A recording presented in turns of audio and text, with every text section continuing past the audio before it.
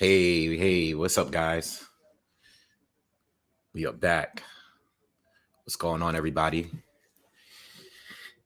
We are back. Let's do this, man. We got a long night ahead. All right. What's up, everyone that's in the comment section already? Keith Nelson, what's up with you? Orgasmatron, Icky Sun, what's happening with you guys? We got a long night, man. We got a long night. Andy Ruiz against Luis Ortiz. All right, a fight that I've been back and forth on how I feel. All right, but yo, the fight tonight is on Fox pay-per-view, and we are currently just waiting. There are some pre-fights still available right now that's viewable on the Fox Sports app. Ruiz just fought. Okay, I was trying to jump on and catch that fight. I didn't know that I was trying to find where, because I know a lot of these YouTube channels. Fox Sports showed a little bit. They showed the Charles Martin fight, and then that can't cut off. And I didn't think to go to the actual Fox app, not the Fox YouTube channel. But this fight is Joey Spencer is getting ready to come out. He has a 10-round fight coming up against Kevin Salgado, and that's about to begin. And we'll cover a little bit of that. All right. Shout out to everyone that's joining us, man. The Awoken One, Jihad the Great, CMP, what's happening with you? CMP says, Wave, you scared DTF out of me. I forgot I was waiting in the chat. Yeah, I see you. A good amount of you was waiting before I jumped in. All right. But shout out to everyone that's jumping in. Carolina was cool, man. North Carolina was very, very cool. I was visiting my sister. I was around the Wilmington area out there. I've never been. Okay. I think the only time I've been to North Carolina is when I was a kid. Too young to really remember what I was doing at that point. But yeah, I had a great time, very relaxing. Very beautiful area that I stayed in. It's so much different. I mean, it feels like whenever I go anywhere outside of New York City, it seems like everyone is friendly. It's always a good time, very relaxing, very peaceful. Don't hear people screaming and yelling at each other all day. People cursing each other out, horns, road rage, horn honking, all the stuff that you get in New York City, sirens, fire trucks, traffic. It's very relaxing. So I did bring out my equipment to make content, but I was just so chill, man. It's just like, man, I didn't want to work. I didn't want to do any boxing talk. I was just kind of just chilling, you know. So I had a really, really good time. A really good time out there, you know. And eventually I plan on possibly moving to the South. Just don't know which area in the South. But eventually I'm gonna leave the city. I've been in New York all my life. I'm ready to go. Ready to go. All right. I'm not that familiar with the different parts of North Carolina. I would like to go visit Charlotte though to see how that is. All right. I heard Charlotte's a lot of fun, but yeah, you know, the South, you know, I plan on probably going to Texas soon, checking Texas out. I've been to Florida a million times. I've never been to Texas though. North Carolina and Texas, I've never been to. Been to Georgia, but not recently. All right. So anyway, yo, this fight tonight is a good fight, man. And you know, I did my breakdown yesterday. And I've been back and forth all week about this fight. I'm not gonna lie. I mean, even this morning, I was like, you know, I've been back and forth. You know, when the fight was first announced, I was thinking that Andy Ruiz would probably win. Then I started really thinking about it and doing, you know, a film study. I said, you know, Luis Ortiz should win the fight. Um, you know, I mean, he's the older guy, but I felt like stylistically he would pretty much either outpoint or even hurt Ruiz.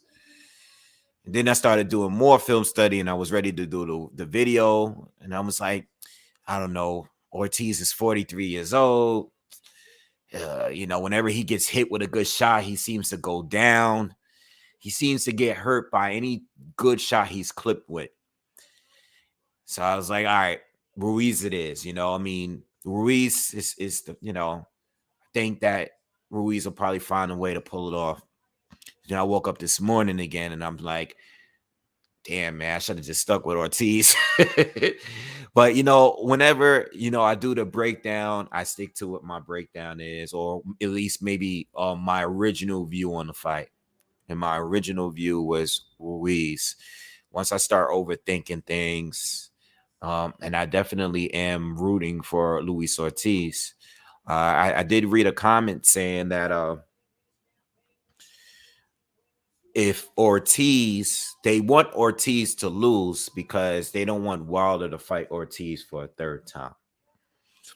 And as crazy as that sounds, it's not that crazy. Like, I can see that happening again. I just can't put anything past, like, when it comes to boxing. Like, I can't see a Ortiz third fight. But when they gave us the second fight, I wasn't expecting that neither, But if Ortiz does beat Andy Ruiz, and especially if he looks impressive doing it, like, let's just say he has like a dominating performance, or if he's able to stop Andy Ruiz, I wouldn't be surprised if they were to do it. Adam Kanowski lost. Wilder's fighting Helenius, and Wilder beats Helenius. I mean, that pretty much just puts Ortiz back in the top spot as far as PBC heavyweights. You know what I'm saying? So nothing really surprises me at this point. Yeah.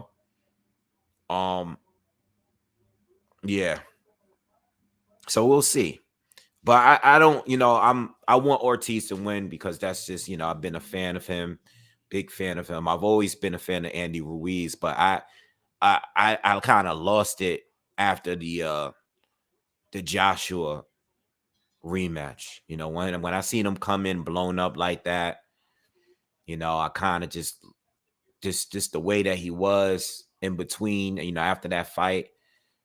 I kind of lose it with fighters that just seem to just lose it. They get a big win and then they get overly flashy and they forget where they came from. You know what I'm saying?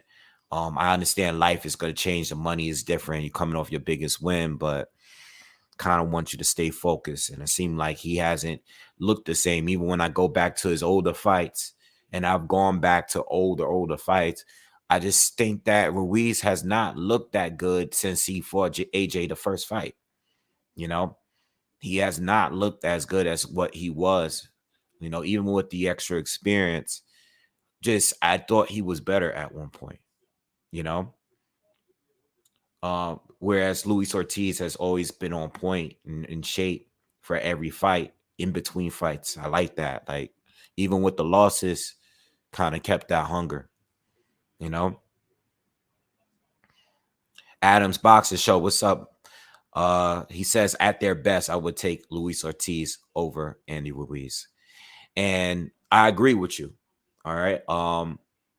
I do agree with that.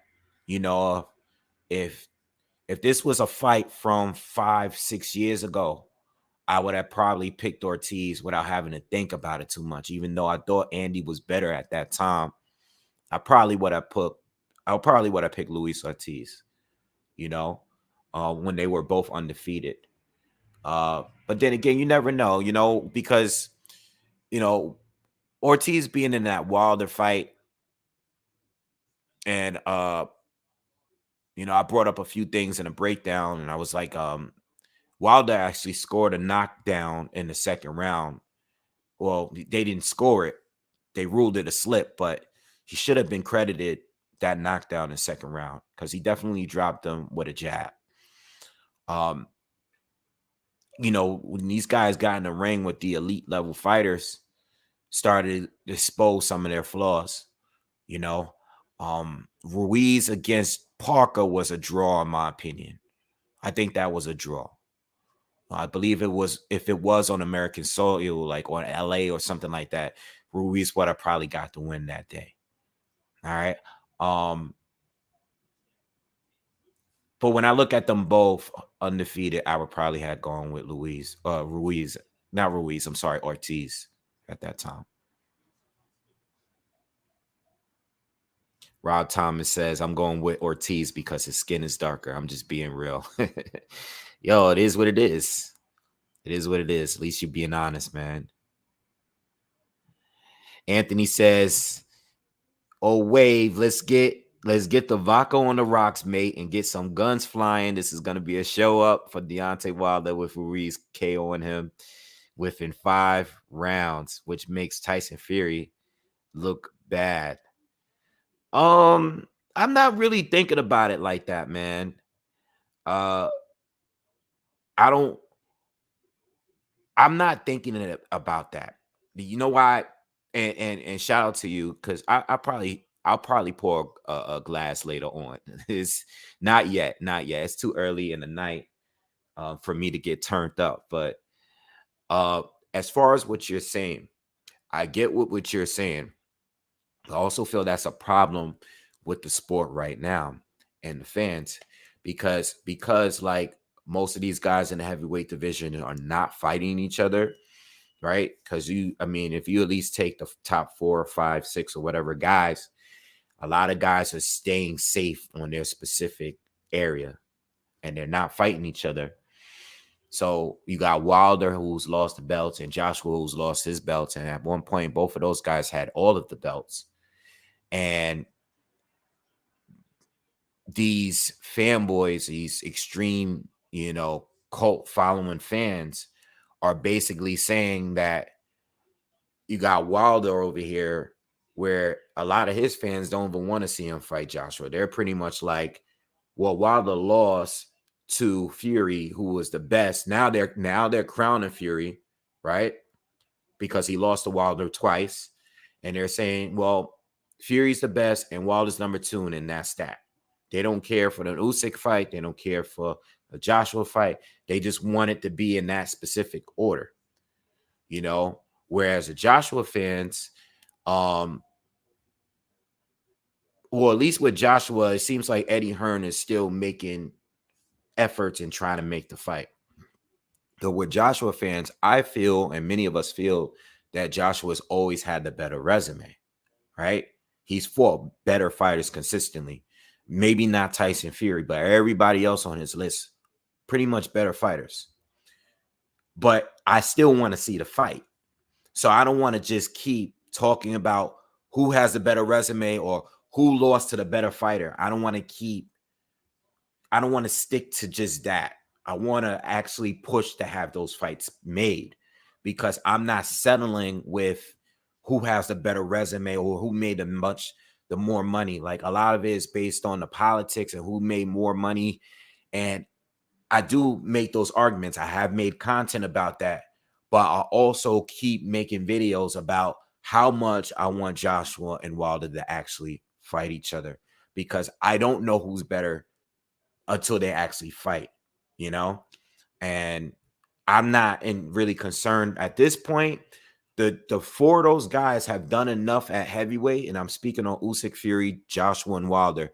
The 4 of those guys have done enough to where I say, okay, you all are proven at some sort of area. Like, you guys are proven to a certain extent, all of you. All right. But because everybody still haven't fought each other yet, we don't have like a real king. Like, we know Jamel Charlo is the best at 154 and it's undisputed. Whereas it's undisputed to a point where he didn't just win all the belts in one fight. He actually beat all the best fighters there. So for me, I need Fury to fight Usyk, but I also still need Joshua to fight or Deontay Wilder. You know what I'm saying? I just need those fights still to be made. And also guys like Andy Ruiz, I also brought up in a breakdown that the reason why this fight is such a great fight, is an important fight, because it answers the question of who is the second best at heavyweight when it comes to the PBC guys. Andy did his thing against Joshua. Regardless of him losing a rematch, he still beat Joshua. He actually has a recorded win against Anthony Joshua. He stopped him, right? Anthony Joshua at that time was undefeated. So that just puts him in a higher scale. Regardless of him losing a rematch, he's still top dog up there, all right? We know he lost to Parker, he lost to Joshua, but he does have a win over Joshua. And then on top of that, you have Ortiz, who don't have the biggest win because the best person he's fought was Deontay Wilder. And he lost to him twice, got stopped twice. But he has a number of solid wins over opponents. And he's considered to be the best guy in the PBC outside of Deontay Wilder, right? He's definitely Wilder's best win by far. It's not ever close, you know? So with that being said, I think this fight is a very important fight. I think if Ortiz wins, it gives him something other than just him losing to Wilder or him being Wilder's toughest challenge. You know, all we got is as far as Ortiz is people that make claims of other fighters ducking him and him being Wilder's toughest challenge, almost, stopping Wilder in that 7th round in the first fight. We don't have a real big, huge win for Ortiz. So if he is to win this fight, it'll be good for his career, his legacy. And then Andy Ruiz is crazy. I mean, that'll be a good win because, he fell off after the Joshua win. He fell off, and beating a guy like Ortiz will put him in position to fight that pay-per-view match against Wilder if he is to get past Helenius, which I believe he will. All right.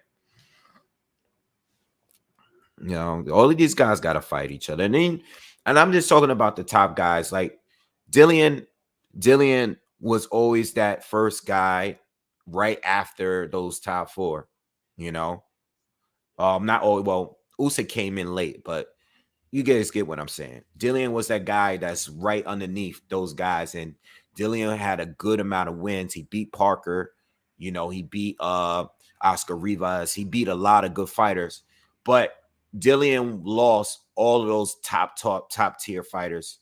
He got knocked out by Povetkin, got knocked out by Fury, got knocked out by Joshua. He beat Povetkin in a rematch, but he got KO'd by him and lost to Joshua and Fury. Him and Joseph Parker, they got a lot on their plate right now because you got all the other guys that's right underneath them that's on the come. You got Daniel Dubois that's trying to get a fight with Dillian White. You got Joe Joyce that's right there too. He's already in position to get a shot soon at a title. Thank you, Yvonne. All right.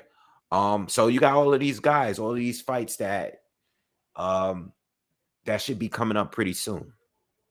All right. Why did I pay for the pay-per-view? Well, I paid for the pay-per-view because I'm doing live commentary for it.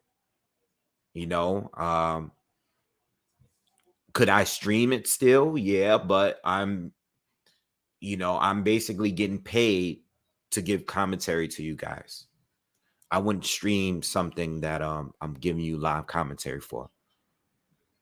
So, they're providing me, this event to cover for you guys.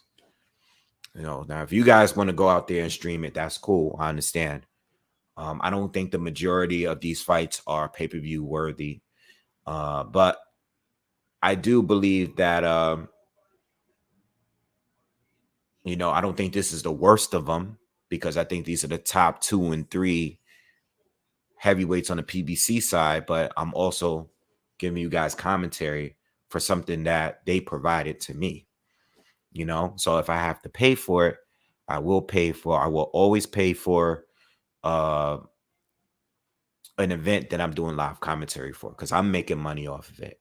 It just makes sense. You guys are different. You guys can stream it all you want, or a lot of you guys actually don't have access to the fight, and some of you can't even stream it.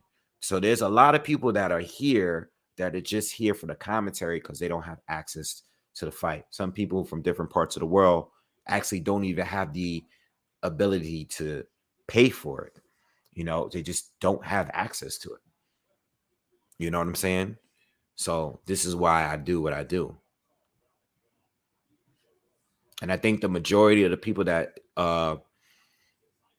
subscribe to the channel likes this part the best of the content I put out. They love the live streams for the fight commentary. They like it. They like it. I mean, from all the comments that I receive is mainly due from fight commentary. Fight commentary is the most, Boxing with Sean's, it says, yeah, Asia, we can only stream PBC. Yeah. Certain parts of the world, you just don't have it. And I learned that when I traveled. When I traveled outside of the country, went to certain countries in the Caribbean, I realized that I'm not even allowed to watch YouTube channels on certain channels that are not available in different parts of the world. So that's how I learned it. I knew myself that just like Sky Sports, Sky Sports, even on YouTube, not only can I not watch I can't, get access to Sky Sports, but I can't even watch their free content on YouTube. Just can't do it. So anyway, Abner Morris is going to be making his return. This fight is going to be at 135. I seen the weigh-in.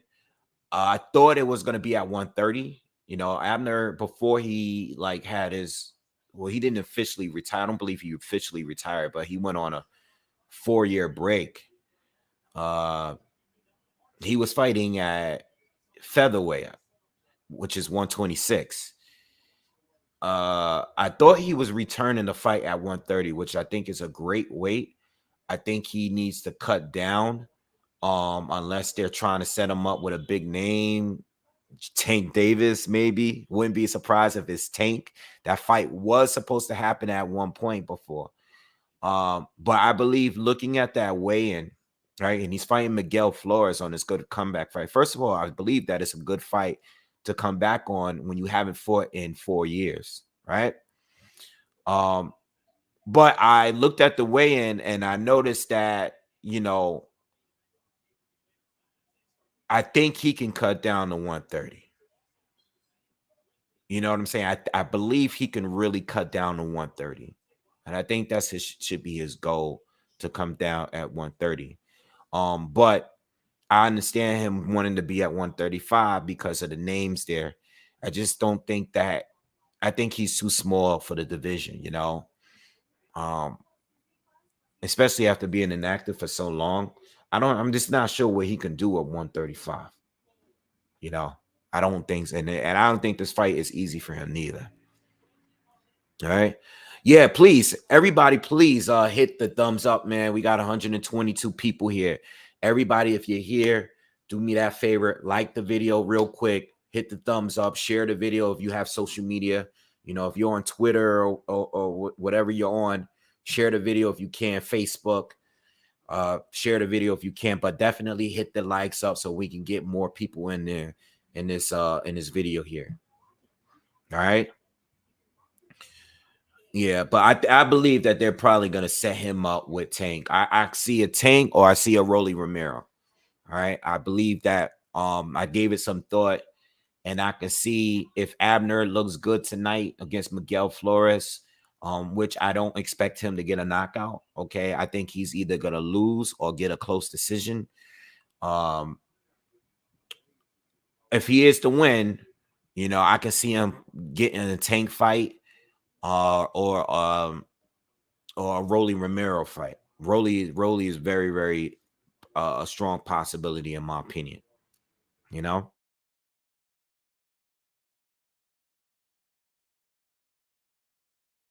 The main ingredient says your prediction was Ruiz by decision. Is that still the same, or do you think stoppage might happen?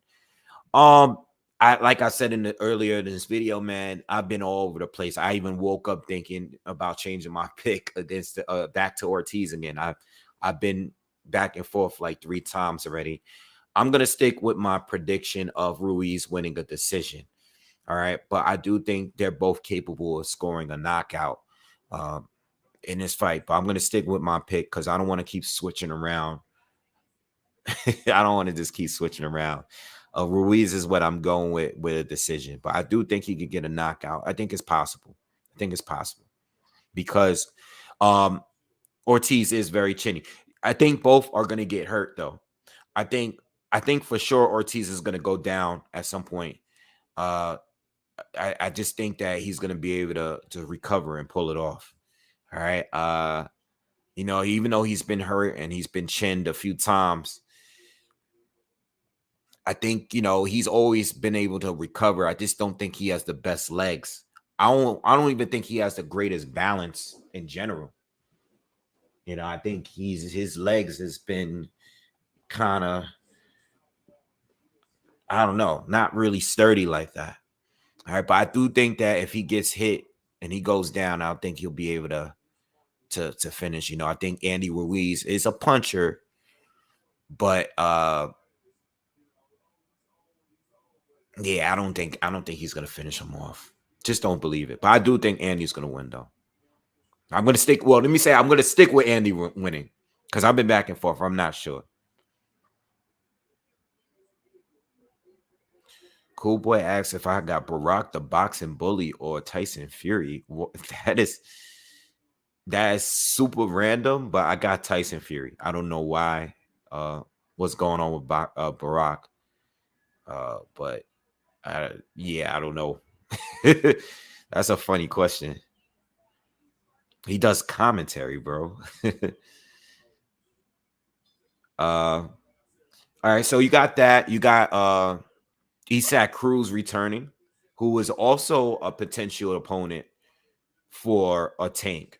All right. I can see Tank fighting him in a rematch. They're trying to push the Ryan Garcia thing. You guys know my stance. If you are new here, I think that's one of the fights that I can see them pushing for a few years before it actually goes down. I know they're trying to push for something at the end of the year, but I also believe that those two camps like to promote and throw the names around in order to promote their next fight, who is going to be somebody completely different. All right. So I wouldn't be surprised. I think we're gonna get a Tank fight announced soon. Yeah, I think we're gonna get a Tank fight announced soon, but I don't believe it's gonna be Ryan Garcia. All right. I can see Abner Marvis. I can see Isaac Cruz rematch. I could see. Let me see. Hold on. I could see. Let me pull up. Let me pull up the who's on a list here at 135. Let's see. Haney's not happening. I saw that they went on their little back and forth on Twitter the other day. Uh, I'm not paying that no mind. Just like I'm not paying Devin Haney, like the Lomachenko situation. I wasn't paying that any mind either, because Devin Haney is already, he's scheduled to fight George Kambosos, so we already knew that on the contract with the rematch clause that he was going to fight. He was going to fight George Kambosos anyway. All right. And they're going to make a Lomachenko fight regardless after. So I'm not paying attention to Devin Haney and Tank Davis at all. It's just they've been going back and forth for years. That's not going anywhere. And depending on whether or not Haney fights Lomachenko or he just vacates the titles and move up, I don't think Tank Davis is going to be his next opponent. All right. Yeah, but Tank fighting let's see. I can see yeah, I really can't see Tank fight anybody else. I hate to say it, but I just believe that Tank is probably gonna end up fighting Cruz or the winner of this fight between Abner Morris and Flores. Don't sleep, because if Flores ends up beating Abner Morris, don't be surprised if he gets a fight with Tank. I'm just saying, like, Tank has been, as much as I love Tank, I love his fights. Um, very entertaining fighter and everything. I'm a realist. Like, I understand, like, I know exactly what's going on. Tank pretty much fights whoever he wants to fight, you know? Oh, I think Rivera. Michelle Rivera is one of his I think he's high ranked on the WBA. So that is one fight that I can see happening. And I like that fight. I like Michelle Rivera. I don't think he's ready for Tank yet, but I think he's ready to get his shot. I don't think he's ready to beat Tank, but he's a good fighter. And he's a good prospect. Um, he's good, he's fresh, he's not washed up, and he's a true lightweight. So I do like that fight. I'm not too sure about Joyce and Parker yet. I'm not too sure about it. I'm leaning a little bit towards Joyce, a decision win for Joyce. But I don't see a knockout. I'm gonna tell you that I don't believe Joe Joyce is knocking out Joseph Parker. I don't think Joe Joyce is stopping him. I'm leaning a little bit towards him though, just because of the pressure. I'm leaning towards him now. I haven't begun doing any film study. I do think Joyce is beatable. All right, but I do, I don't know. Parker, I think Parker definitely has the ability to beat him and outbox him, but he does tend to slow down. All right. He does slow down, and I don't think he's much of a like. I just don't think he has enough killer instinct. I think that's my biggest issue with Joseph Parker. I think he has great ability. He has good power. He has one of the fastest hands in the heavyweight division. And he moves well. He can box. He knows how to set traps. He's a good counter puncher. All right, he's tough. He's tough. I mean, he's been down, but he's pretty durable. He's recovered well anytime he got dropped. So I'm stuck between a decision win for either side. You know, I don't think anyone is getting knocked out though. I'll say that. I don't think you know, I don't know, but that's another fight that I'm a little bit back and forth. Maybe after doing some film study, but Parker did look very good in that Chisora rematch. Looked very very good, and I do believe that Joe Joyce would beat Chisora if they were to fight. So Joyce is definitely the tougher fight in my opinion, but I don't know. It really depends. I think Joseph Parker is going to come out sharp. I think he's going to be up in the earlier rounds, but I also believe that he's going to slow down, and there's going to be points in the fight where he's going to be gassed. His back is going to be on the ropes a little bit or in the corners, and I think Joe Joyce might not be landing clean, but I think he's going to be throwing a lot more punches, and it's going to go to a decision, being like a split decision. Joyce is very slow, very, very slow, so I don't expect to see him. I see Parker avoiding a lot of his shots and slipping a lot of his shots, but I don't see Parker returning fire all the way through. I think there's going to be points in certain rounds, especially in the second half of the fight, where Parker is not throwing that many punches, but he's landing some. Maybe he's landing the cleaner shots. And depending on who's watching, what judges are there that night, I could see some of them giving it to Joyce because he is in control, whereas Parker is landing the cleaner shots. But I'm expecting for sure a decision win from either side. All right. I'll give you guys that when I do a breakdown for sure. But at some point, I will be doing a breakdown for that fight. All right. This week, I haven't even begun to do my Clarissa Shields film study against Savannah Marshall. All right. I gotta do film study for all of the fights this weekend. That whole card, the whole female card this weekend. I gotta do film study for that, and some other up and coming fights that's coming up. Triple G and Canelo 3, which I'm telling you now, I have Canelo winning the fight. I have Canelo winning a decision. I know people are saying like knockout, knockout, and knockout this, knockout that.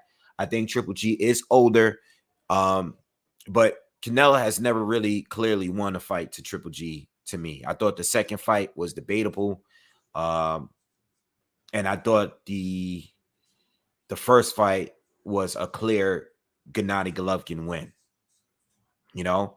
So even though Triple G is older, maybe he's going to be a little bit stronger because doesn't have to cut down to 160. All right. And I think he's going to give Canelo a good fight.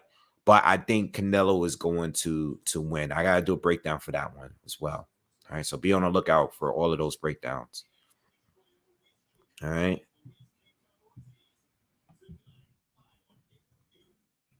I got to do a Michaela Mayer, Alicia Baumgartner breakdown as well. I got to do all of that stuff. So I started to watch. I didn't get enough time. I was trying to get to watch the face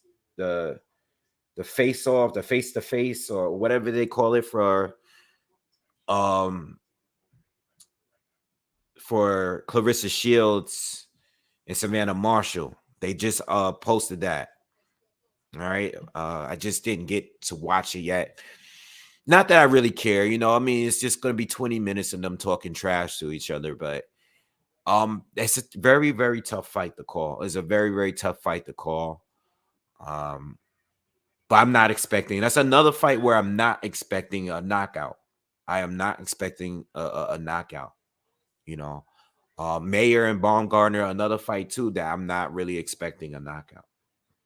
With all the trash talking that they've been doing, I'm not expecting a knockout from either side. Just not.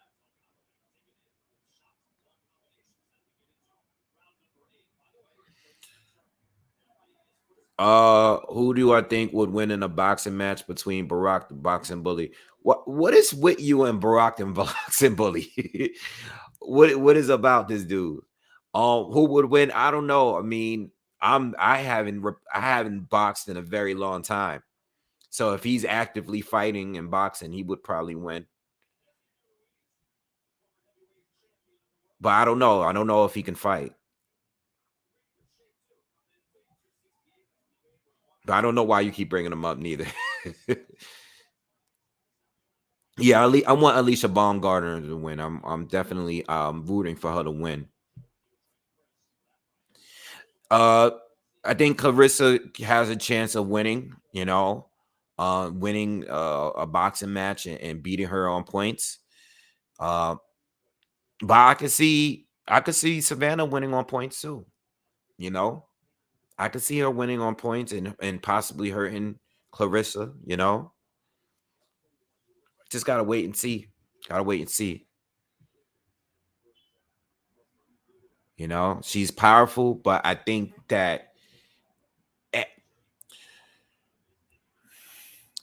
the thing about Savannah, when you watch her fights, there's no one even close. There's no one even close that's nearly as close as Clarissa. You know, she's so dominant over everybody she's fought, but the people she's fought are just, and I know she has maybe one or two fighters that Clarissa beat. Clarissa is a type that beat everyone on point. She doesn't lose many rounds in a fight, period. Right? She hasn't lost many rounds in her fights. Savannah's not lost many rounds neither, but she stops everyone. So she's definitely the better finisher, without a doubt. But I've never seen her face anyone that has really tested her. So that's why I'm not sure. I say that Savannah looks more dominant in her fights because of the knockout power. All right. But I don't think that she's going to stop Clarissa. So I'm thinking in the sense of just who's going to win on the points. because I don't think we're gonna get a stoppage here. I think Clarissa is, even though she's not a knockout artist, I don't believe that she hits soft. I don't think she's a a feather-fisted puncher. I think that's another thing that people tend to not really realize. I learned that from listening to the people that fought Floyd. Like Oscar and Shane and Marquez, when these guys were interviewed about Floyd and his punching power, they all say that he hits hard. And he might not knock you out, but he hits hard enough to where you respect the power, so you don't want to get hit by him. You're very cautious of how you come in and engage. You're very cautious about what's going to get thrown back. So I believe that people like Clarissa Shields, who don't have the KOs, but whatever reason, she's just dominating everybody she's fighting. And it's not like she doesn't let her hands go. She lets her hands go. It's no different from Devin Haney. It's not like these fighters are just walking through him. George Kambosos was in there for 12 rounds with him, and the guy was just completely neutralized.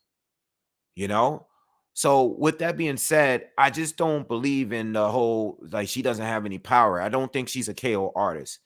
But I don't. Oh, by the way, oh yes, Lucky just said it too. And let me just get this out.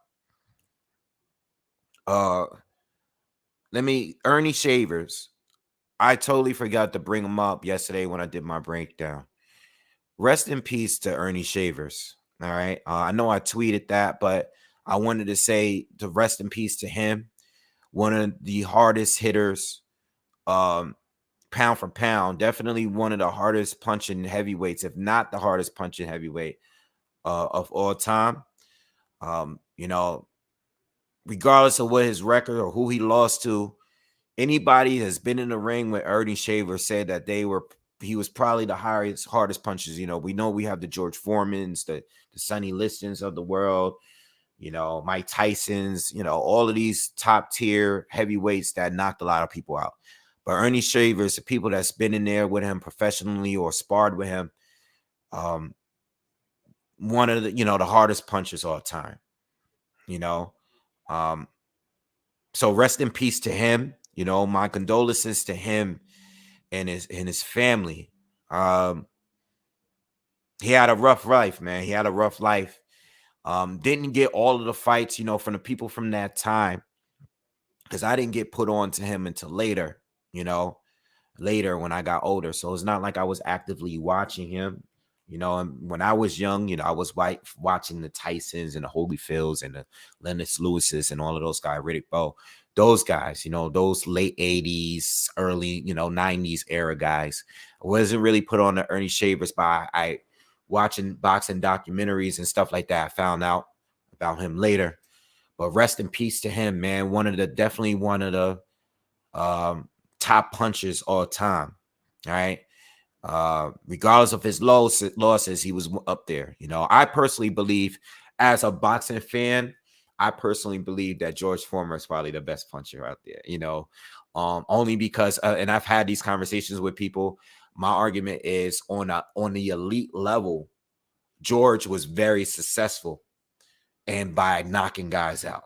Even in his 40s, he was just still destroying dudes out here.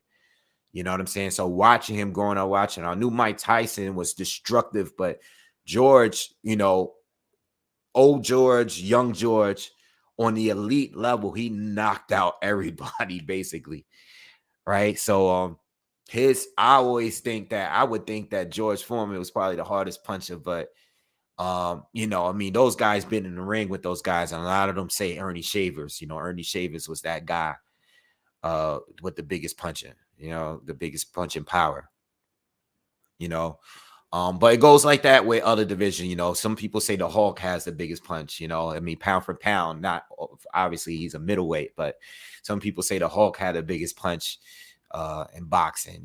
He's one of the biggest all-time pound for pound punches out there, but rest in peace to him, man, and my condolences to his family. I think, I was lucky to go and watch some of his old stuff when I learned out about him, back, years ago when YouTube became available. You hear about certain fighters and you start looking their stuff up. And Ernie was one of those guys that, I looked up his fights. And, I think the first fight I saw of his is when the Larry Holmes fight, the rematch. And when he knocked out Larry Holmes, because Larry Holmes is one of my favorite fighters, one of my favorite heavyweight all-time fighters. And when I saw him knock him out or knock him down, I think that was the first time that I actually watched him, obviously much later because I wasn't around yet to watch it live. All right. So, yeah, Icky Sun says, I always said that George Foreman, not only the hardest, but definitely the strongest heavyweight too. Yeah, I agree. And I know what you mean. And I've said that too. A lot of times here, there's a lot of fighters that are powerful, right? Like punch hard, like Wilder punch very hard. But there's a lot of guys that are physically strong, like really strong. And I think that's a big difference. Everybody talks about Bud's weight, and him being small for the division, but he is very strong, was able to manhandle Jeff Horn, who in his career at middleweight, you know what I'm saying? There's a lot of fighters that are just strong physically, have the strength to hold you, and he's going to need that against Errol Spence, which a lot of people believe that the fight is going to be announced tonight. That's the rumor that's going around, that the fight is going to be announced tonight while on this pay-per-view card. Also, I want to say rest in peace to Pat Stay. Rest in peace to Pat Stay. I know a lot of you are not familiar with him, but he is a battle rapper, all right? And I'm a big fan of battle rap, and I'm a big fan of Pat Stay. I've been watching Pat Stay for over a decade. I've been watching him. He's probably the greatest Canadian battle rapper of all time. All right. And I've been watching his battles for years.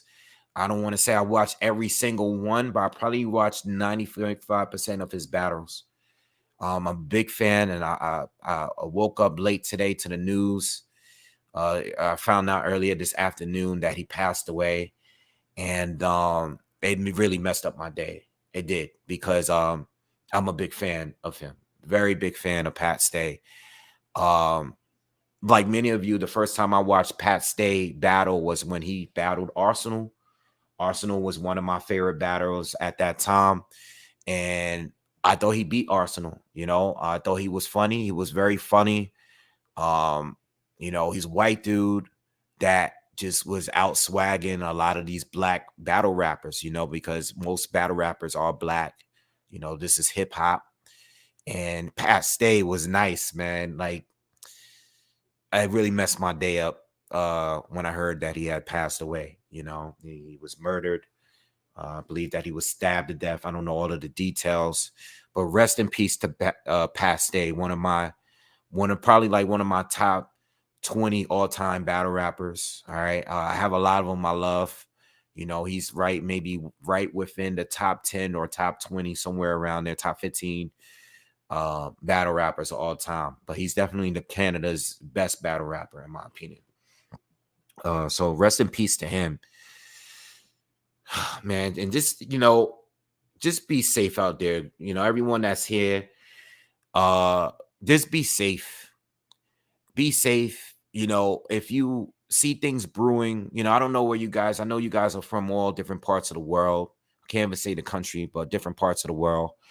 But listen, if you're ever in a situation where you see that things are brewing, things is getting a little crazy, and it's getting intense, even if you're in the area or if you're involved with the people, try, if you can, tone it down. If you can't, and you think it's going to get violent, like on the way where it's not like a one-on-one fight, just like a really dangerous situation where there's weapons involved and stuff, keep it moving, man.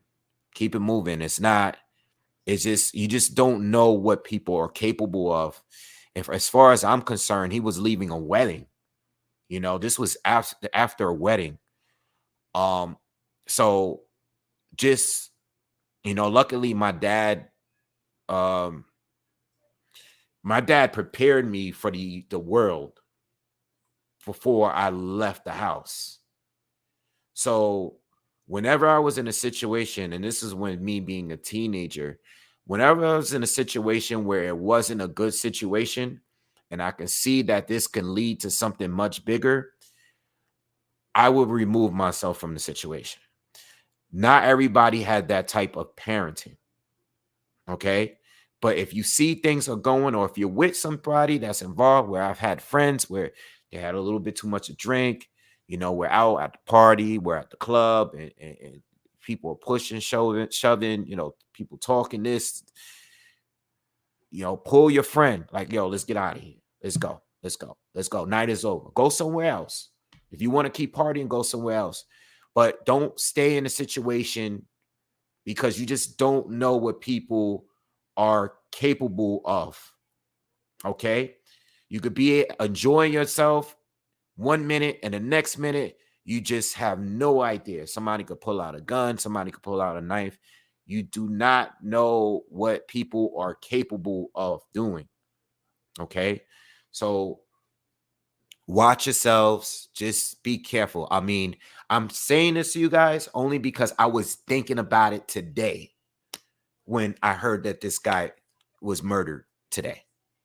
And I know we're off boxing, but sometimes we got to have those real talks. Like, don't try to prove that you're tougher than everybody, because there's always someone tougher than you, and you don't know what people have with them, you know? And even in street fights, street fights, listen, you get into a street fight and you get punched in the face, and you might fall and land on your head the wrong way. I've seen it plenty of times. Please, just, if you don't have to engage, if you do have to do it out of self-defense, that's one thing. But please, don't engage with people. You just don't know what people are capable of. People are trained. Some guy might be on MMA, and they might pick you up and slam you on your head. And then if you're not dead, you might be brain dead for the rest of your life. You don't know what people are capable of. If you're going out, go out to have a good time. If you have to protect yourself or protect the people, if you have no choice, do what you got to do. But you just be careful out there, because people, you don't know what they have. I'm speaking on Pat Stay, by the way. If you just joined up, Pat Stay, the battle rapper, the definitely Canadian's best battle rapper of all time, was murdered early overnight last night. All right.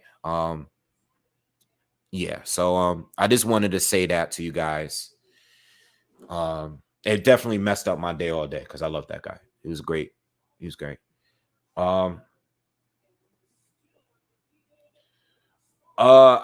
So Joey Spencer was just fighting, and we're getting ready to start watching the main card.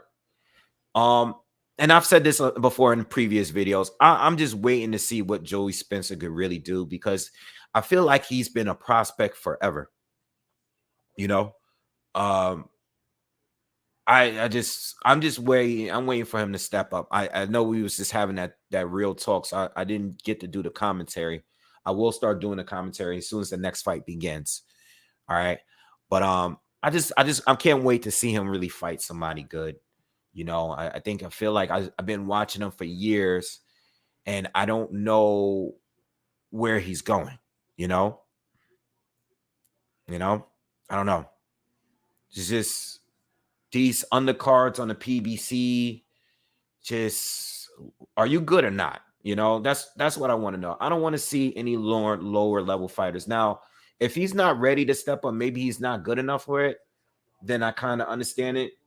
But they need to push him a little harder, because listen, if you're going to take an L at some point when you step up, then it is what it is. But these little safe fights on these undercards, it's just been too long. I mean, I'm like, I've had to been watching him for at least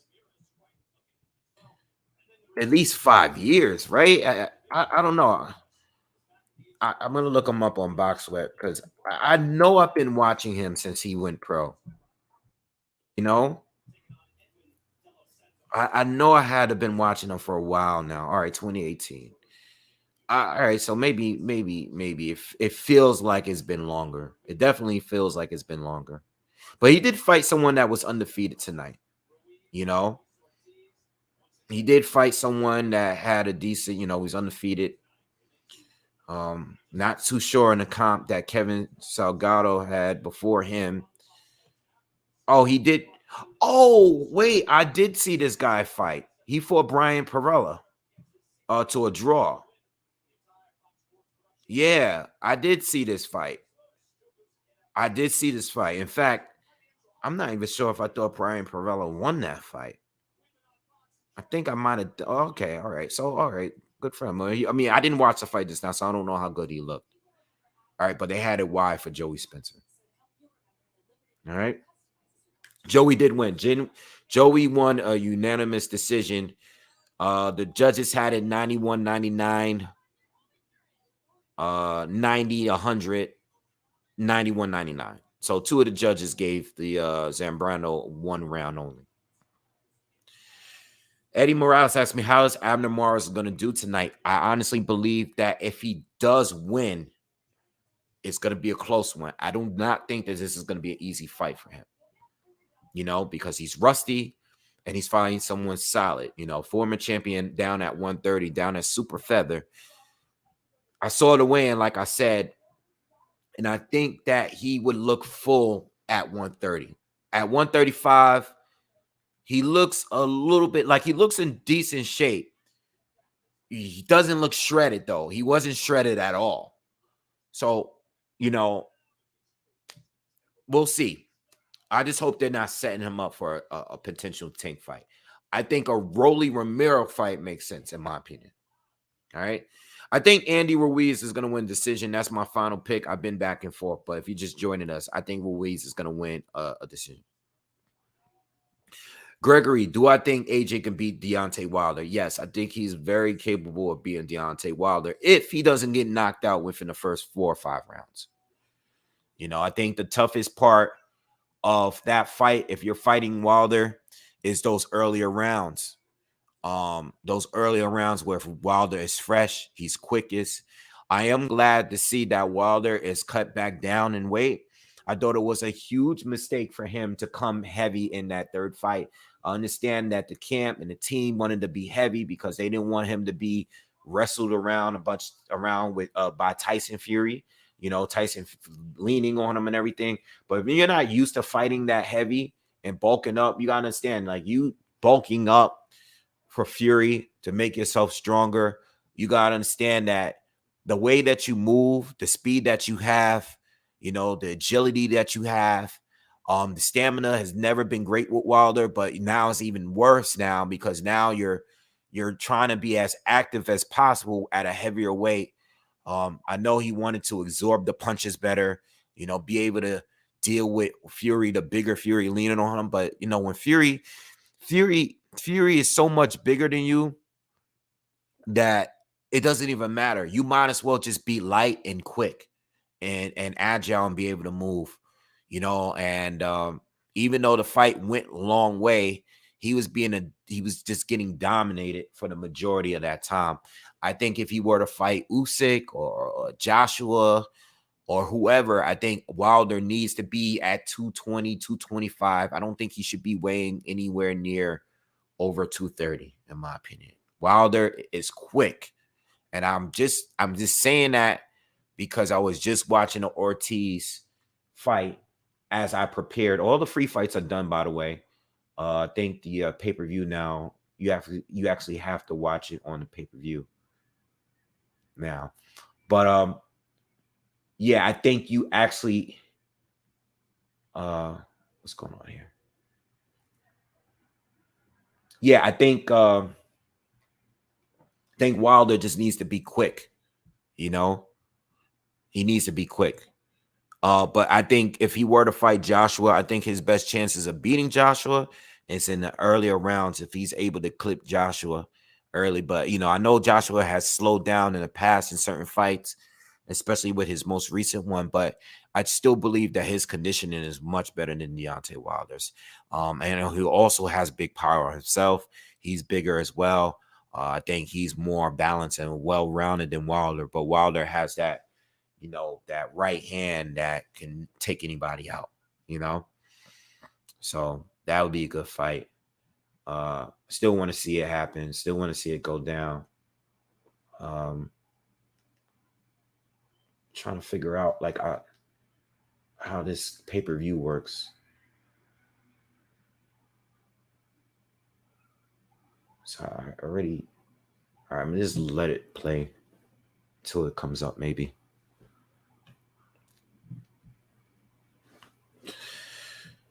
Yeah, so I gotta see, and this is what I was saying earlier. This is part of the reason. And make sure you guys, please, if you're just joining us, please smash the like button. Please, let's get those likes up to, we got 168 people.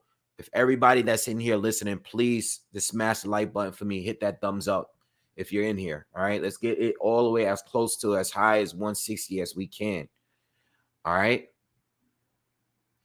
But yeah, I want to see these fights get made, because I think a lot of the hardcore fans are comfortable with just arguing about who lost to the better guy or who has the better resume. Like I was saying earlier, I don't want to I'm not cool with settling with just that. That's just fans just protecting their fighter, which a lot of fans do. Unfortunately, a lot of fans don't want to see these fights get made. They want their favorite fighter to just stay protected, and avoid all danger. And I'm not one of those fans. I don't want that for any fighter that I like. I still want them to challenge themselves. You know what I'm saying?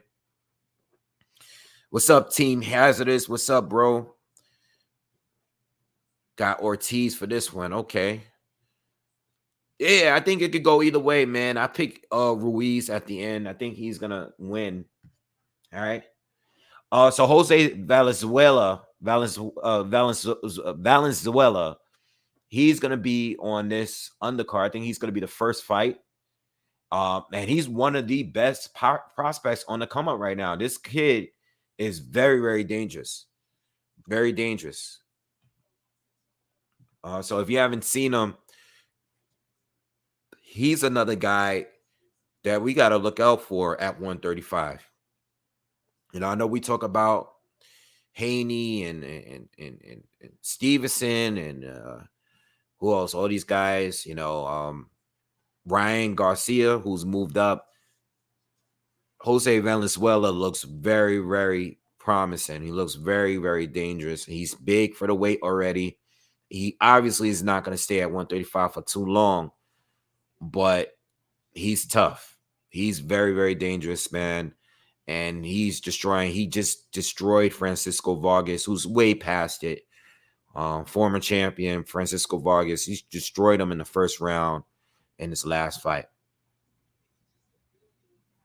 You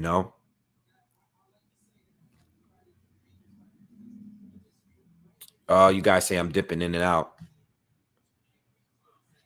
Is it better now? Hope it's better. No, Michelle Rivera too. I was speaking on him earlier. And I think he's in a high position in the WBA. So I wouldn't be surprised if Tank has to fight him next. And he's also with Showtime in the PBC, All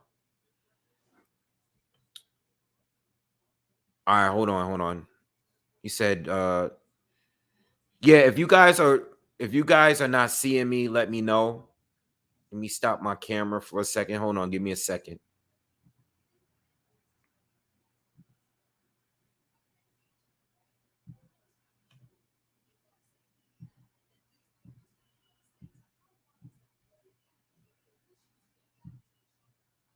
Yo.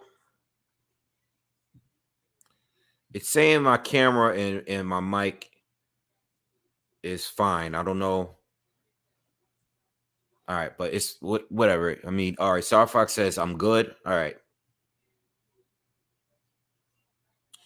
All right. Anyway,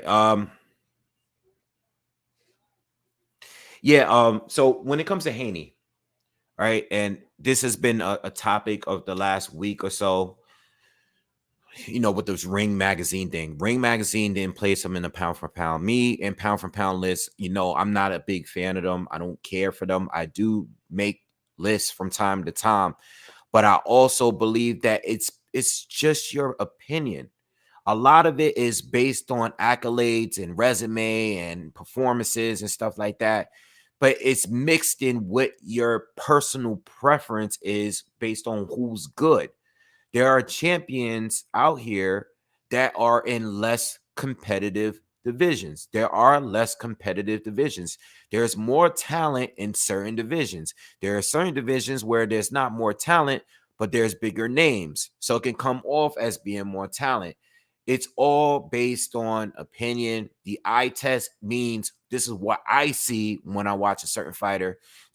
A lot of times we see the same thing. A lot of us don't agree with how we look at these fighters. All right, you guys are really complaining about the quality of my video. I don't know how to fix it because I don't want to cut the live off, the broadcast off. Okay. If it's not very clear, I apologize. Give me 1 second. Let me just fix this. Give me a second.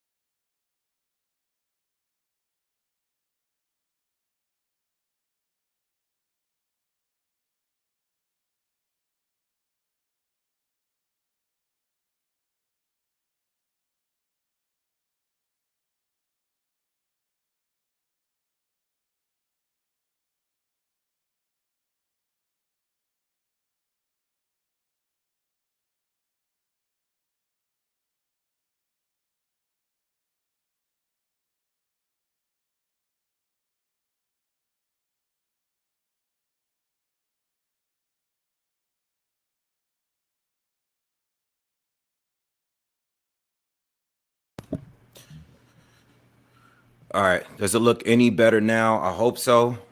I mean, it's not much I could really do, as long as the audio is good. I think that's the most important. If it's not, the quality is a little off, I apologize. All right. But this is the best I can do for now. Some of you are saying I'm perfect, and some of you saying it's terrible. All right. But this is what I can do for now. So again, I apologize. All right. So what were we talking about? Before I cut off just now. What were we talking about? We were talking about Devin Haney. So all right. So the thing with Devin Haney is I know he's pound for pound. Some people don't have him ring IQ or not ring. I said ring IQ. Ring magazine. Ring magazine. Ring magazine don't have him in his top 10, and he's disappointed. People are making a big deal about it. I personally think he's top 10. Not solely based on him being pound for pound, but just in his talent. I personally think he has the best jab in boxing. I think he's a very, very good boxer. And he's very young, and I think he's fresh. He looks good. But some people don't have him in there.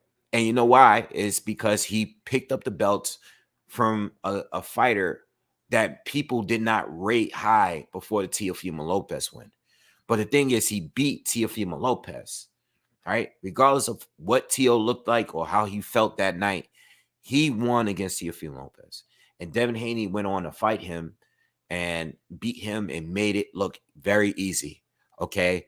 I'm not going to steal his credit and his shine for that. There's other fighters that I want to see him face, but he's doing what he can with the options that he has, because he wanted Ryan, he wanted Teofimo Lopez, he wants Tank Davis. I mean, I agree with y'all. There are other pound for pound fighters that had a tougher road to get to pound for pound. He won it off one fight. Okay, he had a trinket of the titles, and he won it in one fight. He won it all in one fight. Josh Taylor, uh, Jamel Charlo, Alexander Usyk, all of these other fighters that's become, uh, Terrence Crawford, all these guys that became undisputed, they had to collect the belts. Okay, we didn't get that from Haney. I do want to see Haney fight other people, better people, but I believe he's top 10.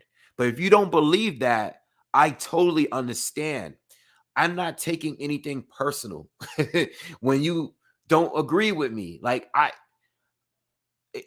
boxing fans, man, or just people in general, I don't know, they just you take everything hard. I don't look at it that way because I understand that Devin's road to undisputed wasn't as difficult as others. Now, it's not his fault, but there's a lot of people that is in that division, and we haven't seen him fight them yet. He fought one good fighter, and he's fought a couple other good fighters too. Joseph Diaz is a good fighter. Jorge Linares, even though he's past it, he's still a very good fighter, very dangerous. He beat those guys. All he can do is keep fighting whoever they put in front of him, and they've been, when he was with Eddie, they pushed, for the big fights. Eddie only did what he could do. Now that he's with Bob, if he wins against Kambosos again, hopefully he fights Lomachenko. And if he beats Lomachenko, if Lomachenko beats Ortiz, if they fight, hopefully, if Haney is to win against Lomachenko, people will give him. I mean, they'll have no choice at that point to give him credit. But there's people that's still not going to give him credit if that were to happen, because Lomachenko is not going to be easy. So, but we'll get down to that when it gets there. All right, so we're gonna have Venezuela fight De Los Santos. I'm not familiar with him. All right.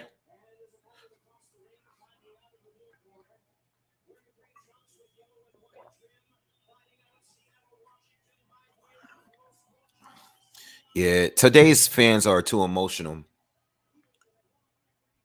but people are just emotional, period, over everything. We're in a period of cancel culture. People just wants to come and shut you down. They want to catch you. They want to pull up old stuff. They want to be super biased towards whoever. I mean, if you just look at the boxing fans and even the content creators and the media, they are extremely biased towards, specific networks, promoters, groups of people, and there's no ways around it. All right. All right. So let's get this first fight going. Pull this up a little bit. Hit that like button if you guys haven't already.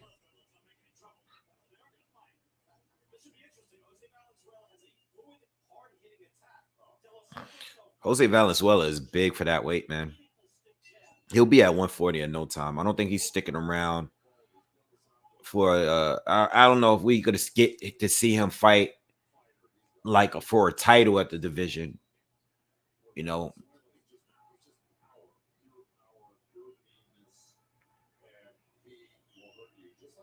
I'm not familiar with De Los Santos, but he's definitely got some fast hands. He landed a nice combination against Valenzuela. He's having a good start so far against Valenzuela. He landed a nice combination just now. Got a good jab, very fast. So we'll see how this goes. We got two southpaws here. Both are southpaw. Valenzuela hasn't really landed much except one jab so far. De Los Santos is on he's having a better round this first minute so far. Another jab lands for Santos. Santos is very, very quick. He looks confident. He looks comfortable in there. Very slick. Good defense. Good head movement. Keeping his head off the line. Looks good. He's feinting. Looks very good so far. He's winning the round. Pretty clear. Another left hand lands for De Los Santos.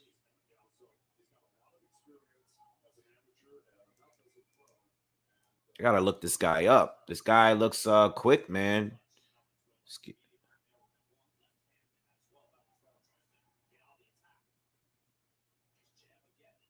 Good defense from Santos. Nice left to the body lands for Valenzuela.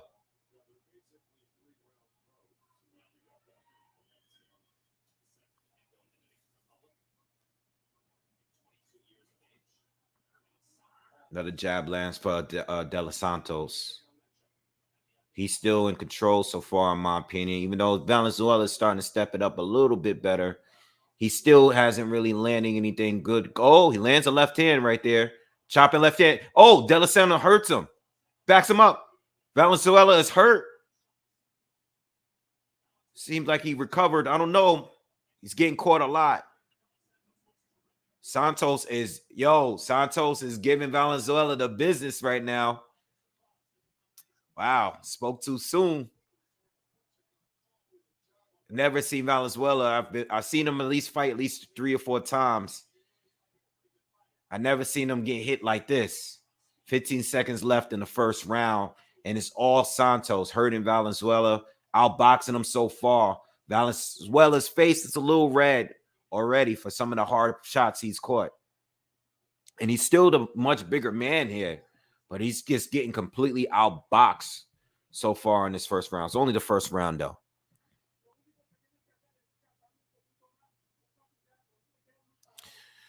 Damn, they said Eric just said they took Santos. He said he just took Santos live at plus 750. Damn.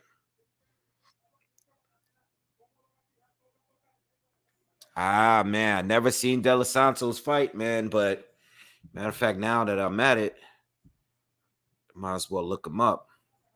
He's 14-1, 13 knockouts. So I mean, he's almost 100% in his knockouts. He lost to William Foster III in a split decision loss just earlier this year. All right, but he picked up another win after that. All right, so it's still early in the game. It's only one round, but we know that Santos is capable of hurting him, and he does have knockout power. So let's see how this goes. So we're in round 2. First round goes to Santos.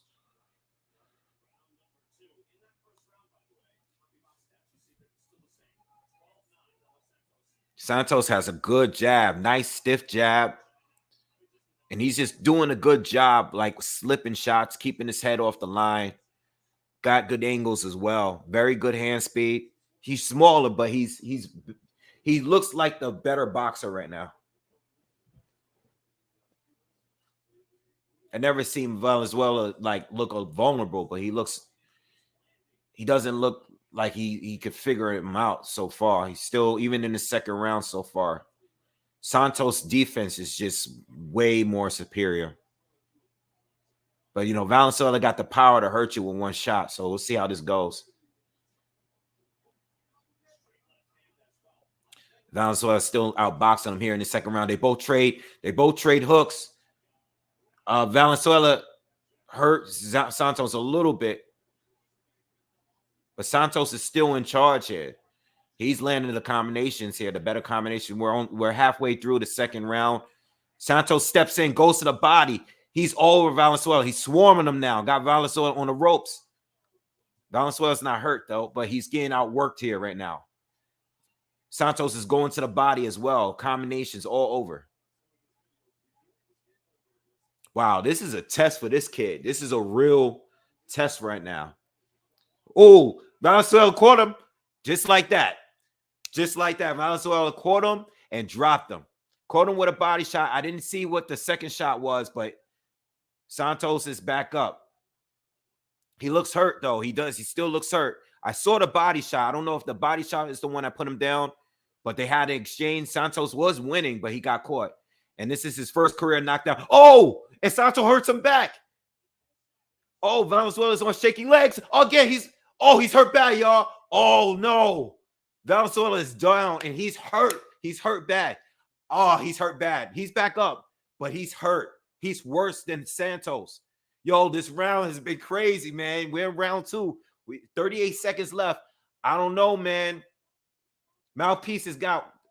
Mouthpiece is out. So, wait. No. He's taking a... Oh, okay, all right. Valenzuela... All right, I thought the mouthpiece was out. Santos hit him one time while he was down. All right, so one of the shots... I believe the ref is at fault, though, because I don't think the ref jumped in early enough. I think he took too long to jump in, and Valenzuela wasn't all the way down on the ground. So extra punches were getting thrown, and one of those punches hit him while he was already down. So the ref is now taking a point from Santos from getting that knockdown. And plus, look at all the time that Valenzuela's had to recover now. So, got to remember, they both went down this round, but Valenzuela was much more hurt. So the ref is giving him time. He's asking him if he's okay. Can he continue? And now they're just now fighting again. So he has a lot of time to recover, and he was badly hurt before. I know some of you are going to have her. Oh, Santos caught him with another left and a jab. Oh, no, Santos is still, he's going back at him. They both been knocked down, but Santos was still in control outside of the knockdown. He's still in control of this round, in my opinion.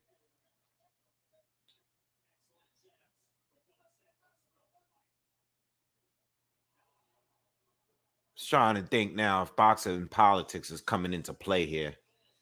I don't know. This ref, I don't know. You guys let me know in the comments, man. Let me know in the comments. This ref seems to be a little bit off with me. I don't think this ref or these guys want this kid to lose this fight here because he's losing the fight.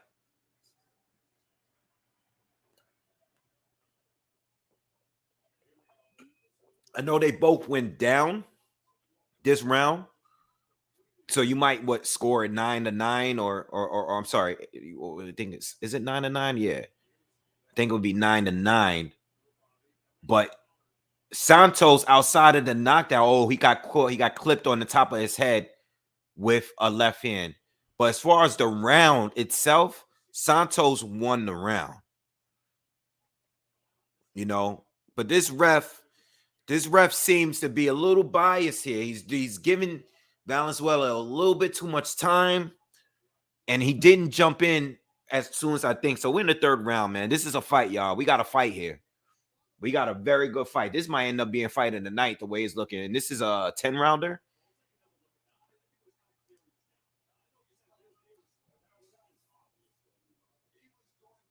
He was going down. Oh, shit. Yo, Santos hurt him again. And Valenzuela is down.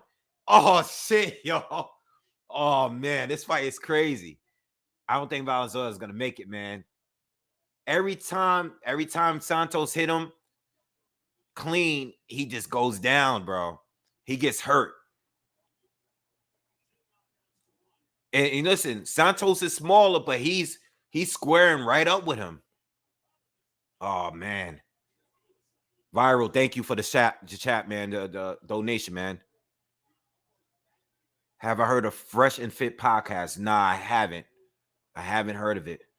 Oh, another big shot lands for Santos, and the ref jumps in and stops it.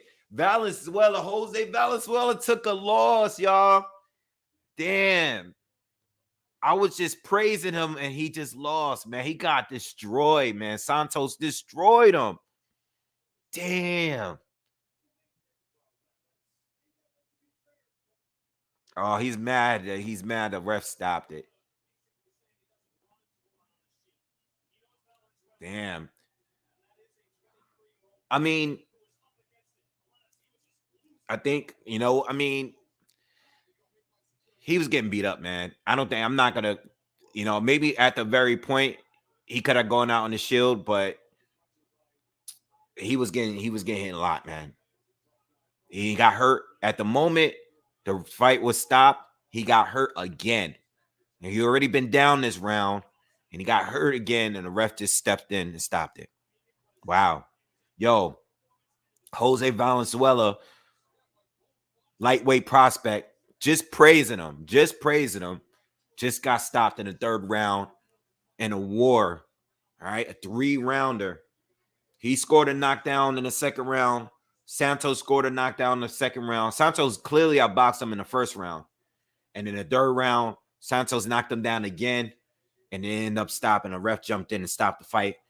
Definitely got to keep my eye out on this dude, because that dude, De Los Santos, can box, man.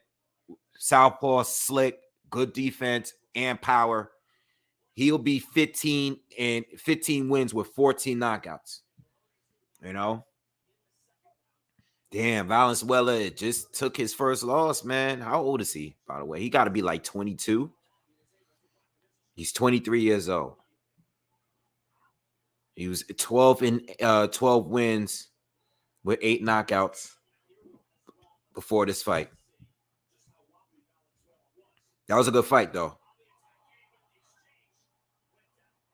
Yeah. So the fight is on Fox pay-per-view, if you're just joining us, all right?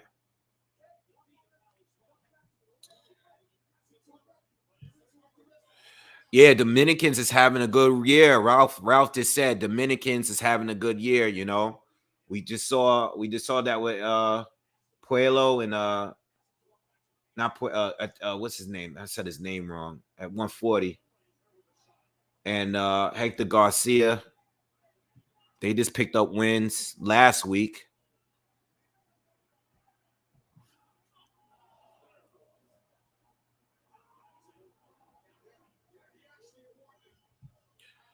I don't think he's fighting too much. I think most of these guys at this age, they supposed to fight this much, but they put him in there with somebody really good real soon. You know, what was I just saying about Joey Spencer? Joey Spencer should be fighting someone at least at this level, you know, at this point. But I mean, it is what it is. He got in there with somebody that was way too good. I mean, I'm gonna be honest with you guys, and I know Santos got knocked down, but as far as skill, he was clearly on a different level than Valenzuela. You know, clearly on a different level. But the problem is Valenzuela just knocked out a former champion in his last fight in the first round, in Francisco Vargas. You know, Isaac Cruz wasn't even able to knock out Francisco Vargas. You know, so I mean, sometimes it happened. I mean, was it poor matchmaking, or if you're beating a former champion in the first round, is it poor matchmaking to put him against a guy like Santos this soon? I don't know. It's kind of tough to call, you know.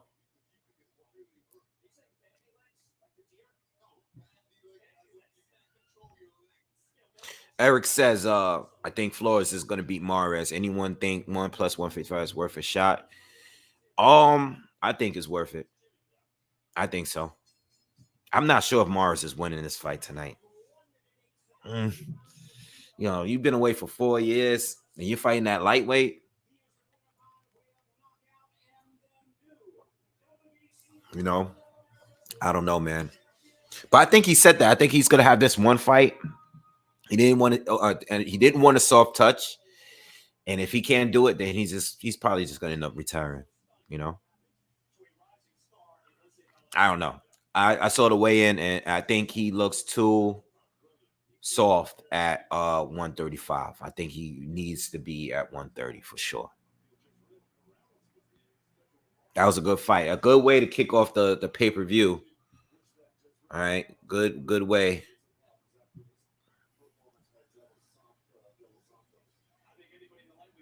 Yeah, definitely got to keep our eyes on Santos from here on. That was crazy.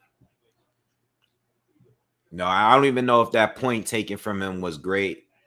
I would love to like watch that in slow motion to see if that point should have been taken, because I believe that the ref, oh, they're showing again. It's like he's down, but he was sitting on the ropes, and the ref was not jumping in. The ref took too long to jump in. These fighters are just throwing punches. They trying to get the knockout. You got to jump in between these fighters, especially at the end of the rounds. We seen guys get hurt. Ref just didn't jump in on time, you know. All right, so one fight down. What else we have on this card coming up?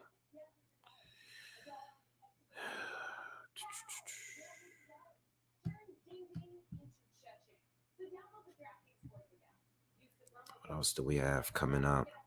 So I think Morris is next. Morris is next. He's gonna be fighting Miguel Flores, and this is at 135.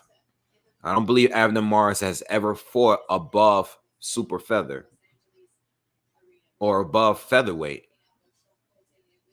Right? His last fight was in 2018 against Leo Santa Cruz, which he lost, and that was at 126. Okay, he did have a fight in 2014 at 130.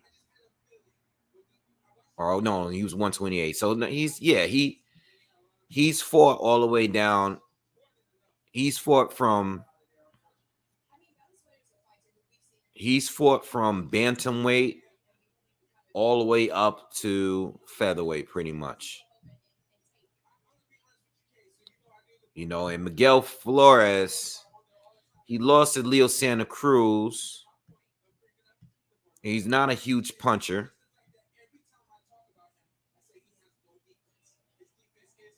He lost to Eduardo Ramirez, so he got stopped by him.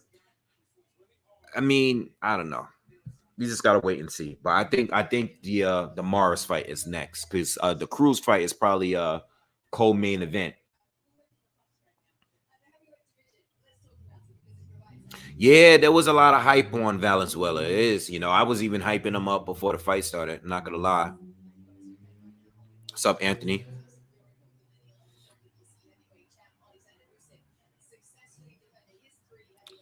How many of y'all made some money just now?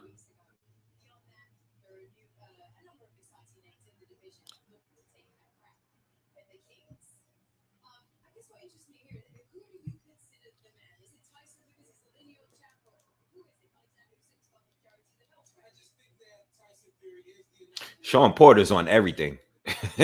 I feel like every boxing event he's on. You see him everywhere. That's good. He got the podcast. He's doing commentary. Good for him.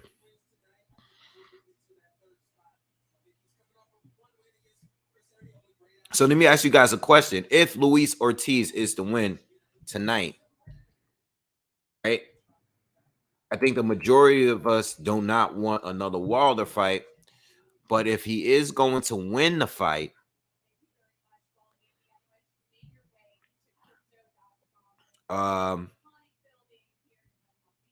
who would you like for him to face if he is to win today against Andy Ruiz?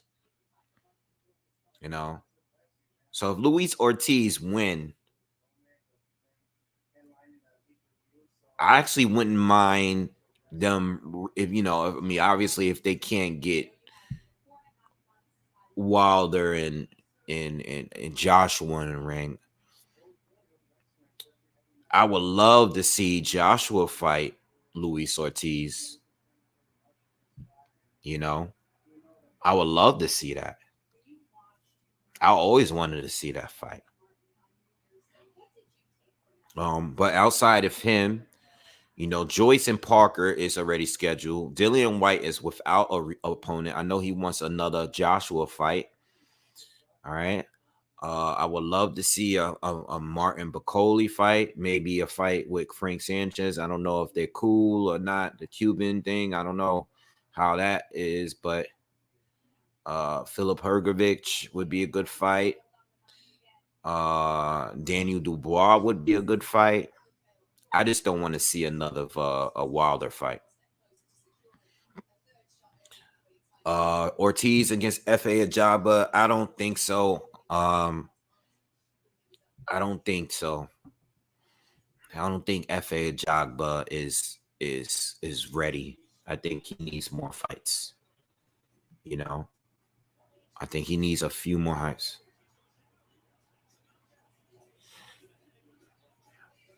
No, I was hyping up Valenzuela because of basically what he's done that I've seen him do, not because he was a favorite. I'm not a big gambler guy, so I've never hyped people up off gambling purposes. I just he's looked great up until today, you know. But I've never seen De Los Santos fight before. You know, if I did my homework, I would have known that this guy was someone not to sleep, you know, to be slept on. Yeah, I would really hope we wouldn't get Wilder and Ortiz 3. You know, it's just really no point.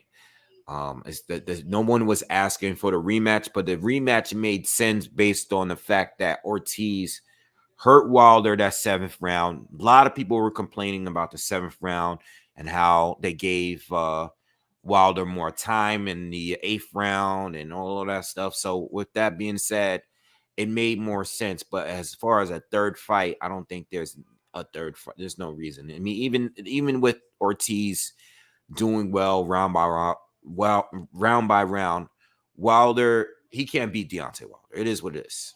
You know, you got 2 opportunities to do it. That's like asking for Fury against Chisora 3. You know, when we heard that, we were pissed off. I know the majority of us boxing fans was like, why would Tyson Fury fight Derek Chisora for a 3rd time? You know, Tyson already beat him, stopped him in the rematch. We don't want to see that fight again, you know? But yeah, those are the fights that I would like to see if Ortiz is the win. If Andy wins, obviously Andy would be fighting Deontay Wilder if he beats Helenius. All right, so I'm not even gonna go there with Andy, but if Ortiz wins, I would like White, I would like Dubois, I would like Bacoli, Frank Sanchez, Hergovich, all of those guys. You know, all those fights are cool with me. All right. But yeah, but probably Anthony Joshua. That would be great. That would be great. You know, I know that they tried to make the fight before.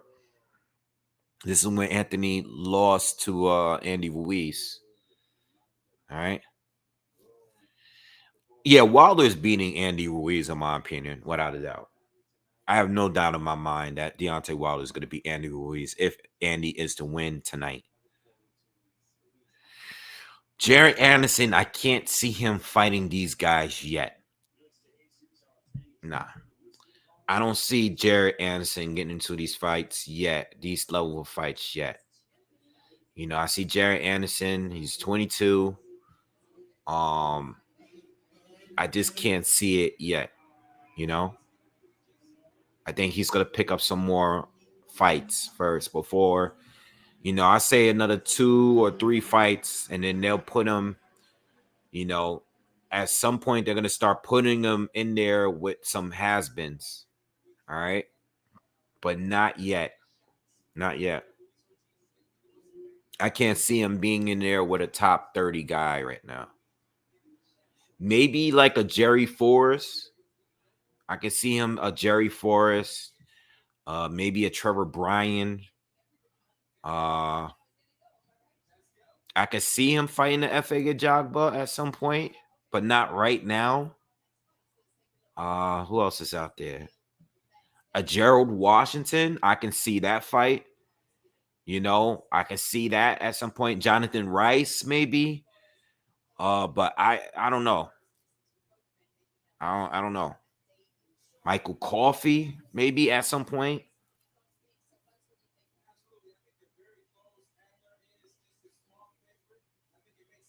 What's up, Aaron?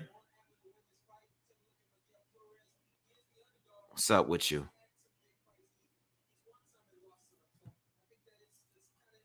Yeah, so that's how I see it. I don't know about this Abner Morris fight, guys. I can see him losing. You know, it looks like he's in the ring already, so this fight should be starting any moment. But I really don't have a pick. You know, I don't have a pick for a guy that hasn't fought in 4 years and has never fought as a lightweight. Obviously, Abner is definitely more talented, but I don't know how he looks 4 years out. You know, against a guy who's been active. You know, it's not top tier guy, but he's a former champion. Abner Morris is 5'4" in height. Flores is 5'8", and he has a 3-inch reach advantage. All right, and he's younger. Abner Morris is 36 years old. I don't know, man. I will put some money. I will put some money down on Miguel Flores. Hold on, can I still do that?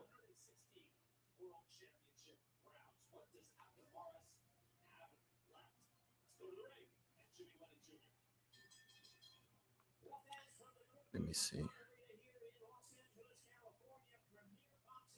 Let me see.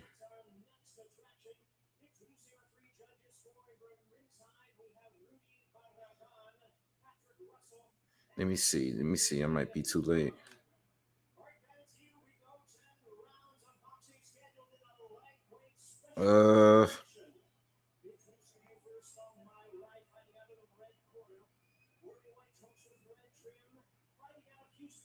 Nah, they don't have it here.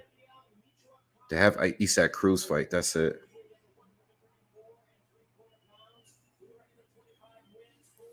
You guys gonna do it? Any of you guys gonna do it? I don't have it. It's off.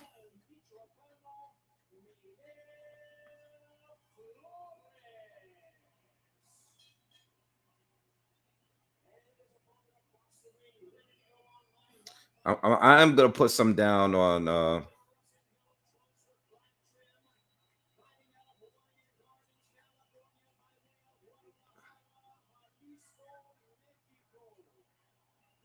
Give me a second, guys. I'm putting some money down. All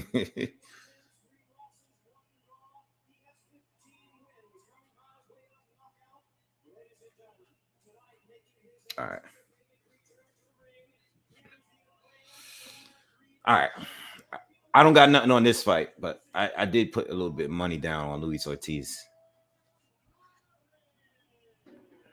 Just in case I get lucky. FanDuel. I use FanDuel.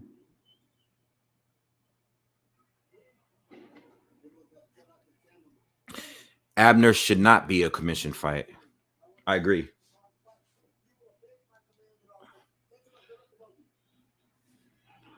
I would have put some money down. I should have put some money down on Flores. Flores looks bigger. Flores looks so much bigger than him.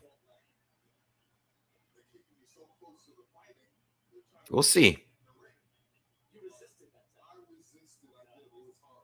Now, if Abner Morris looks too good, I'm worried about him looking too good. Because if he looks too good, you know, Tank is definitely going to fight him.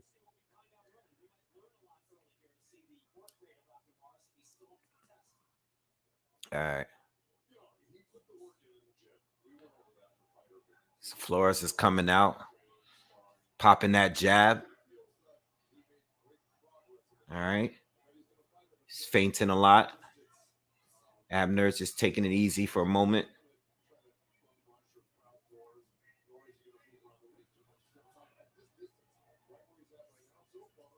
Oh, nice right hand lands from Morris, but he loses his balance a little bit. Definitely looks a little rusty, but he landed a big right hand.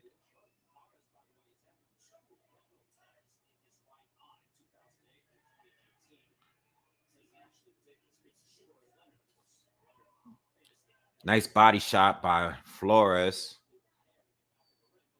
Flores is being a little busier right now. He's definitely in control so far. He's landed more shots.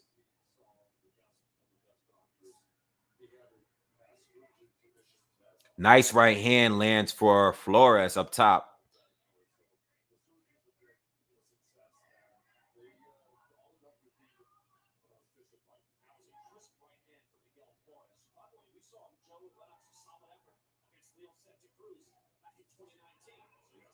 Nice combination lands for Mares. Body shot lands. Nice little exchange.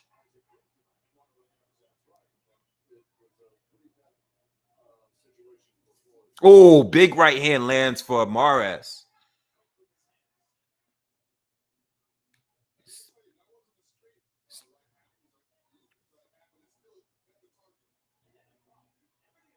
He looks rusty, but he looks like as every 30 seconds or so go by, he's starting to look a little bit more comfortable in there. He needs to get some more rounds in. I don't, it wouldn't be good for him to, hurt Flores and his fight be over. Flores lands another overhand right. A lot of back and forth, a lot of punches landed from both this round. 30 seconds left in the first. Yeah, Flores is definitely putting more pressure.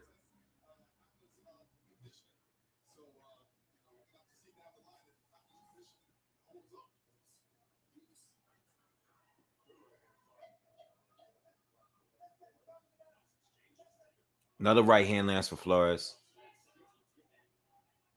Morris shakes his head. I'm giving Flores that round. Morris had his moments, but I'm giving Flores that round. Flores just did more. He worked more. He landed a lot of shots.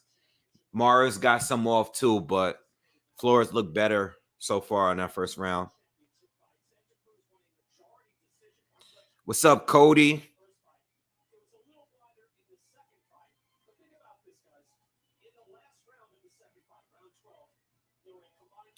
We got two more fights before Andy.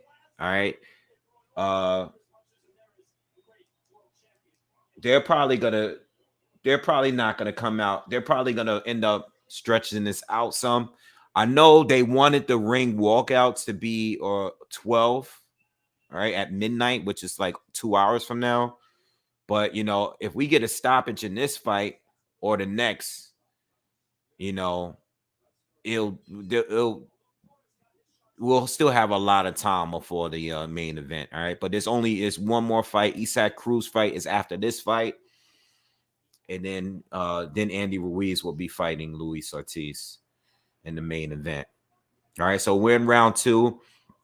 I personally gave Flores the first round. Morris steps in with the right cross, lands clean here.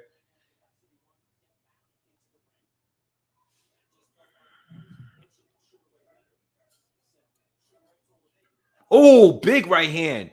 Shocks Flores, and Morris lands another one. Flores is smiling, but now they starting to exchange a bit here. Now we got to fight. But Morris definitely stumbled him for a little bit. Morris is landing more and more right hands, but Morris is going to war with him now. He's landing like 6 right hands on Flores in that exchange. Landed 2 more, a left and a right, and he's going to the body.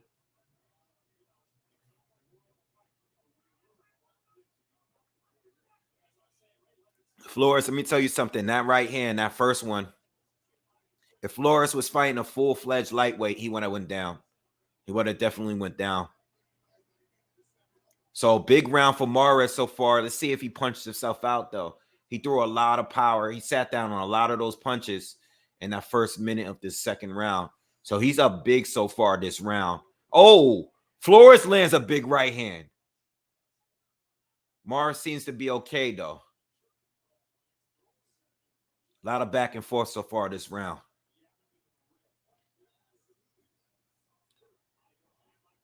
Flores is attacking the body now.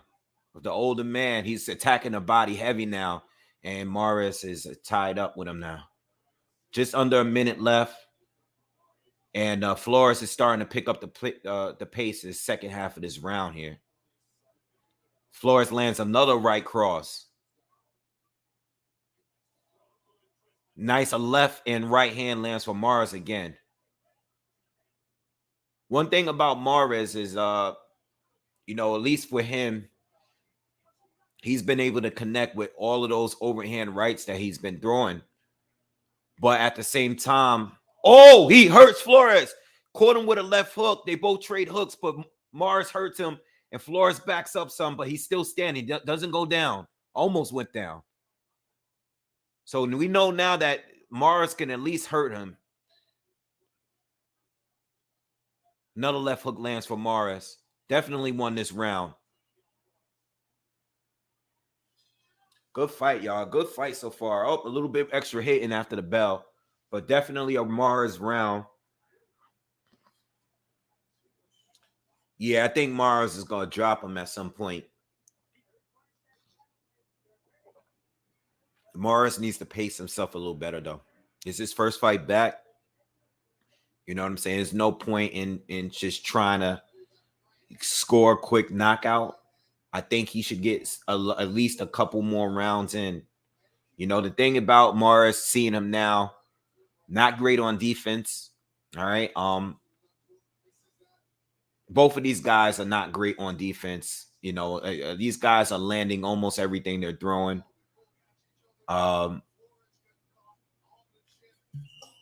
Morris looks good. He looks good, but he still does look rusty. He looks, I remember him.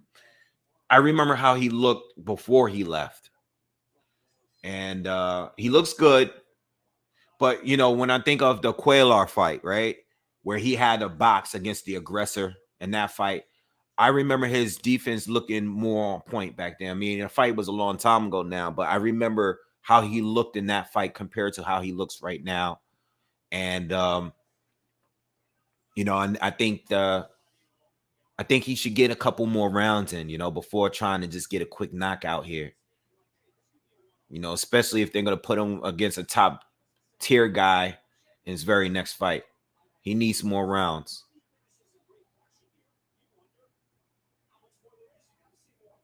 So we're in the third round. I got it 1-1. Morris had a big second round. So far, he's moving a bit. So I'm thinking he probably knows, like, now he's moving. Now he's slipping shots, and now he's looking to ambush Flores. He steps in, lands a left and a right. Now he's trying to box a little bit more here, and he probably wants to take a little bit of time off because he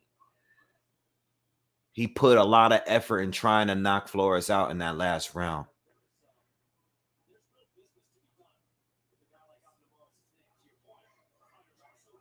But so far, Morris is having a better round here. Halfway through the which round? Third.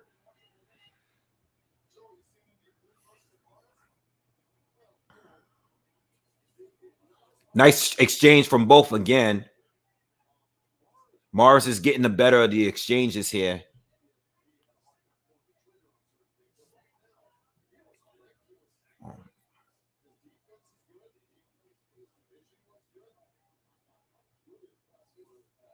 Flores steps in, goes to the body. Flores has been doing a good job going to the body in this fight.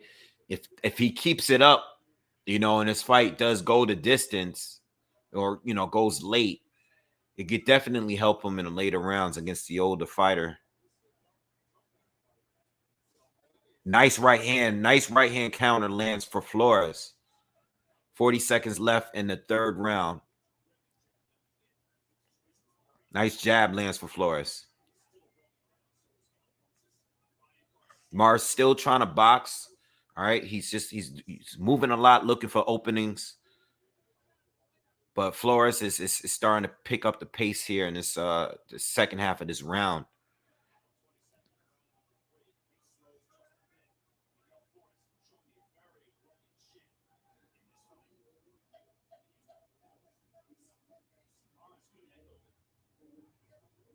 I don't know, man. I you know, this round can't call it.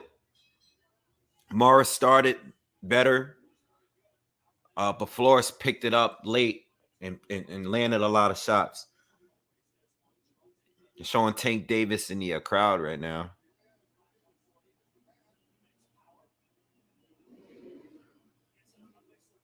Tank got braids now?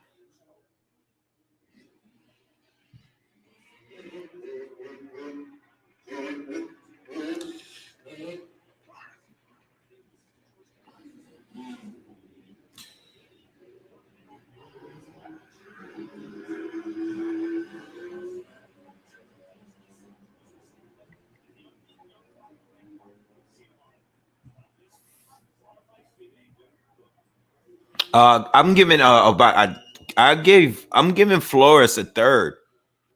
I think Morris didn't give me enough activity in that third round.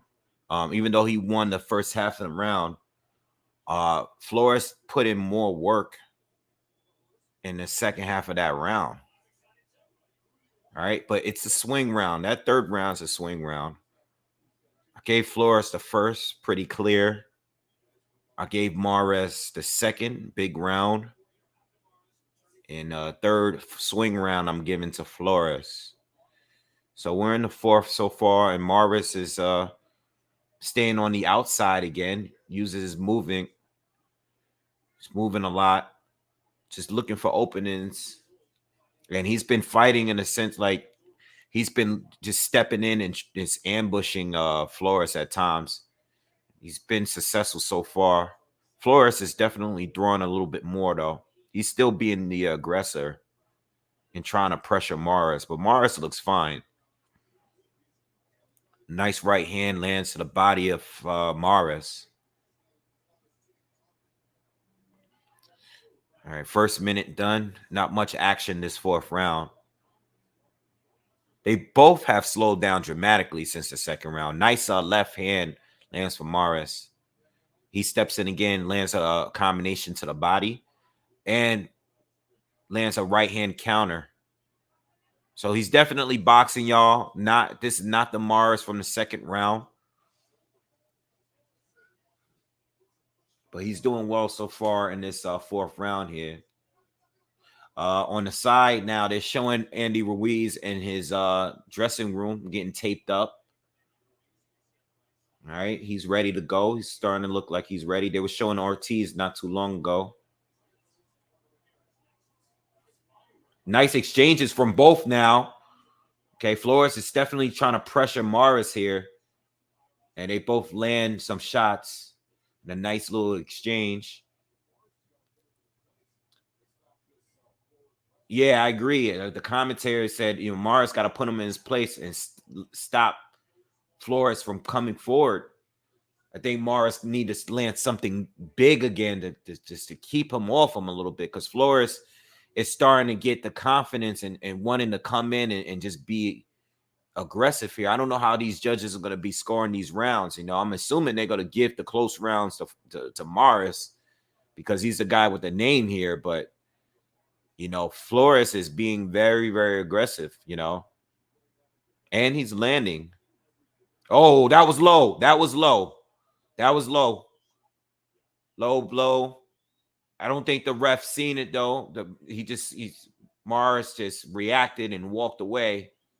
He caught a left hook to the really low. All right, so the ref is giving him time to recover. They're showing the slow-mo. Definitely low.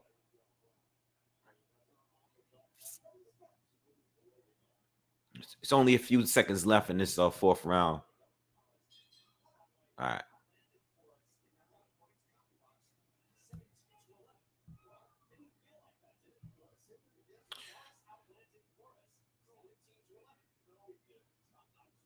So the commentators are arguing about the numbers.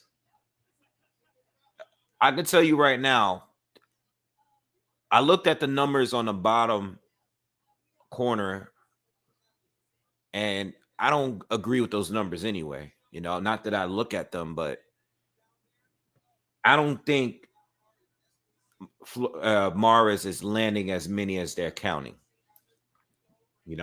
Morris is not throwing that much, and it's not like he's landing everything he's throwing to.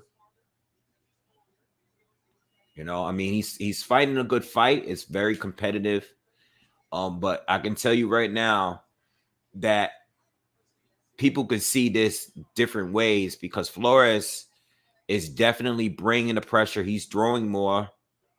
He's definitely being the aggressor. He's the one that's coming forward. Morris is the guy on the outside, and he's pot shotting a little bit, and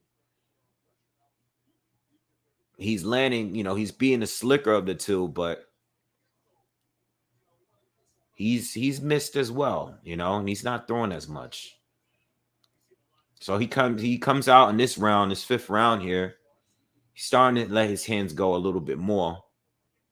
But I'll tell you, this fight is very competitive so far. It's been very competitive since the second round.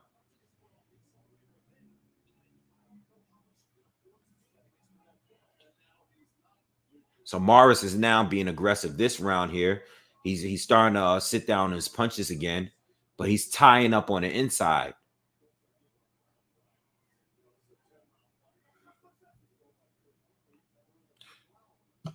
Hit that thumbs up, y'all. Hit that thumbs up for me.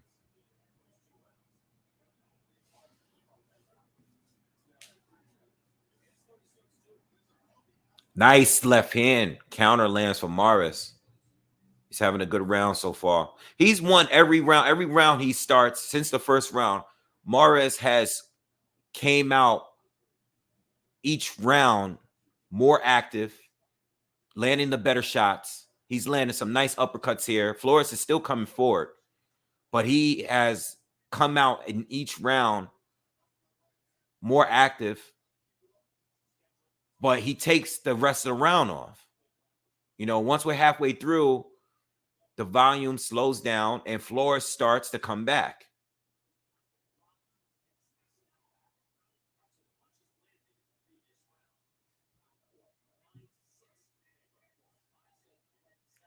Nice right cross lands for Flores. So Flores is starting to pick it up. Morris caught him with a right hand, but he hasn't been able to hurt him for a while now.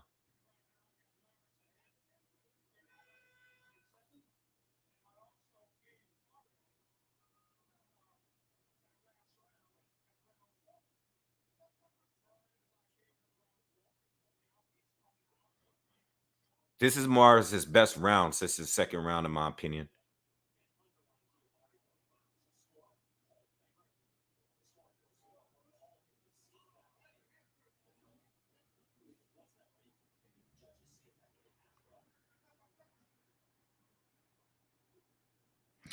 Pitbull Cruz is fighting next. His fight is the very next fight. And then the main event right after that. All right. Fifth round done. Morris round for me.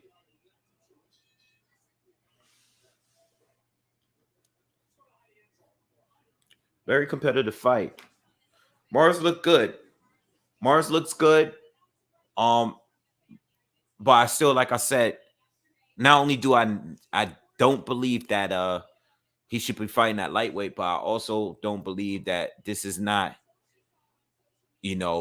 top contender type performance. He looks impressive, but I'm just hoping that they're just not trying to rush and throw him in there with any top guy. Flores is a solid fighter, but we need at least another fight or two before they consider putting him in there with like another like top fighter, especially at 135, especially there. Just too soon. I just don't know exactly what they're trying to do because he is 36 years old and he doesn't have a lot of time. So I'm sure he just wants to make some good money while he's there. All right. I'm sure he's not trying to like fight a long list of fighters, and that's cool. But you can see that he's rusty. He's looking good, but this is not the elite here. It's a solid fight.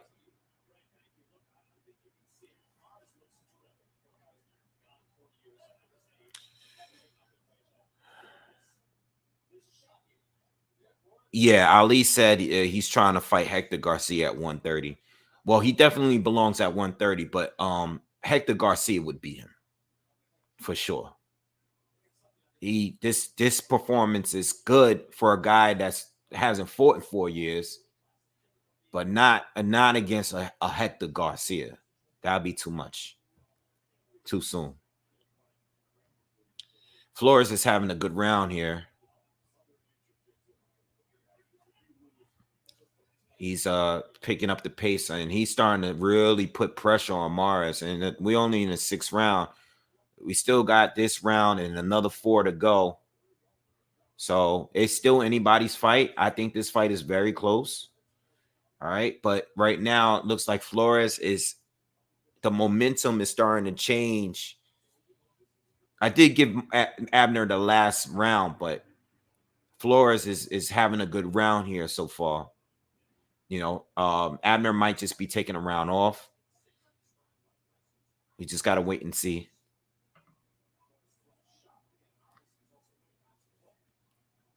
Yeah, Flores is landing a lot. He's connecting a lot. Nothing with heavy punches. Flores is not a big puncher, but you know, besides Abner landing a shot here and there, Flores looks like, you know, he's landing the better shots, and he's just putting the pressure on. Abner's back on the move here.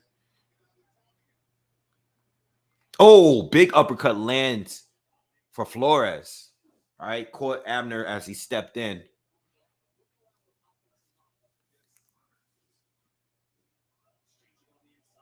Nice body work from Abner on the inside here. 20 seconds left in the 6th to go. Good round for Flores. I don't necessarily agree with the punch stats they got here that they're showing. They're showing a lot more punches land for Abner. I don't necessarily agree. I'm not saying he's losing. I just don't think that he's landing as much as they're showing here. I don't think they got him landing almost twice the amount that Flores is landing, and I totally disagree with that. They're getting ready to interview Deontay Wilder.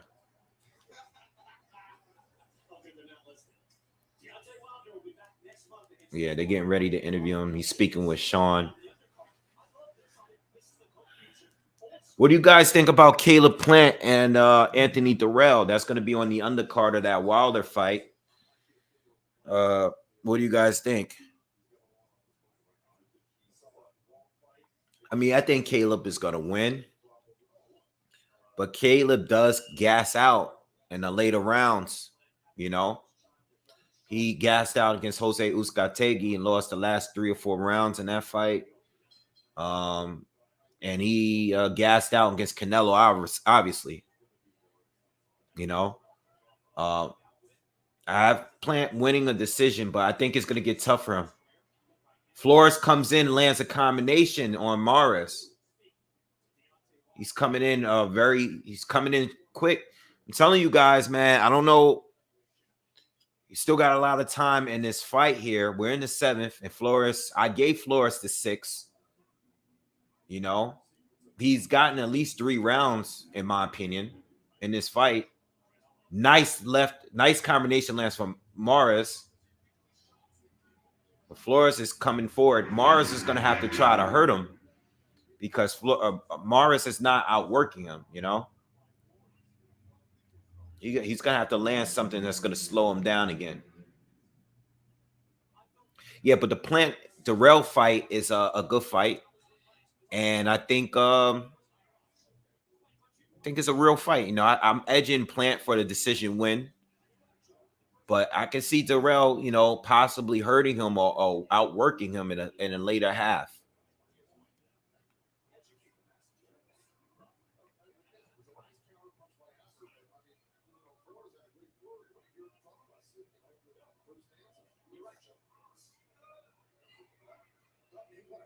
Flores got to go back to going to the body like he was earlier in the fight.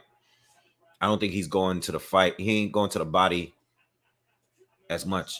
And Morris, who I believe is getting tired here, Morris got to land a heavy shot like he was earlier. Flores is really going to the body now. I just said it. He just threw 3 hooks to the body. He's outworking Abner right now. regardless of what they're showing on the punch stats here.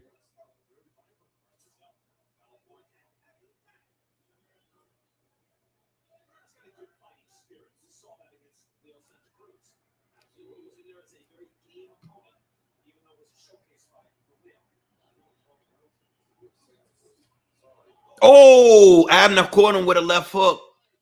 Hurt Flores. Just said it.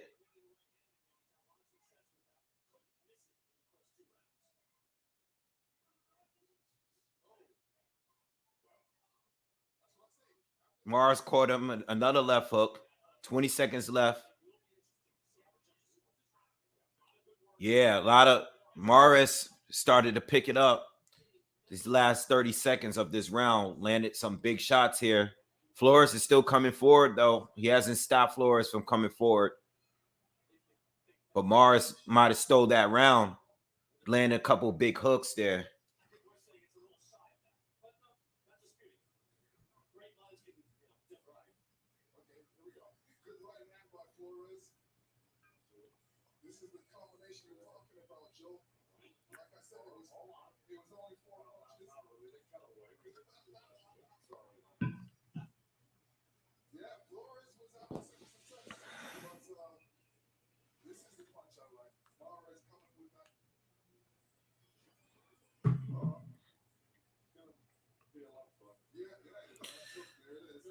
Joseph says Mars' injury saved him from a career-ending loss to Davis. Yeah, that would have been bad. That would have been bad. He would have definitely got knocked out there. Home Wrecking says, of course, you disagree on the punch stats. You just told 200 people to bet on Flores. No, it has nothing to do with that. I just don't think he's landing as much as they're putting. It's not the first time I've seen it.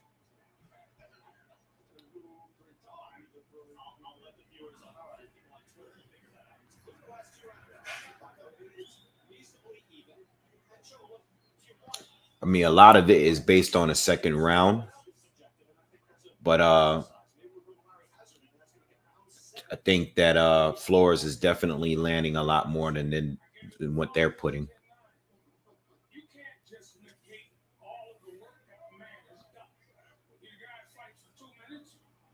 So Flores is in his 8th round. He's starting out quick here again.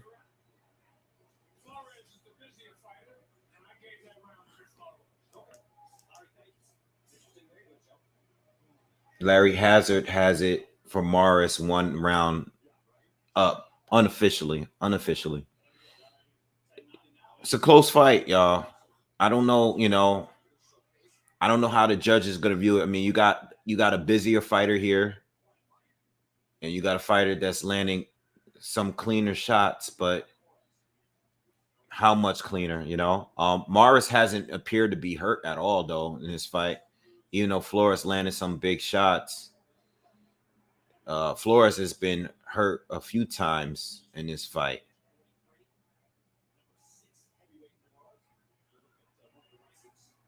All right.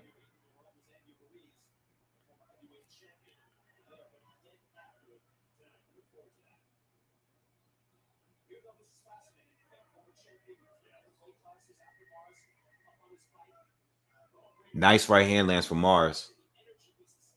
Just above a minute left here in this 8th round. Still anybody's round, in my opinion. Not much action going on. But Mars still, he's still boxing. He's probably doing better, a little bit better in this round, in my opinion.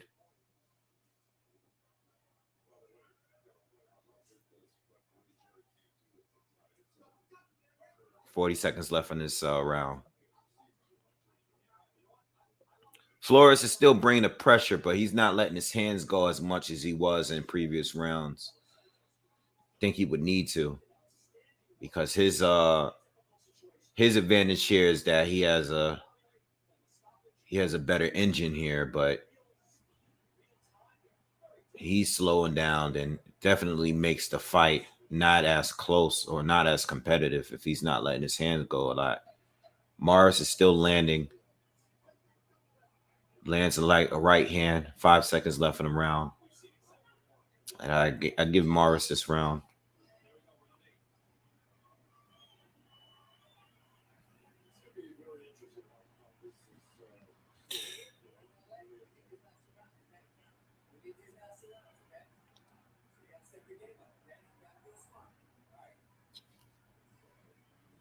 Yeah, Ali, the Wilder card is a pretty good card.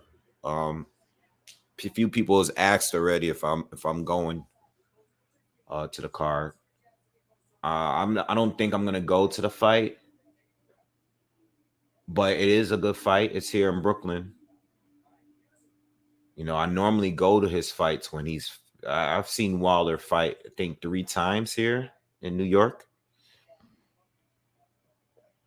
So it is a pretty good card, and I think it's a decent fight. I said that before. Hellenius is. I was expecting Hellenius to be the next guy. All right, we are in round 9. Flores comes out, lands on 1-2, shoots a right to the body of Mares, keeping that pressure going. Marvis is still on the move, looking for openings to step in. And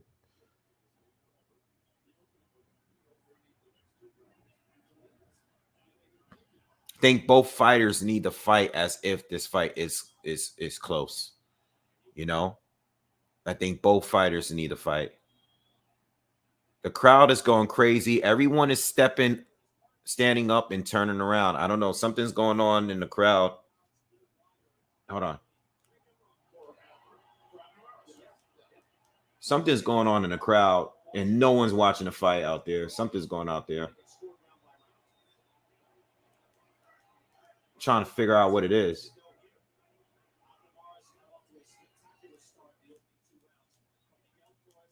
All right.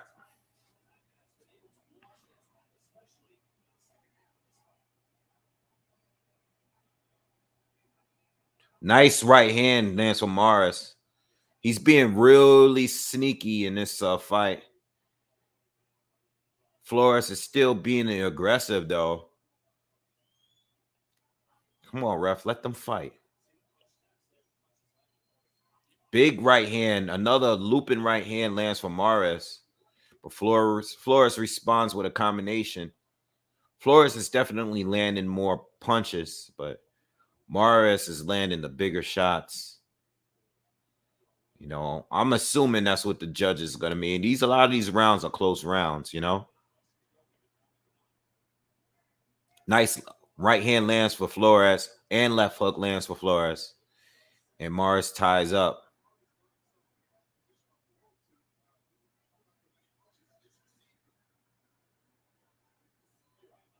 Another right hand lands for Flores. Flores is staying on top of him. Morris comes back with a left hook. 45 seconds left in the ninth. Flores lands a right to the body. Another combination, another right to the body, left hook up top. Flores is just landing more. Morris is fighting in spurts.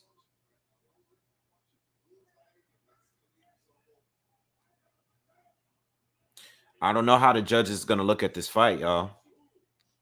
Another body shot from Flores. Looked a little low, but he's starting to really outwork Morris here. Right hand lands up top for Flores. He's just outworking. Morris is not throwing enough punches for me, man. He's landing some big shots here and there, but they don't have that same sting that they had earlier in the fight. Though Maxime says Charlo must be there. He always gets into a fight. That's pretty funny. I would really not like Tank to fight Morris. I mean, I think it's just this performance does nothing for Morris. He looks like a 36-year-old fighter that hasn't fought in 4 years to me. That's exactly how he looks. He looks like what it is. And luckily for him,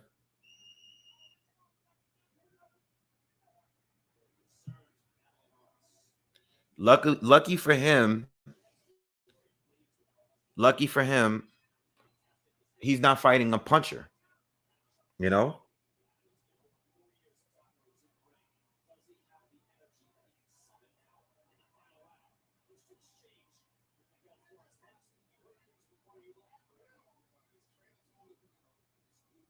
So we're in the final round here, and I'm gonna tell you, Morris has to fight as if he's losing because Flores is outworking him. Flores lands an uppercut. Flores is outworking him, and he's landing some big shots here. And we got a lot of time left in this round. Was there a head clash there?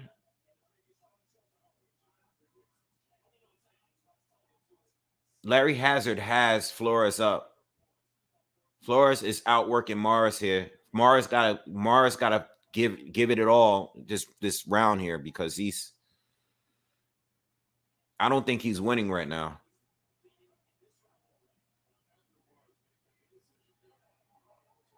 Another right hand lands for Flores. Morris is just moving, not throwing enough punches, man.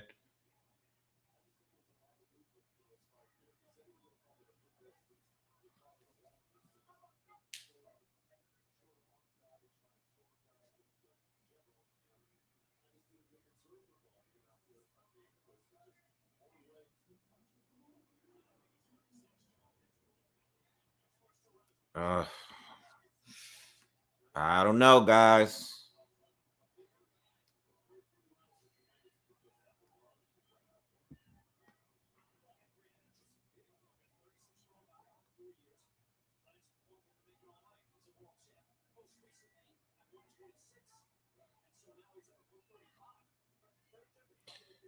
All right, we have a minute left in this fight.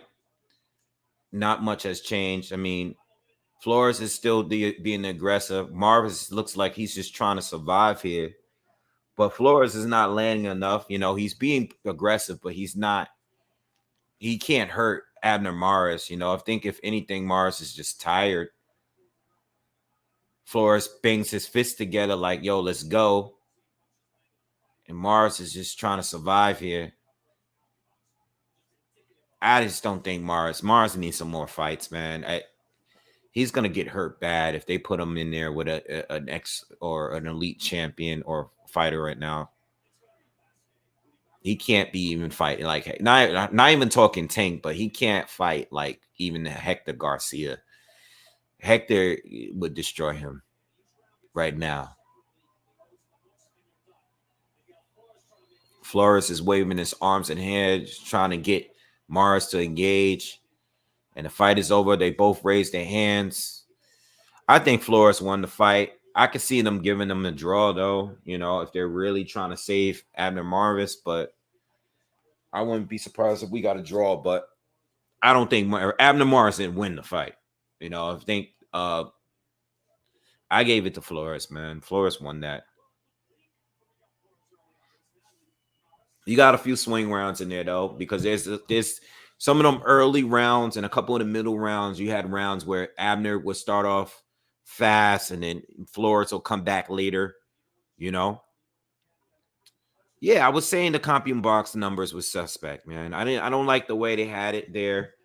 There's no way Abner Maris landed 151 and Flores only landed 124 punches. It's just no way.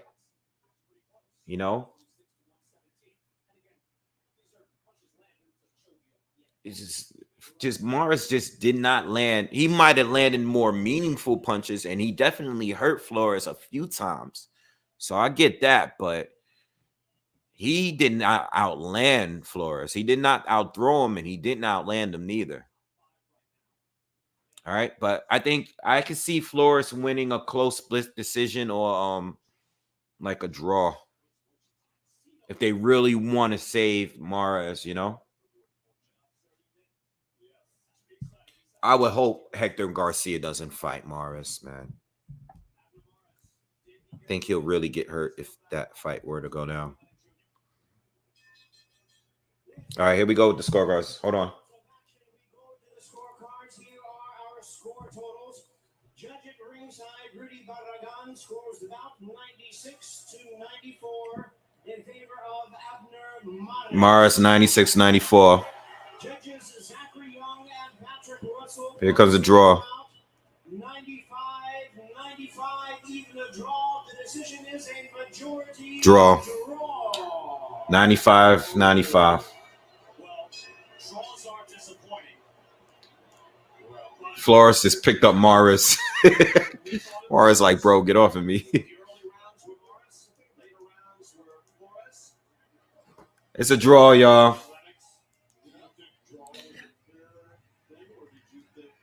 Well, one of the judges gave it to Abner Morris.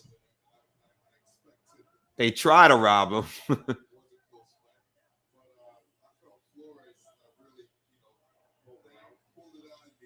Lennox Lewis think Flores pulled it out.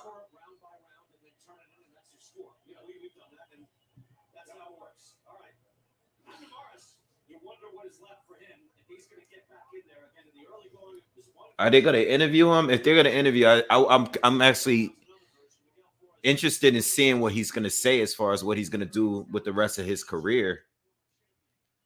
You know, as far as like moving forward, is he gonna you know, see what fights he's gonna get? Yeah, it's not the worst draw. Like I said, there was some there are at least three rounds in there that were like swing rounds, in my opinion, you know. Errol says that was the PBC judge that gave it to the Abner. They're interviewing Deontay Wilder.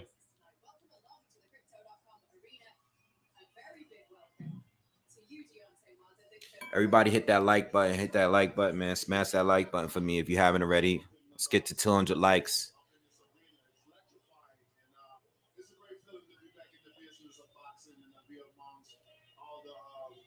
amazing fans that's here up in this arena. They're turning up for this Ruiz and Ortiz fight, and I'm here to turn up as well. Hey, but question though, is this the first time that you've been in a boxing arena at a fight since your own last fight? This is the first time. My wife, she's been in many fights, and they keep up with more fights than I. You know, I wear so many hats outside the ring. Oh, I'm not recording artist. We see you. Hey, it's dope too, by the way. It's really good. Most definitely. Many people don't know I do so many things. I'm definitely a producer. I make beats. I write well, you know, Sean Francis himself. He's saying what he's doing. What he's been doing. I don't know if you guys can hear it, but he say he's a bit. You know, he does a lot of things out of sports. This is the first time he's been to a fight since the loss to Fury. He says his wife still goes to the fights. She's more into it than he is.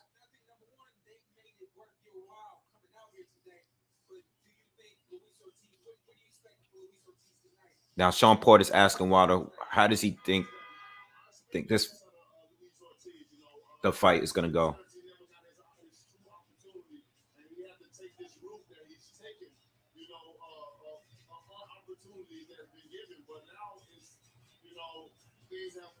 Well, as far as I'm concerned, they had an opportunity. Because Wilder's saying Ruiz Ortiz never really had his opportunity.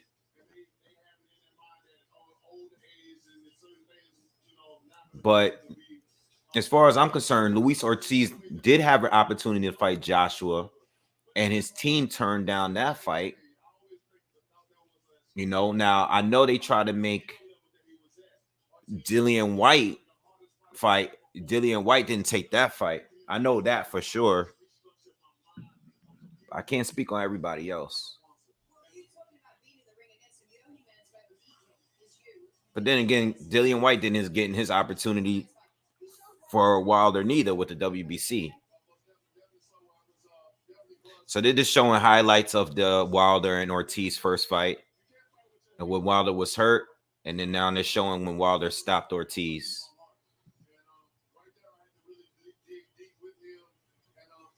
Yeah, a lot of us are waiting for them to announce Errol and Crawford. Hopefully we get it. I think what's going to happen is if they are going to announce it tonight, they're going to announce it before the main event. But if they are there, they haven't shown Errol Spence. I don't think they've shown Errol Spence or Terrence Crawford there. All right. That's the rumor that's going around. I don't know if they are, but I've been hearing it for a few days. They've been saying the last week or two that the fight is going to be announced for a November date. You know, I've seen it a lot on Twitter. I know some people have left comments on my videos basically saying that it's going to be announced. You know, that's the rumor that's going around. I mean, there's not much time left in the year. I mean, we're already in September, so if they're going to announce it for a November date, they got to do it at some point, you know. But as soon as they announce it, I'm definitely letting you know. You know, I'm going to be making content on that first thing in the morning about the announcement. Because we feel that we may have to fight them one day and we don't want to hold them to opponent. But I never had that mentality. I always felt it's special to enter in the ring and share the ring with each other, especially for a great cause. Me and his daughters were going through different things, but both of them had disorders. And to be able to help him and he helped me, you know, it was amazing. That's what it's all about. We got a graphic right here on the TV. We got you at number 1 in the PBC heavyweight landscape. And then right there, of course, Robert Lady is at number 4. Taking the fight against a guy that you've been a sparring partner before. What's it like preparing for Robert Hellenius now? What is it like? What is it like preparing for him now? You spar with him now. You know, I've been going through territories I've never been before. I'm right now at 407 rounds within 15 days of camp. So while I was talking about the preparation for Hellenius, they asked him, you know, how is it to prepare for him now that he was just sparring with him? Well, let's say he did like 407 wild rounds up to this point. So he said his preparation for this fight has been very intense, the most intense it's ever been. I would think the Fury fight would have been the most intense.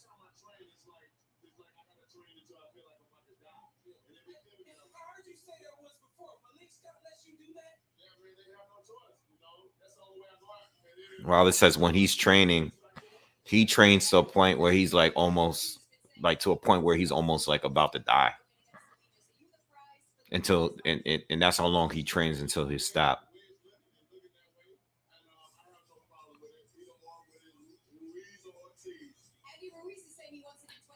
I do want to see Frank Sanchez again. It's funny you say that. A lot of people don't like Frank Sanchez. A lot of people didn't like that fight with Efe Ajagba, even though he won clearly. Like he won like almost every round. A lot of people don't like Frank Sanchez because they think he fights too safe. You know, he moves a lot and you know, he doesn't really want to engage or take any risk. You know what I'm saying? He was outboxing Efe Ajagba clearly, but there was no point where he was like really trying to like hurt Efe or anything like that. He was just out slicking him. Defense is on point. He's gonna be tough because he moves like a light heavyweight, you know, compared to the rest of the heavyweights, you know. So Isaac Cruz against Eduardo Ramirez is next. All right. What's up, Josh? What's up with you? So we're just gonna wait. We're just waiting for that fight to start. All right, and this will be the last fight before the main event. His skill set is very good. I do really, really like Frank Sanchez, and I honestly believe that he's going to be very difficult for anyone to beat. Period. Anyone. I mean, I'm talking about the top tier guys too, because of his style. You know, he's very, very slick. You know, very slick, moves very well, quick, good counter punching. You know, he's going to be difficult for these heavyweights who are usually slower and more mechanical than him. You know, he's very elusive. And the majority of these heavyweights are just stiff. All right.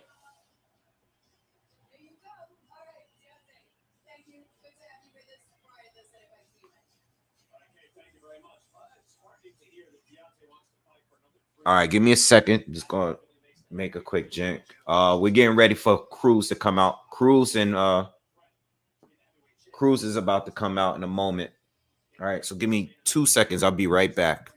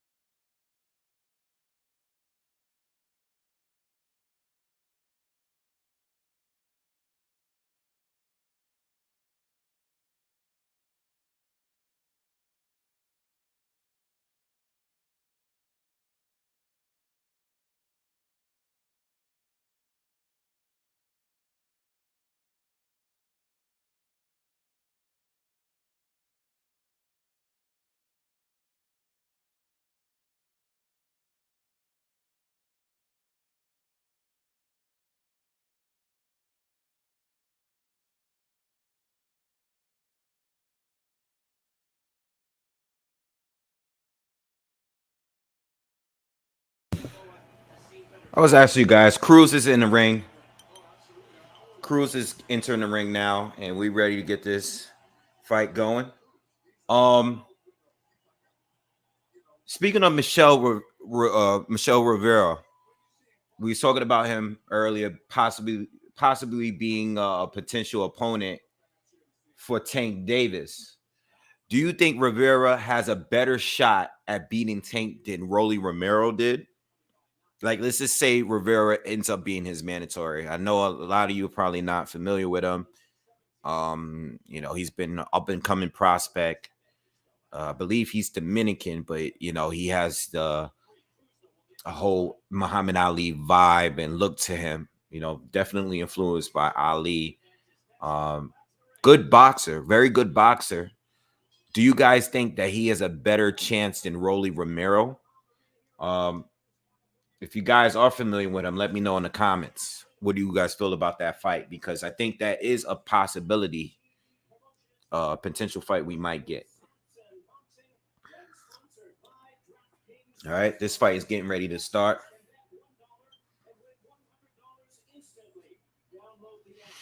CMP says Cruz looked like somebody's son in middle school. Cruz do look very young. He do look like a little kid. He does look young.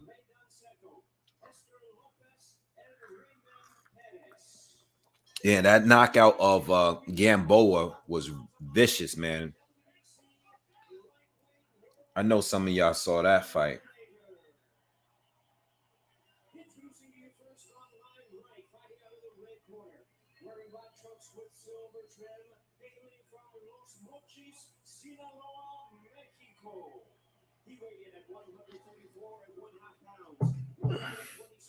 Yeah, no, I actually think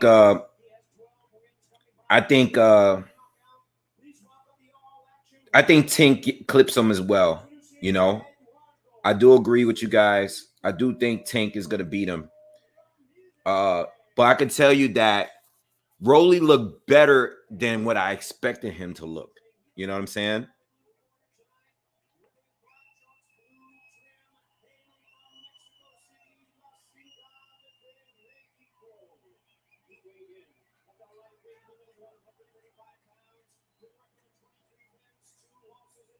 I'm sorry. Give me a second, guys.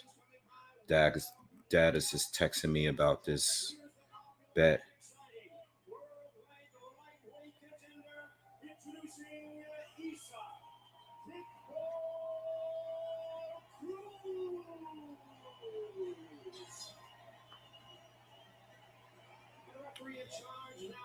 I think my dad want to put some money down for this fight.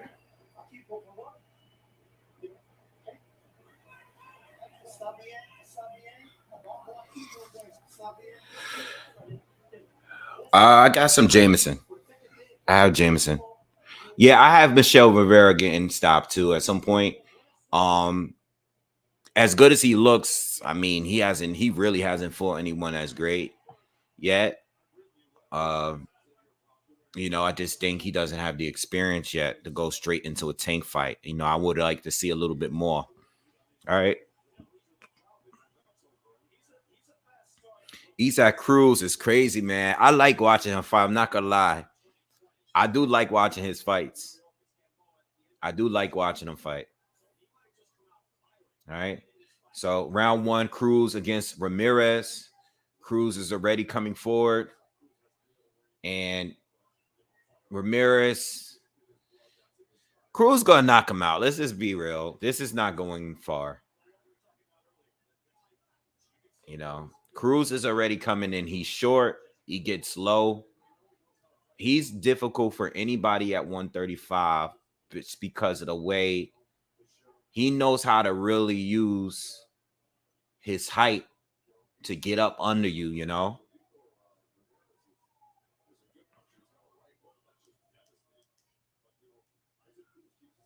Isaac Cruz already caught him with a right hand. Ramirez is just trying to keep him out of range right now. And he's moving, staying, on that perimeter right there, just trying to stay out of range. Cruz is trying to get low and come in and throw those bombs. But Ramirez is doing, so far, he's doing a good job in staying out of range. All right. But he hasn't put any power down. He's just more like just jabbing. And Cruz is just trying to close the gap, just trying to rush him. Nothing landed from Cruz yet, though. No jabs. He's shifting his body left and right. He's fighting like Ippo from the anime. That guy fights exactly the same.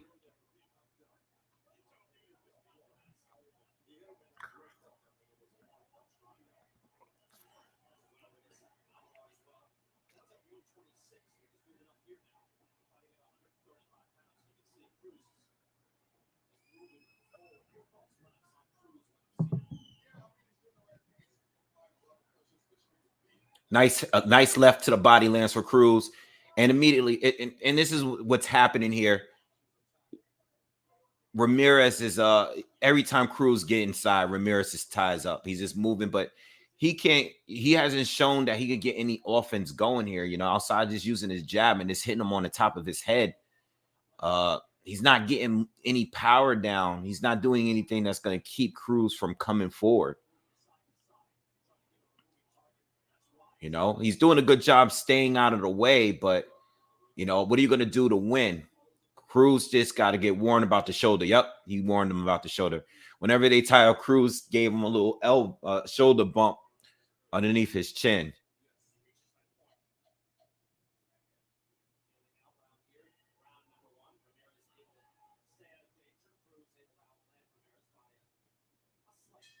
All right, round one done. What's up, Maker? What's good? Everybody in the chat, hit that thumbs up if you haven't already.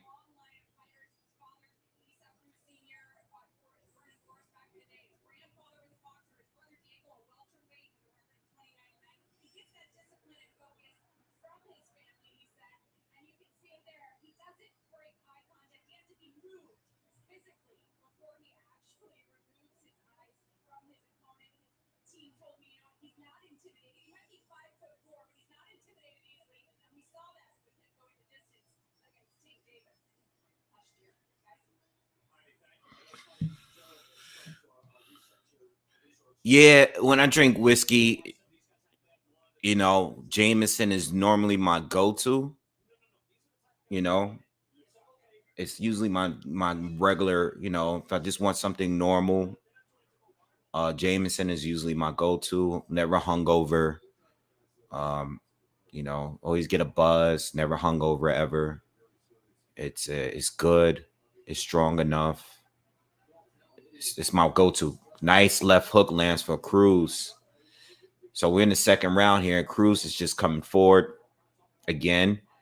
I just, Ramirez is just like, at this point, I'm trying to see if he's like, what is the goal here? Is it just to survive? He's defensively, he's doing pretty good. Staying out of the way, he has the legs to keep himself out of danger. And he's doing really good with the distance and stuff. But if Jack Ruiz, who is the referee, decides that he wants to warn him about tying up, then things will get very interesting. Another hook lands for Cruz. He's not going to have much left. He's going to have to be forced to fight a little bit more because of the excessive holding, But let's see what happens here. We're in the second round. We haven't really heard anything yet from the ref.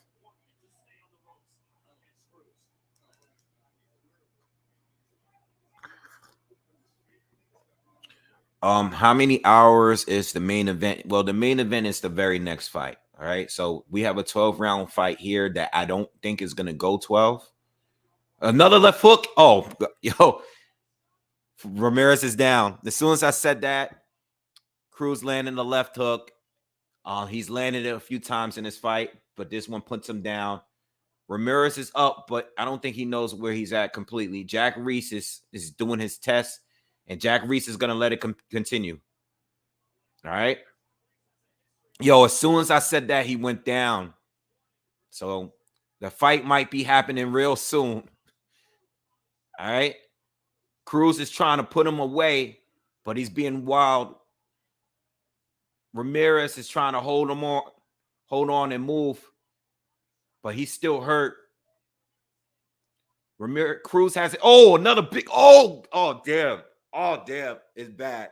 Oh, damn. This fight is over.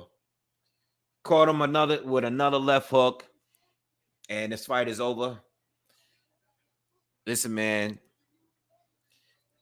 Who just asked me about how many hours? Yo, the fight is in another 5 minutes, bro. The main event is coming up shortly. So go to the bathroom, do what you got to do, because the fight is about to start. All right. I put a little money in for Luis Ortiz, just in case. I know I picked Andy Ruiz as in my prediction, but as far as Ortiz being an underdog, I dropped a little bit of cash in there for him, just in case he is to win. All right, but yeah, that knockout was crazy. We knew it was coming. I mean, how long are you just going to survive and just stay out of danger? I mean, Ramirez really didn't have anything for him.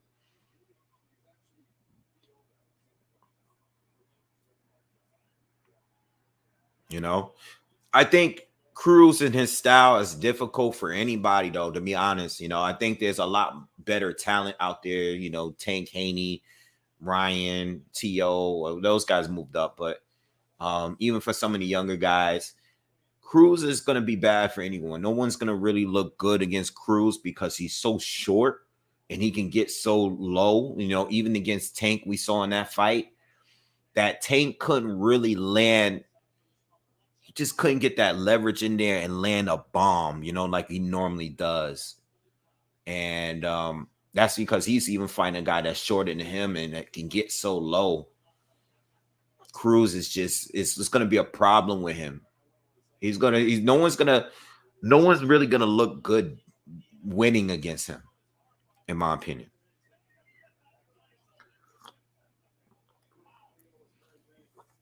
Yeah, I think I spoke about that, Ralph, about Kambosos.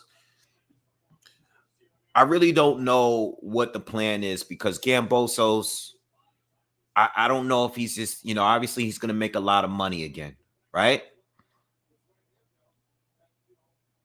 That was a nice left hook. The hook, they're showing a replay. The hook, he looped it. It looked like he was shooting a hook at the body, and he looped it up high. And Ramirez did not even see it coming. He didn't see it coming at all. You can see that his eyes were solely focused on Cruz and didn't see the punch coming from the left side or the right side of his head. Totally missed it, got caught. I'm talking about the first knockdown. Damn, what was I just saying?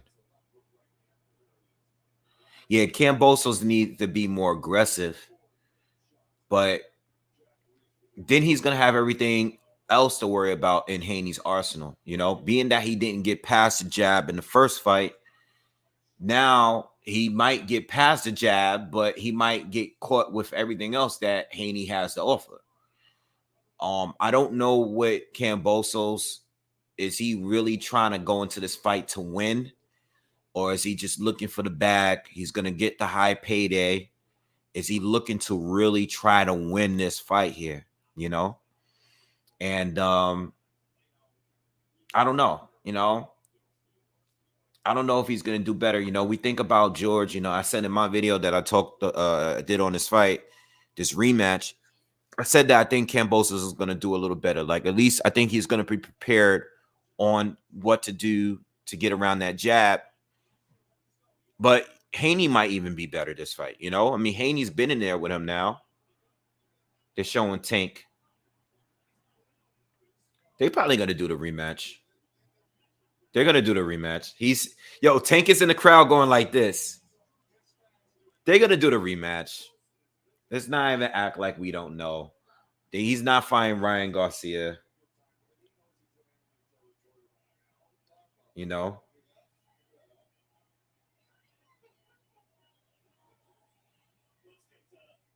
Let's get the official call here. We go to the ring, and here's Jimmy Mike. Ladies and gentlemen, we have the time of 2 minutes 27 seconds in round number 2. He is the winner. all right. Give me a second, guys. The winner of the WBC World Title Eliminator. He's Pitbull Cruz.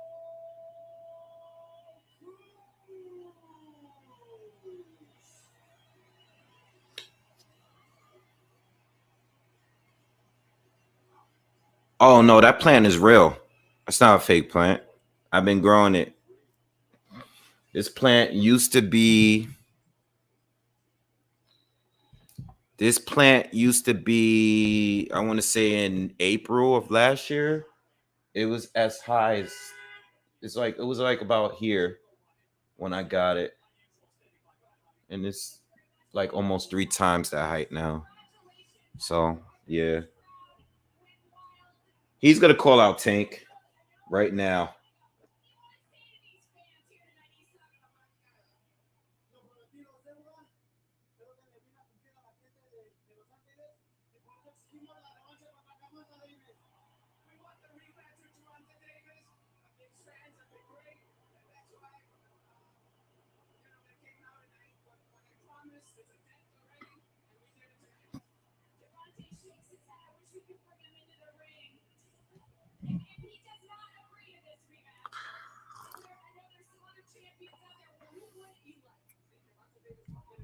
How to be a player, Bernie Mac.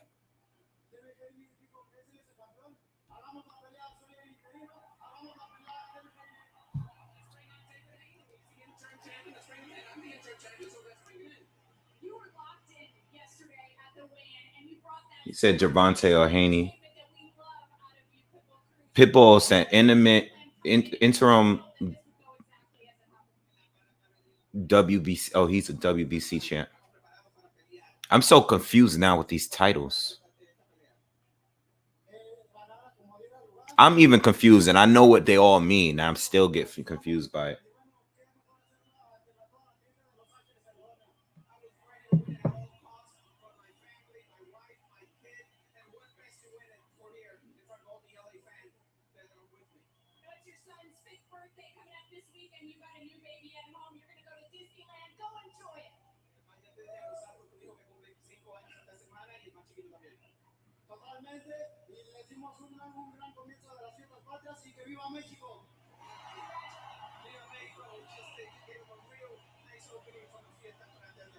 Sorry, guys. I'm talking to my dad.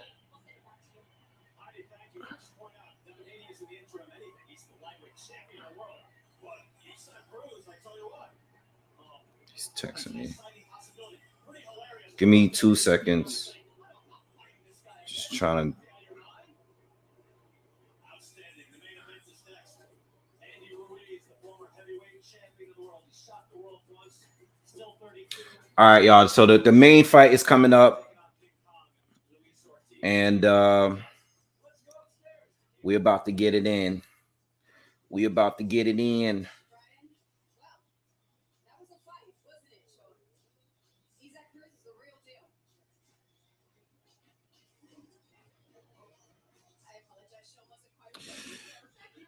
All right. What's up? What's up? HRK, what's up, man? Thank you for the donation. He says Prime Lewis versus this Fury fantasy prediction. I have Prime Lewis. I got Prime Lewis. I have Prime Lewis. I have Prime Lewis over any active heavyweight right now. And I'm not just saying that because I always pick like the old retired guys from that generation. It's just that I think Lewis is like, I think he's like maybe my number 2 or 3 all time heavyweights. Yeah, I think Lennox Lewis beats Tyson Fury. Just Lewis brings so much more than everybody that Fury bought. You know, when it came to Klitschko. And by the way, I still prefer Fury of Klitschko fight, even though it was boring and he was played it extremely safe, I still believe that at that moment was prime Fury. Fury has, even with the fights with Wilder, he has not been in his prime since he returned. You know, when I go back and watch the Klitschko fight, he was better. He was better in that period, in my opinion. I think I went back and watched it maybe like a year ago, like some of it. Fury was at his best in that fight. You know, I know he wasn't with Crunk and he wasn't going in the fight trying to knock out Vlad, but that was the most athletic version of himself. You know, I think Lewis beats Fury though. I think Lewis not only drops Fury in the fight at some point, but I just think I think he wins a points decision. You know, when I say best, I'm talking about like who I would think would win in fantasy matches. I mean, I think, damn, you know, I actually did a top 10 heavyweight, in my opinion, ranking, but it wasn't based solely on who I would think win in every fight. You know, I think it was just based on like as far as where I think they belong as far as top 10 and status based on what they did, and how also mixed in how good I think they were. Joe Louis is, I think he was number 2. I mean, what didn't he have like 26 like championship defenses or something crazy? I think I had Ali at number 1, Joe at number 2. I gotta look it up, man. I think Lewis is not, if not 3, number 4. Foreman is up there. I think Foreman is top 5 for me. I gotta look it up. Muhammad Ali, I think I picked 1. I gotta look it up. I gotta do a new one. I'll just do a new one. I think Holmes might have been number 5 or number 6. Frazier might have been like right after him. Or I'll do one. I'll tell you who I have in there. I have in the top 10. I absolutely have. Yeah, just let me do one. Let me do one. I will have to do one again. Yeah. But in my top 10, I think I might have been tweeting about it or something. I might have been tweeting about it. But I think Lewis is in my top 5, right? I'm pretty sure he's in my top 5. And I think Foreman might be there too. What's good, Woog? Oh, let me just check these comments out real quick. Roland, thank you, bro. Roland says Cruz called out Haney, called him an interim champ. Did he call? I think he said he was the interim champ. He called out Haney, but we already know that Haney is tied up. So I don't know what Haney's gonna do. To be honest, I can't see Haney and Cruz ever happening. I think Haney, if he is gonna stay at 135, he'll probably have that one last fight against Lomachenko before moving up to 140. I don't know if he's going to be sticking around to 135 to fight Cruz or whoever else is going to be available, future mandatories and stuff like that. All right. It's going to be hard. It's really hard to hold on to those 4 belts with all the mandatories and, you know, the responsibilities that you have with those belts. What's good, Woo? What's up, kid, man? Another good young, young as far as like, you know, boxing channel. Really big into doing breakdowns like myself. Make sure you guys check out What's Good Woog. If you like thorough breakdowns, he's definitely into it. He says, what up, Wave? Great Ruiz Ortiz preview. They're going to have to fill some time on this card after that Cruz KO. In perfect boxing world, we get a Spence Crawford announcement. might be wishful thinking. Well, I said earlier in this video that if we're going to get an announcement, I was expecting to get it right now in between the Cruz and this fight.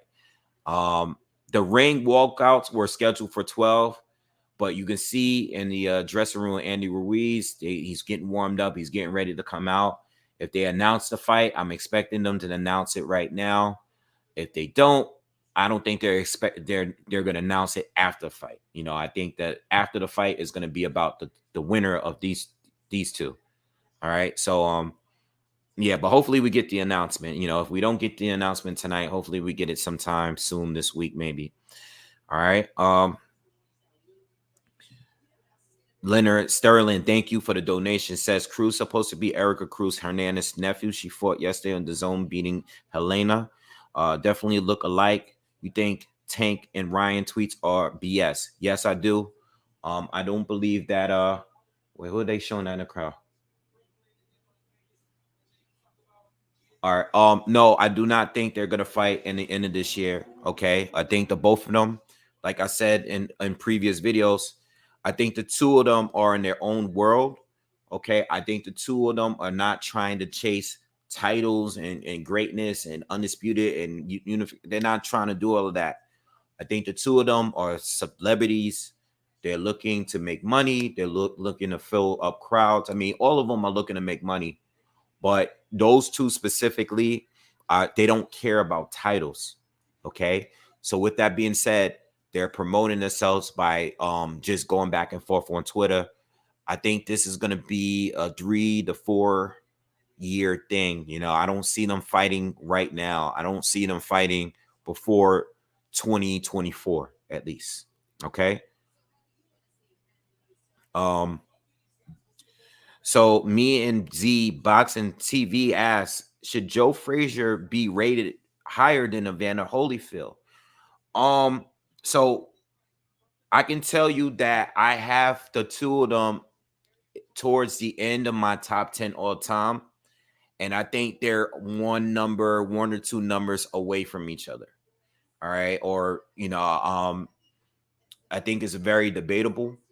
You know, I think the biggest debate, Joe's strongest argument is because he beat Ali and took his L, took his O. Then Evander Holyfield, you could say that he has more wins, that more defining wins. And you can also include the fact that he was undisputed in 2 different divisions. So I personally would pick Holyfield maybe a spot before him. But I would like to do a video on this because I keep everything in my notes. And I think I've done a top 10 before. And I would like to find it and make a video on that. Because I could probably just give me 10 minutes and I could probably write up a top 10. All right. But yeah, I would like to do a video on that one day.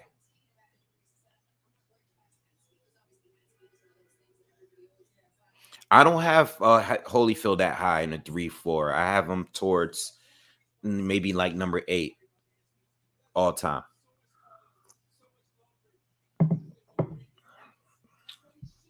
All right. I know I have him like after 5.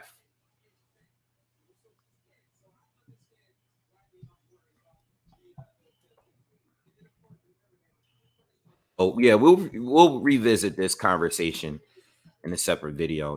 Definitely. I would definitely like to talk about that though. That's a pretty good topic. As far as like who's in my top 10 and stuff. To be honest, I don't have any of the active heavyweights in my top 10. I've read a lot of Fury is the best all time greatest heavyweight. I don't agree with that. I just don't agree with it. I don't agree with it. But, I think some people, maybe by the end, if he is to like fight Usyk next and beat Usyk, I think you can make a better argument of maybe him being a top 10 guy. But just off the Wilder and the Klitschko win alone, I don't rate him as a top 10. But I think he's in the lead of the current generation of fighters. All right. In the current generation, I think he's in the lead, but I don't like placing him because his career is not over. Rocky Marciano is in my top 10 too. But he's not in my top 5. He's in my top 10. All right. So I totally forgot about Rocky Marciano and Iron Mike.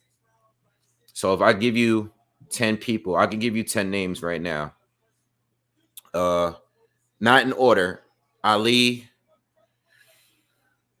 I got Ali. I got Lewis. I got Foreman.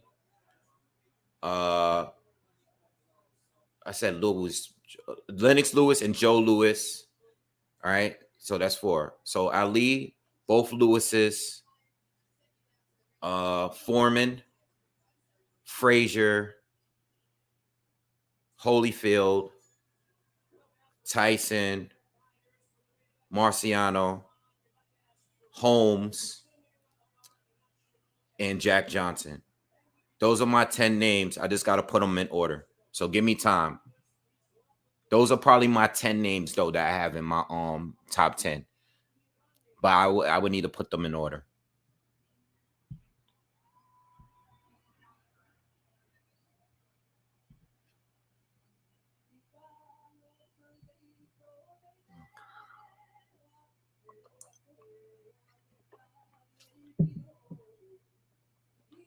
I think Jackson needs to be there because I think people evolved by like later, so a lot of fighters evolved, but at that time, you know what I'm saying?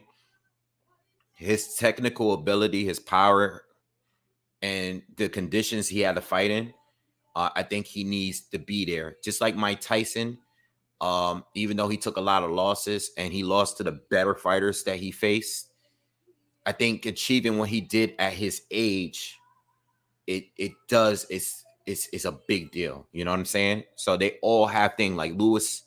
I would have him in there clearly for the amount of defenses he had. Marciano for beating him. I would make a video, just go through it all. I would have to go through it all. They all have something that was special to me, They all had something. Their stories are crazy, Like I just can't, there's no one that's actively boxing that I just can just take one of those guys out, Yeah.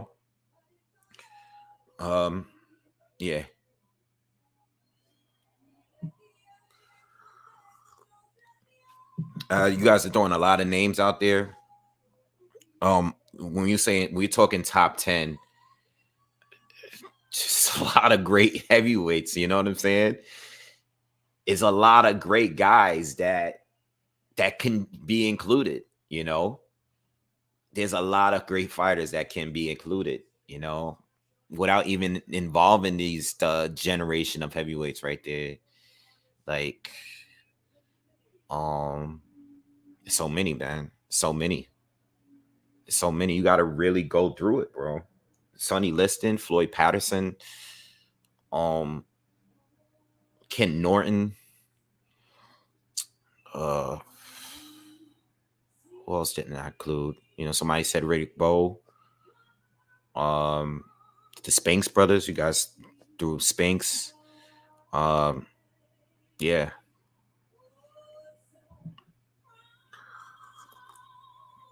All right. We getting ready for the fight.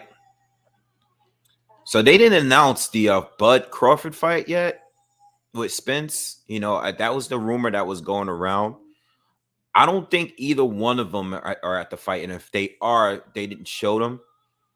I didn't think they were going to do it after the fight. So I don't think they're going to show it or announce it tonight. I think they would have done it before the main event while everybody was already in the arena. You know what I'm saying?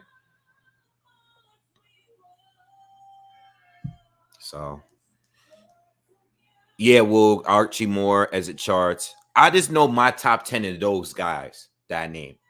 That's all I know. Everybody else, are probably a lot of people we just named is probably in my top 20. You know, Vitali is in my top 20, probably. He's in my top 20, and I would put him over. I would put him over Vlad. You know, I like Vitaly Klitschko better than Vlad, but Vlad. You can even make that argument. I was more entertained by Vitaly Klitschko and his fights. I just like the way his fights were. I like Vlad more when he was young, but he was he lost his fights because he was just too, he was very athletic and he used to burn himself out. Those first couple of losses he had.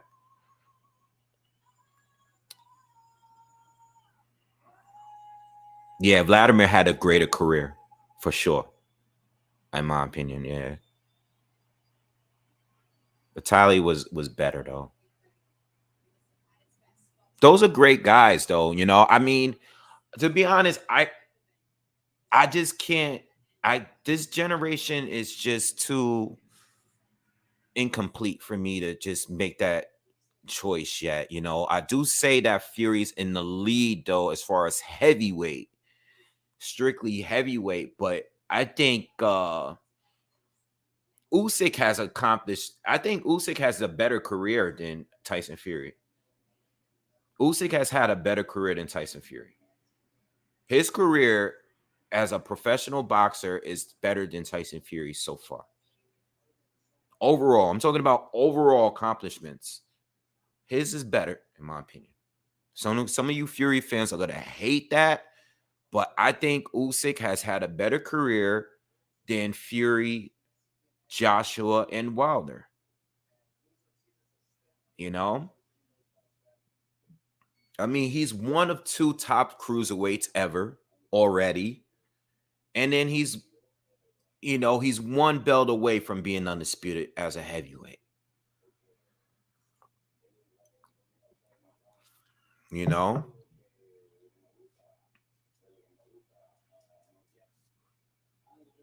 Now, I don't think even if he were to beat Fury, I can't say that he can ever have a better heavyweight career than Holyfield. Because Holyfield was just around as a heavyweight for so long, and the guys he beat is just crazy. But, if Usyk is to win, I just think he had a better career than these guys. Like Usyk, what I like about the guy? And even though I was rooting for AJ, this guy just straight to the point, man. No shortcuts, just straight to the point. No messing around, no tune-ups. He went right at all those top cruiserweights. He went right there in the trenches. I like that. Like no shortcuts. How we argue and make all these videos about Fury and what he did or failed to do, and Joshua what he did or what he failed to do, or Wilder what he did and what he failed to do. It's none of that with Usyk. It's no controversy. It's no just straight right there. You know what I'm saying? No, I didn't do a breakdown of Shields and Marshall, but I will be doing it. I'm gonna start my film study tomorrow and hopefully have it out by a couple of days. All right. I mean, I already know. I think it's 50-50. You know what I'm saying? But I'm gonna do a breakdown. I'm gonna definitely do a breakdown.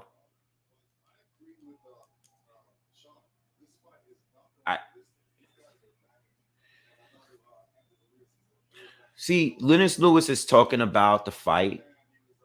I do think that this fight is very possible going to, everybody said the same thing about Joshua and Usyk, that the fight was absolutely not going to distance. And I said that the fight was going to go to distance. And I think this fight has a chance of going to distance. You know, I don't think either one of them are real good finishers at the elite level. You know, Ortiz hasn't proven that, and neither has Ruiz. I know he beat AJ, and that is at the elite level, but you know, you could have that debate on whether or not AJ was 100% going into that fight. You know, and then we saw the rematch, and it was kind of like, I don't know. I kind of feel like it's gonna go the distance. You know, I picked my last pick was Ruiz. I think Ruiz is gonna win. Um, but I put money down on Ortiz. So I put money down on Ortiz, man. I think Ortiz, you know, him being the underdog, I put money down on Ortiz. What's up, Killer Cam? So, all right. So, what do we got, guys? Before this fight start, what do we got? Let me hear it from you guys before the fight starts, because I want to get an idea where you guys see this fight going. Who do you guys got? Do you have Ortiz? Do you have Ruiz? Do you have it by decision? Do you have it by knockout?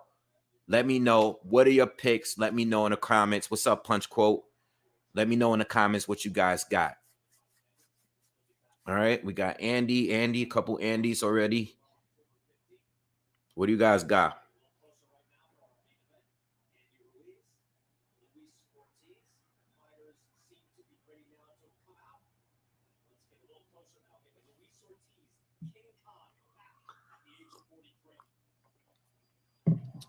Problem is, I really believe that Ortiz can beat Andy in their both primes, but I think Ortiz is just too chinny, man. He's too chinny. I don't think his legs are going to hold up. Ruiz decision. Ortiz by KO. Ortiz. A lot of Ruiz here. A lot of Andy Ruiz. I mean, Andy is a favorite. Okay. Yeah, a lot of Ruiz. Mostly Ruiz here. Shout out to all you guys that's here tonight. Shout out to all you. Make sure you guys smash that like button, man. Ortiz is about to enter the ring now. He's doing his ring walk.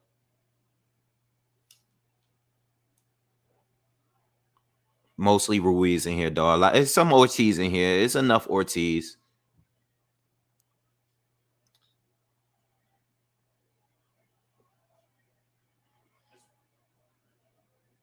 But I do think you know when I say that I'm not expecting a knockout, there could be a knockout. You know, both guys have been hurt. Both guys have been dropped. Kevin Walker, thank you for the donation, man. Appreciate it. Appreciate all the donations tonight, all the support, all you guys that liked the video and stuff like that. Charles Martin dropped Ortiz twice, man. Dropped him with a jab. He dropped him with like a club and left hand behind the ear. All right. I think the problem with Ortiz is that he likes to be in the mix sometimes and engage and trade with you if you catch him. And I think as soon as Andy does that, that'll be his opportunity, you know. But Andy got caught a couple times by Areola. You know, Areola caught him first with some of those hooks. All right, Areola fought smart. He caught that guard, and he would just counter him with the left hand every once in a while. You know, in between those punches. You know, Andy throws like he's a good hooker on the inside because he's so fast, but he throws them really wide. You know what I'm saying? And I think Chris, who I believe sparred with him, and they know each other. You know, Chris will have the eye guard, but he'll hook him right in between those punches and catch him. And that's how Andy kept getting rocked in those earlier rounds. You know, even the ones he didn't get knocked down by.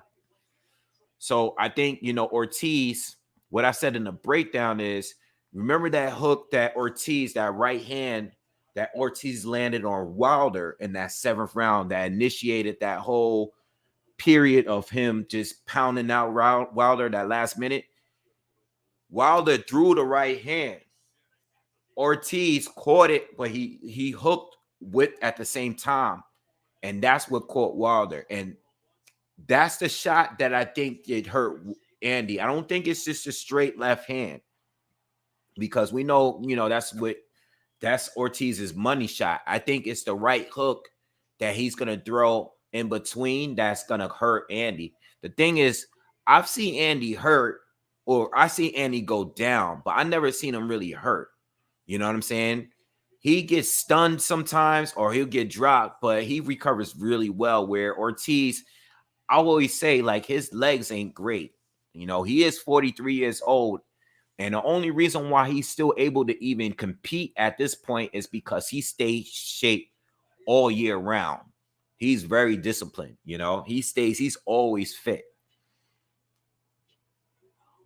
I don't know. We'll see. We're going to see. The fight is coming on in a few minutes. So, I'm rooting for Ortiz. I've been back and forth. But, I think Andy is the safe pick. If I had to predict the fight, I say Andy. But again, I did put some put some money down only because Ortiz is the underdog here.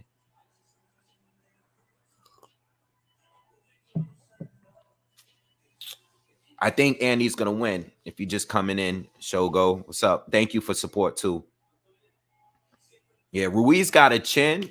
He recovers well. Can't say the same for Ortiz. Ortiz, he don't get hit that much, but when he does and it's clean, it's almost like he gets rocked every single time.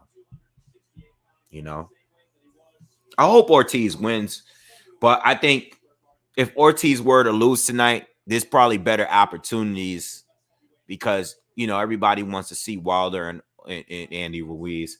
I want to see that fight, but I'm not crazy about that fight. I think Wilder knocks him out. Or yeah, if he doesn't knock him out, he's gonna hurt him. Yeah, Wilder's gonna knock him out. I'm not even gonna sugarcoat that. Wilder knocks out Andy Ruiz. I just don't want Wilder ending up fighting Luis Ortiz for a 3rd time.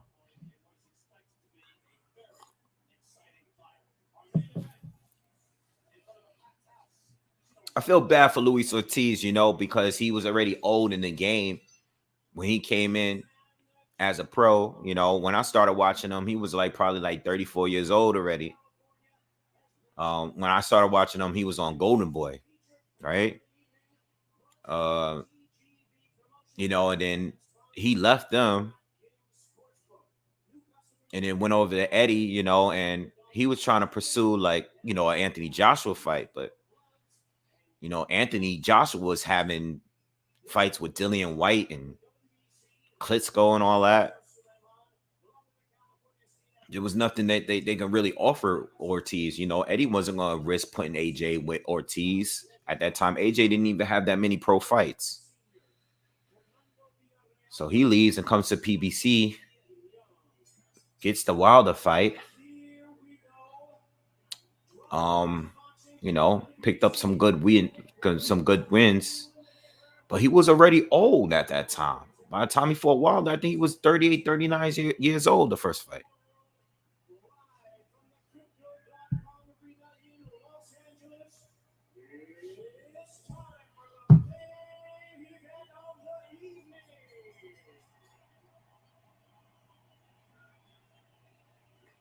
Give me 1 second, y'all.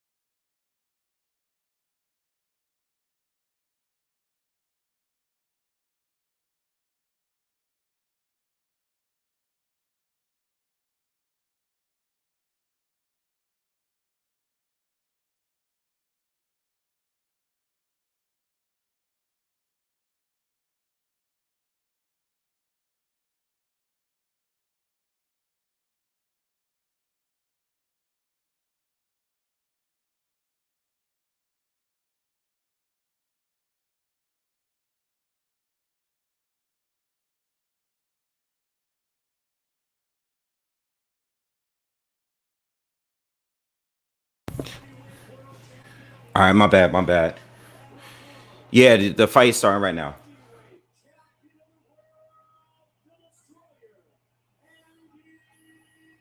All right.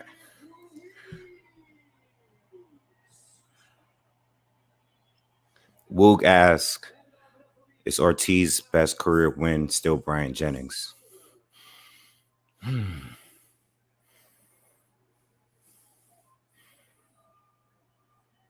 Did Klitschko already beat Jennings at that point? I don't know. It might be.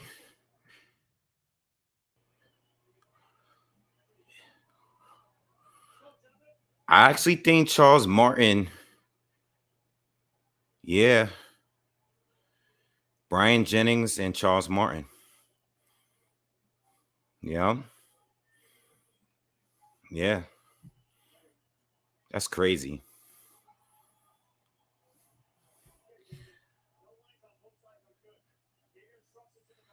I mean, Brian Jennings' best win was undefeated Arthur Spilka.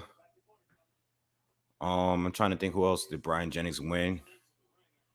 He lost to Rivas. He lost to Joe Joyce. Charles Martin got a win over Gerald Washington. Yeah. All right, we'll talk about that later. All right, we going into round one. All right, round one. Here we go. Here we go. Yo, remember, y'all, Andy Ruiz has not been in the ring with a southpaw.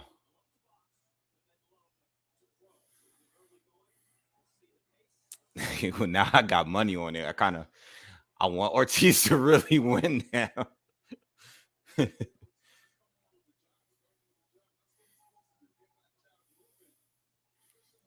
Oh, nice combination for Andy. Andy is quick.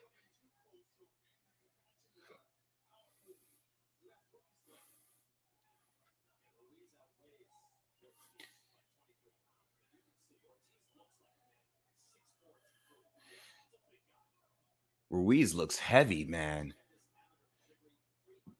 He looks heavy, but he's still faster. So far, they're both being very cautious because we know that Andy is a counterpuncher too.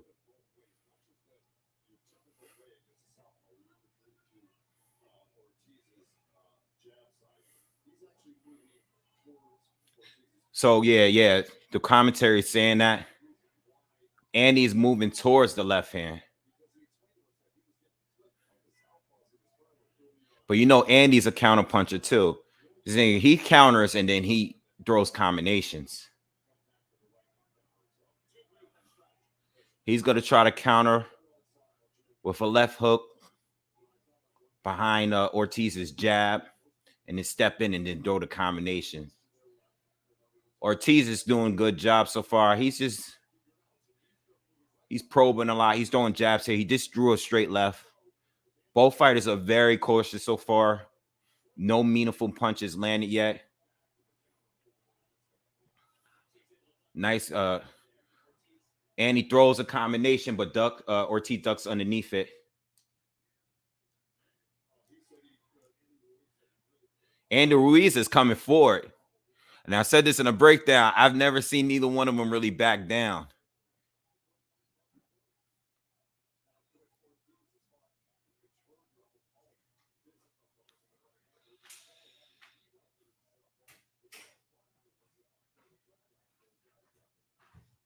All right, we have 20 seconds left in the first round. Not a lot of action from neither. You know, it's really filling out ground. Oh, okay. So Ruiz lands a jab, but Ortiz responds with a big left hand and knocks Ruiz back a little bit. Nice shot. Best shot of the round landed by Ortiz. Probably going to give him that round because of that, because we didn't really get much before that. Benjamin, thank you for the donation, man. Appreciate it. All right. What do you guys think? What do you guys think from the first round? Yeah, Ruiz took a big left hand towards the end of that round from Ortiz. Really clean, backed them up. All right. Good round, though. Not much action. They both very cautious.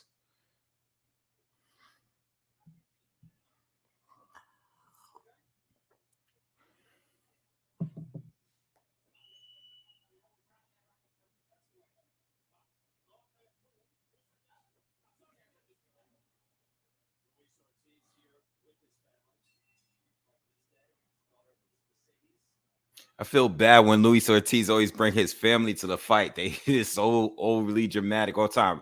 Ortiz steps in, lands a jab, didn't connect with the left hand though. So we're in the second round. I gave the first round to Ortiz. Another left hand from Ortiz lands.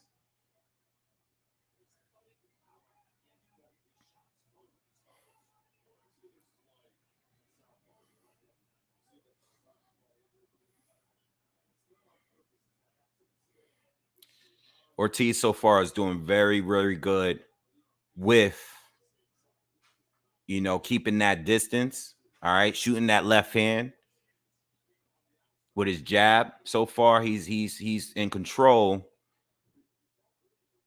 But let's see if he can maintain it. Nice 1-2 to the body from Ortiz. Another jab lands for Ortiz. And he seems to like having issues. He's having issues trying to get. Oh, whoa. Andy Ruiz lands a big right hand. And Ortiz is down. And Ortiz does not look good, man. He doesn't look good. Oh, he's back up. He didn't not even see that fight. He didn't even see that punch coming. And he dropped him hard. And his legs are still gone. He goes down again, but it's being ruled a slip. Oh, no, the ref is scoring a knockdown. Ortiz is down twice, y'all, in the second round. The ref doesn't. Okay. All right. Ortiz, I'm telling you right now, Andy is coming at him, and Ortiz's legs are still not good. Damn. Damn. Oh, my God. Oh, big right hand lands again for Ruiz. Oh. Oh, Ortiz lands a right hook. Ortiz lands a big right hook and a big left hand. But Andy's not hurt. He landed another left hand. I'm going to tell you right now, Ortiz's legs are still a little bit shaky. But he's been landing the big shots. And Ruiz's face, he's taking damage from them left hands that Ortiz just landed. All right. Ruiz is bleeding a little bit underneath his right eye. But he's still trying to keep the pressure going for Ortiz.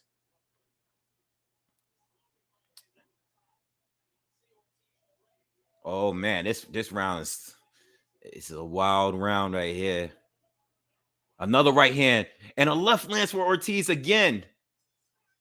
Wow. Wow, y'all. Oh, man. Oh, man. This is crazy. Oh, this guy is really here to talk about Errol Spence? What's wrong with you, bro? This dude is wilding out. This dude's is crazy on here.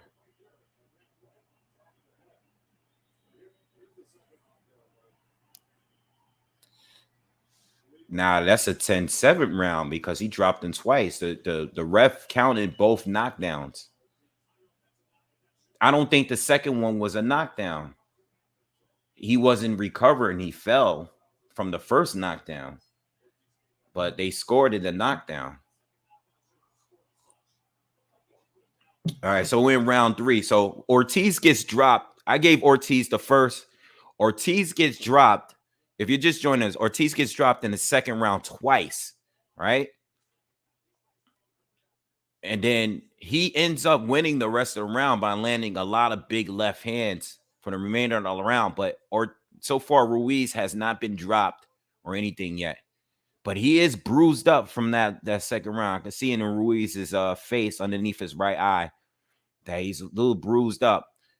Ortiz seemed to be coming forward a little bit, and Ruiz is actually on the outside at the moment. He's probably just looking for another opportunity to counter Ortiz like he did in the last round, right? So in the third round, I have it 1-1 with 2 knockdowns from Ruiz.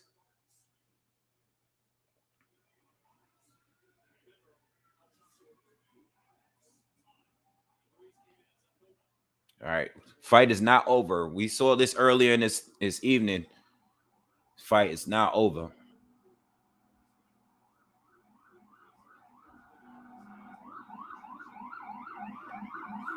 So even with the knockdowns, Ortiz is the one that's drawing this round. Andy is still being very, very cautious, y'all. He's showing a lot of respect here, even though he's shown that he can hurt Ortiz. Ortiz's legs at the moment look fine compared to the last round.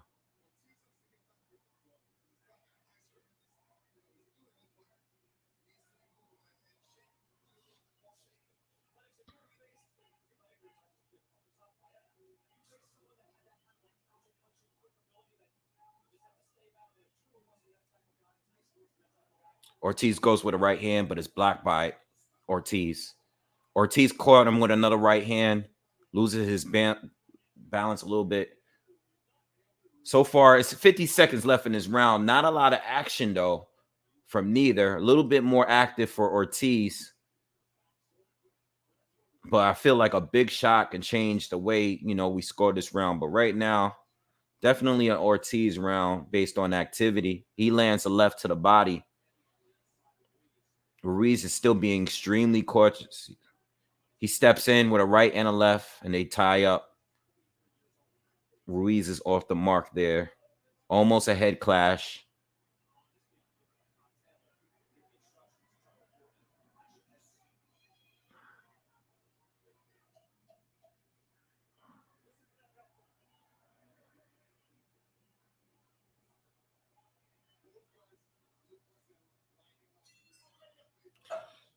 All right, third round is done. I gave it to Ortiz. I got the first and the third for Ortiz, and he wins the second with 2 knockdowns scored. Yeah, I think Hawker, I agree. I think Andy is looking to time him again at some point. I don't think Andy is sitting here trying to win more rounds. I think Andy is sitting here just trying to counter him and hit him to hurt him. Ortiz is he's actually winning. He's being more active, but he hasn't actually hurt Ruiz at this point. At least not at this point. He's landed some big shots though, but he hasn't actually hurt Ruiz. I think most of us agreed that Ruiz had the better chin between the two. All right. Well, it might not be tied because Ruiz scored 2 knockdowns and won the round. So he would be getting a 10-7 round. And then Ortiz gets 2-9 rounds. So I think if you score it, it still might be a little bit a point for Andy. If you do the math, I'm not sure. Correct me if I'm wrong in the comments. But it would be a 10-7 round for Andy in the second round.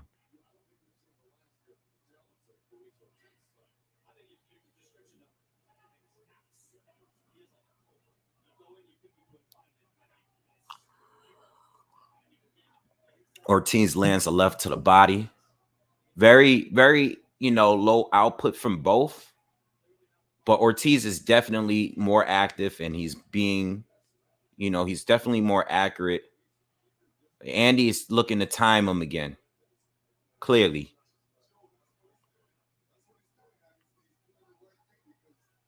That first shot that he hurt Ortiz with, Ortiz didn't even see it coming at all. All right, you got to remember, y'all, You know, Charles Martin was able to knock down Ortiz twice early too. And he was able to come back and win the fight with a knockout. So anything can happen. It's still early. It's a heavyweight fight. We're only in the 4th round. Nice right hand to the body lands for Ruiz. Ruiz steps in, goes for the combination, and Ortiz slips it, taunting or Andy a little bit. Ortiz is being the aggressor right now. He seems to be the one that's coming forward. Another jab lands for Ortiz. Oh.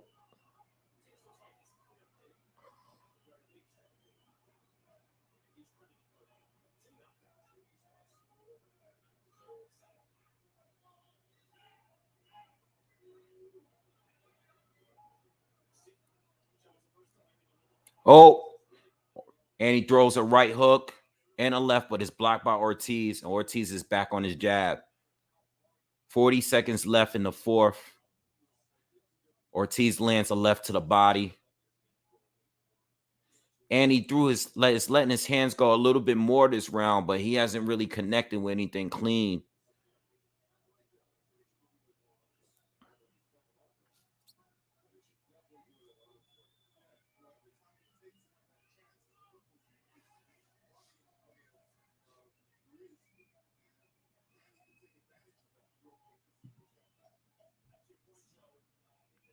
All right, this round is going to a close.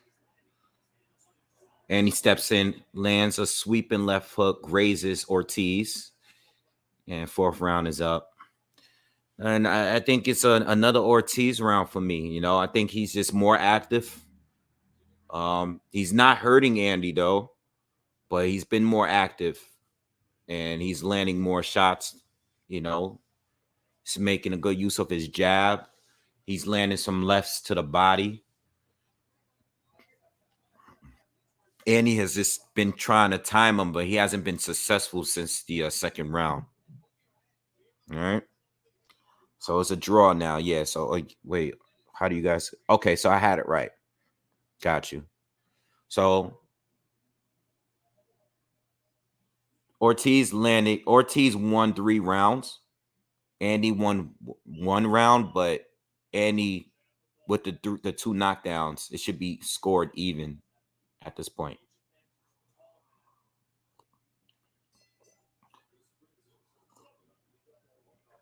All right, round 5, y'all.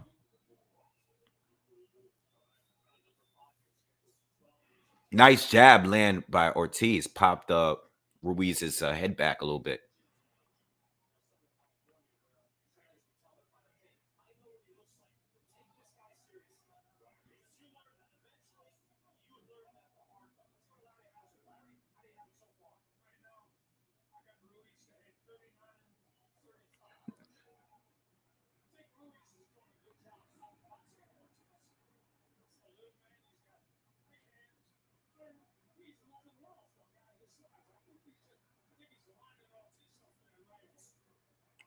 Ruiz lands a right to the body.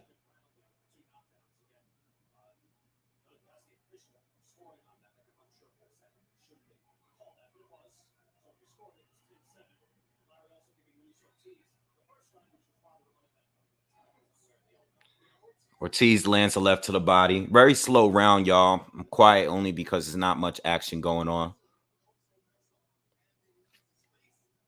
Still anybody's round. We like almost halfway through the 5th. Still waiting for something to happen here. Both guys seem to be slowing down a little bit already. Nice. Ortiz lands a left to the body, but Ruiz responding with a right hand up top was the better shot that landed. Might have hurt Ortiz or stunned him a little bit.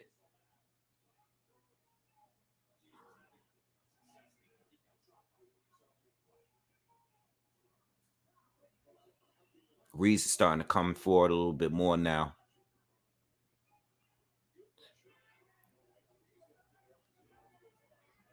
Nice slip from Andy.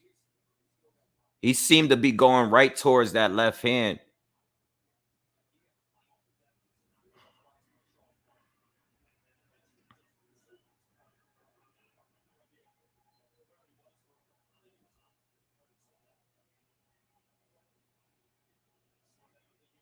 Yeah, it's a bit slow this round, y'all. Very slow. Oh, nice combination lands for Ortiz. Oh, and he lands another jab following up with that. 30 seconds left in the fourth. Oh, I'm sorry, in the fifth.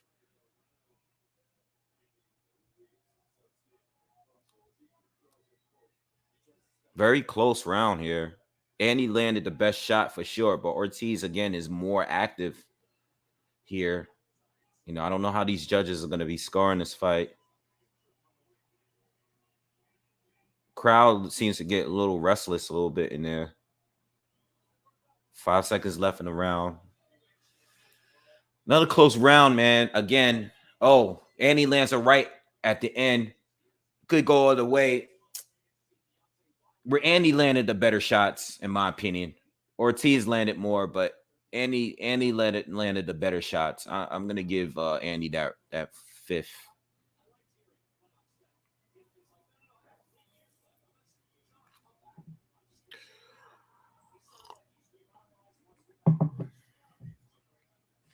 I think you know, I don't know how you guys are scoring it. I still feel that I think Ortiz needs to do a little bit more. I know Andy's not throwing a lot, but it seems like the shots that he's landing are more effective for sure. You know what I'm saying? Um, Ortiz is landing and he's scoring. He's definitely outscoring Ruiz a little bit, but he's, you know, I think he needs to land something that's like something heavy to make, you know, at least stun Andy a little bit. I haven't really seen nothing big from Luis Ortiz since the second round after he got knocked down. Jameson.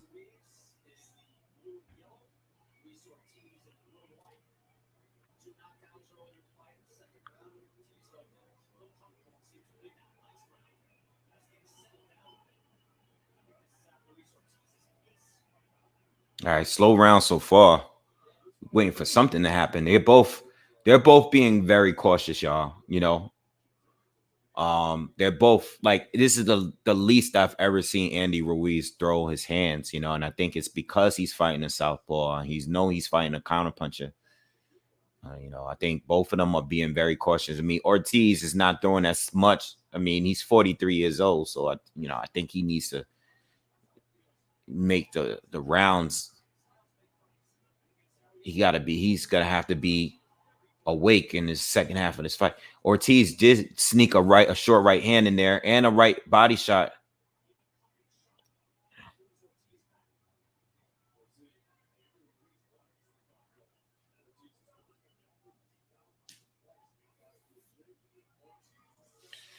Yeah, the announcers have to do that because Ruiz is the guy that needs to win the fight. You know, we all know that because it makes a fight for Wilder. You know, um, I don't think he's doing really much more. I don't think he's winning on as far as gaining points. He's not, but he's having a good round here, a decent one. He lands another right to the body. Neither one of them are letting their hands go enough.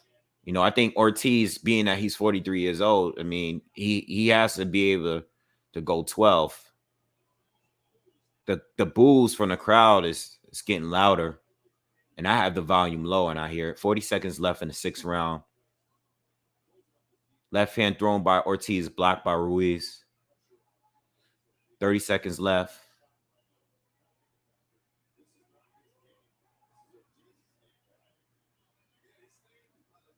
And he steps in, throws a right and a left, but both slipped by Ortiz.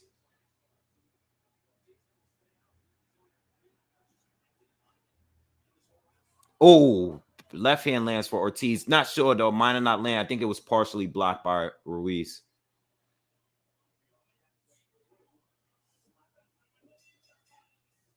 It's just I'm not getting enough. I give that round to Ortiz. I'm not getting enough from neither though. I'm gonna tell you right now, man. I saw one of the commentators' scorecards earlier, and they had it wide for the Ruiz, which I'm not surprised by. But if Andy is not going to score another knockdown here,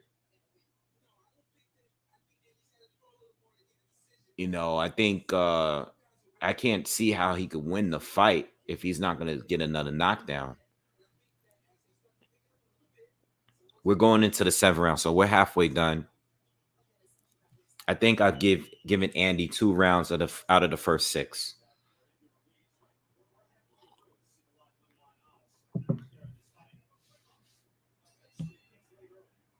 All right, so we're in round 7. So out of the first 6, I gave 2 to Ortiz, or 2 to Andy, and 4 to Ortiz. But Andy scored 2 knockdowns.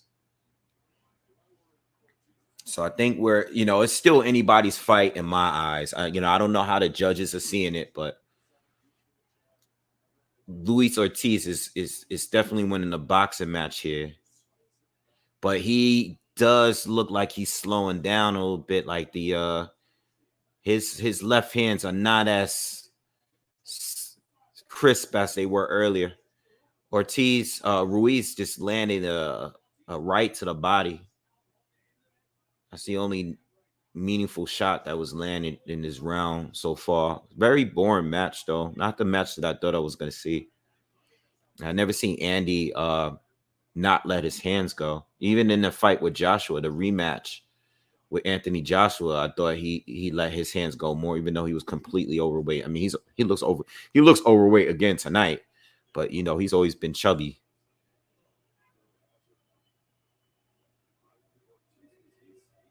Minute 45 seconds left, and no one has landed anything meaningful. They both appear to be taking the round off here, but look like they took the last round off too. I don't even know. Nice combination lands for Ortiz. They had a little short exchange, and Ortiz got in 2 shots there. And he steps in, throws a right hand, taps him with a couple right hands on the inside. Nothing heavy.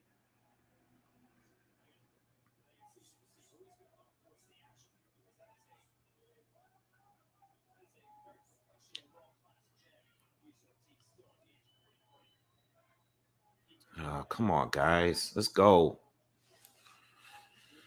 Oh, man. Pocket says they both took the last 3 rounds off. Yeah, it's kind of slow, man.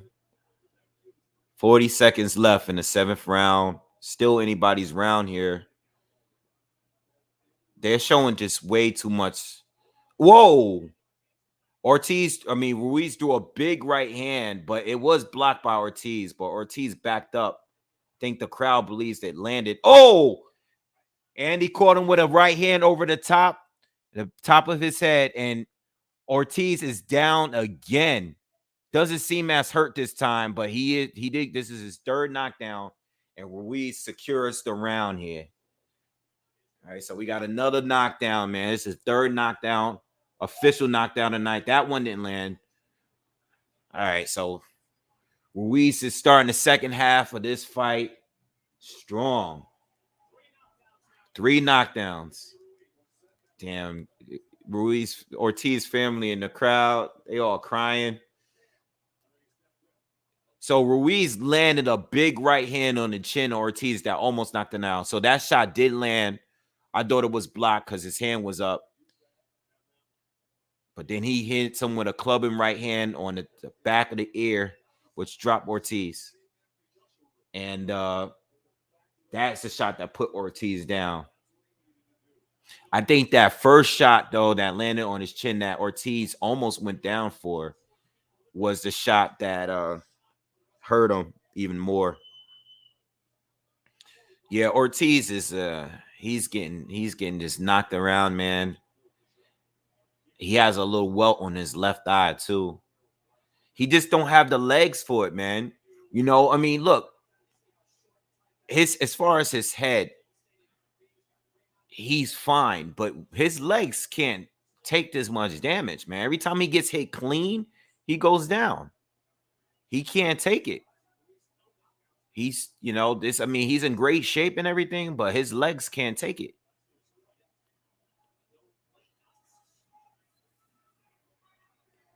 Ortiz hasn't landed a big punch like that really hurt Andy since the second, where he got knocked down then twice.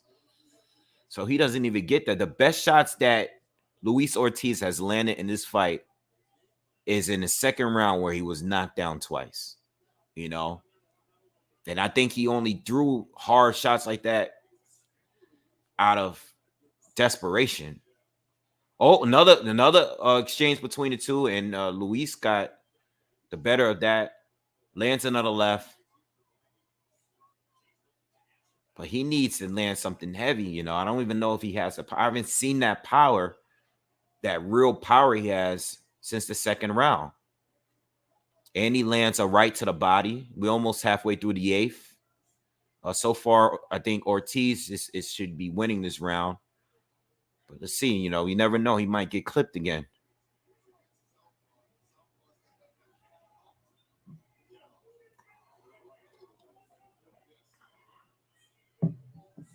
I mean, I would just have to assume that Andy is winning right now based on the 3 knockdowns. Even if they're scoring more rounds for Luis Ortiz.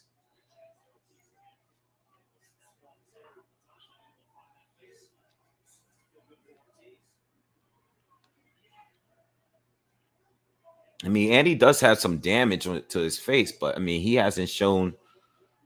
And there's no period in this fight where it looked like he almost was going to go down. And he lands another right to the body, and Luis Ortiz responds with a left up top. And he steps in again with a left or right and a left, but Ortiz blocks it.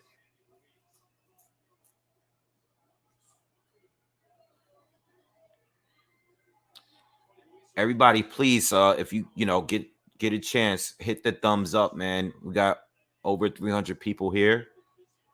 Let's get those likes up. 20 seconds left in the 8th round. Ortiz lands a left hand. Best punch landed in this fight, or this round, I mean. All right, we're coming to a close here. And this is another round that I'm going to give to Ortiz. I think if there's no knockdowns, Ortiz won the majority of these rounds. But he just can't take the punches. He can't take the power.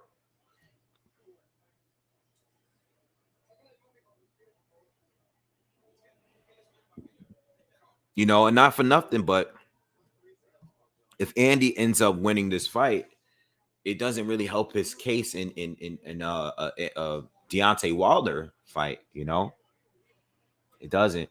I know when Luis Ortiz fought Wilder, though, he did hurt Wilder. And in his second fight, he was winning every single round up until he got knocked out.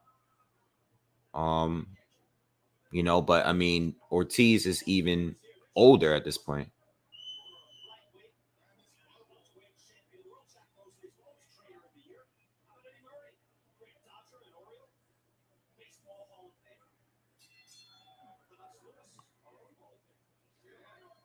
All right, so we're in the 9th round.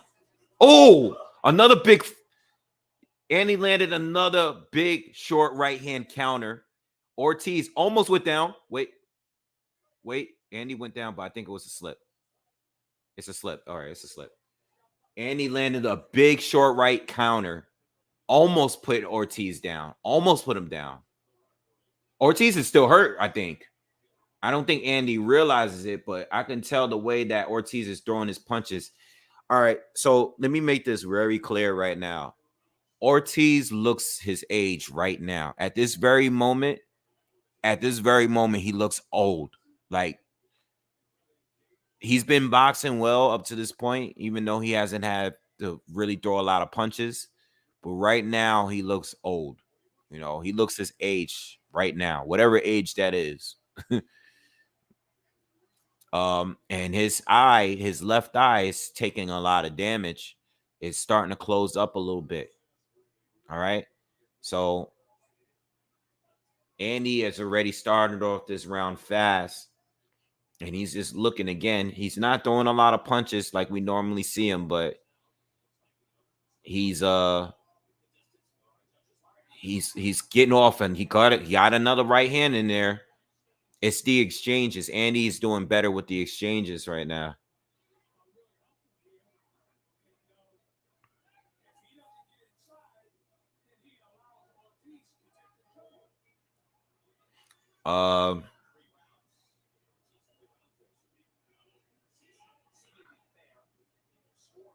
Ortiz, if he is planning on winning this fight, he needs to land a big shot. And if he can't hurt Andy, he doesn't have a shot here. You know, Andy doesn't have to score a knockout or win it by knockout.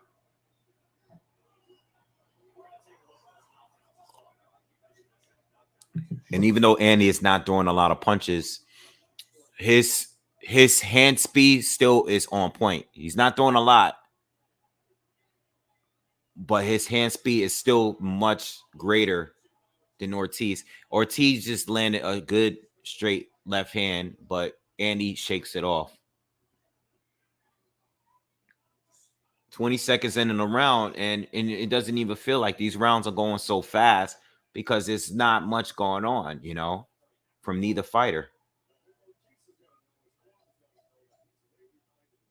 I can't believe we're in the end of the ninth round, and you know, outside of the big right hand that Andy landed and one left hand from Ortiz, really didn't get much. Ortiz landed another left, but it's an Andy round. You know, Andy actually hurt him again this round. Didn't drop him, but hurt him. Showing the replays now. They're showing the first knockdown of Ortiz where he gets hit behind the ear with a right hand. The second knockdown shouldn't have been a knockdown because Ortiz is still recovering from the first knockdown, and he throws a right hand, but it's clearly blocked by Ortiz. It's just that his legs didn't come back yet. And now they're showing the 7th round knockdown, which he got hit again in the same spot. All right, where Wilder also hit him as well in the first fight. Ortiz just can't take the punches, man. He can't take it. Charles Martin hit him with the same hand, the same punch in the first knockdown. Not the jab, but the first one.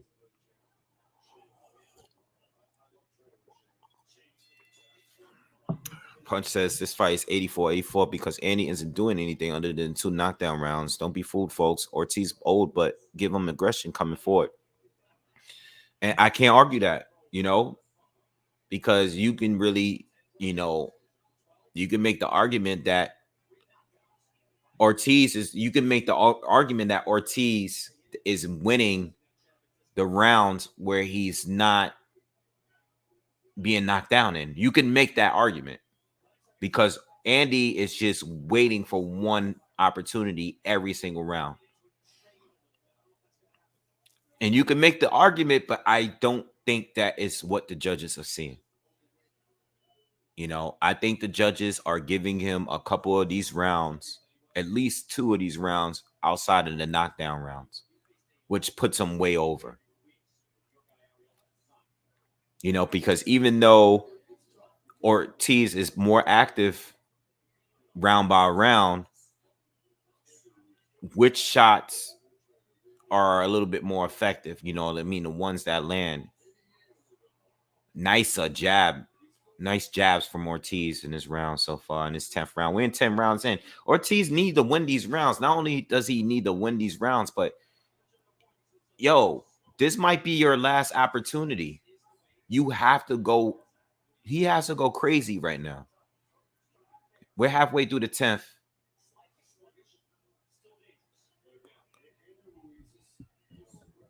Hold on.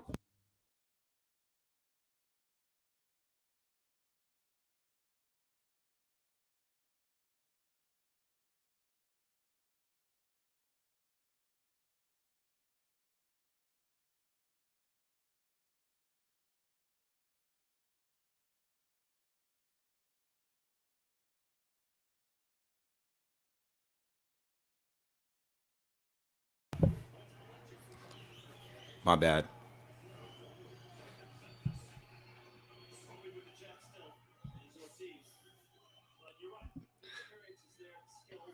All right, so 40 seconds left in the 10th.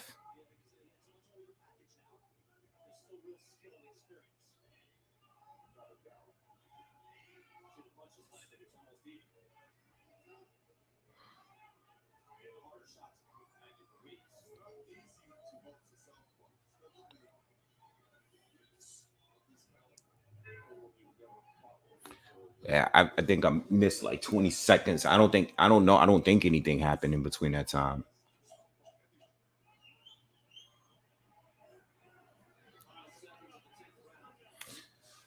All right. 2 more rounds to go, y'all.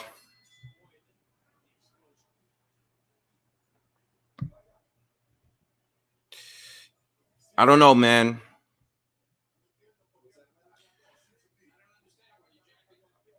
Listen, man. I think the ref. I think the judges. Whether we get any more knockdowns or not, I don't think Ortiz is winning this fight without a knockout. All right. I don't. Even if he wins the next two, what do you guys think? Do you guys think that? Do any of you actually have Ortiz winning this fight? Is there anybody here in the comments? Let me know in the comments. Do any of you have Ortiz winning the fight?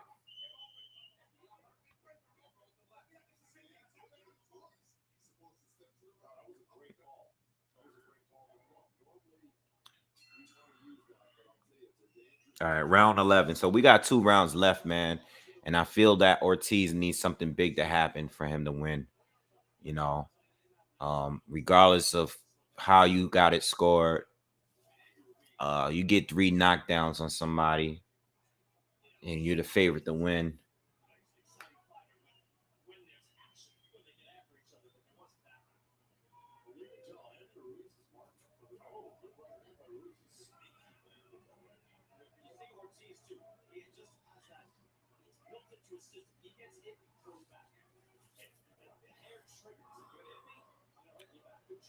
Nice jab lands for Ruiz.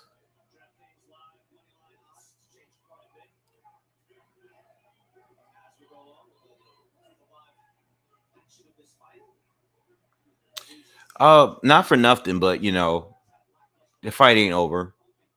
I'll talk after the fight is over. I don't want to speak too soon and jinx it.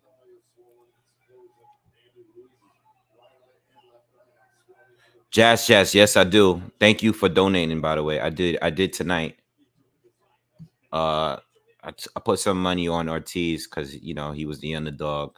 Even though my prediction, my official prediction on my breakdown is Andy winning on points. Oh, another big right hand by Andy. Another big right hand by Andy. And Ortiz is hurt, but he's not down. A lot of swelling on that left eye, though. It's almost closed. It's almost completely closed. And Andy is going towards that eye because he knows that Ortiz is getting hit a lot now. He's getting hit a lot now, y'all.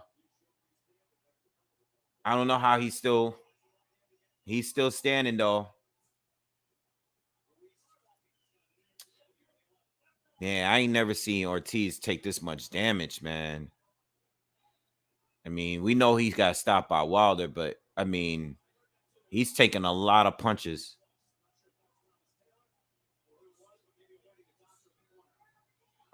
They're thinking about stopping the fight.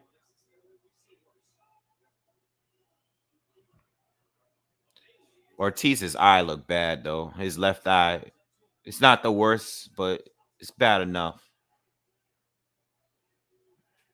Big Ruiz fan, big Ruiz round, and he clearly won this round. I mean, again, for a guy that's barely thrown anything this fight, he hurts every time he lands and connects with something big, and Ortiz reacts to it in a way where he's bothered by it.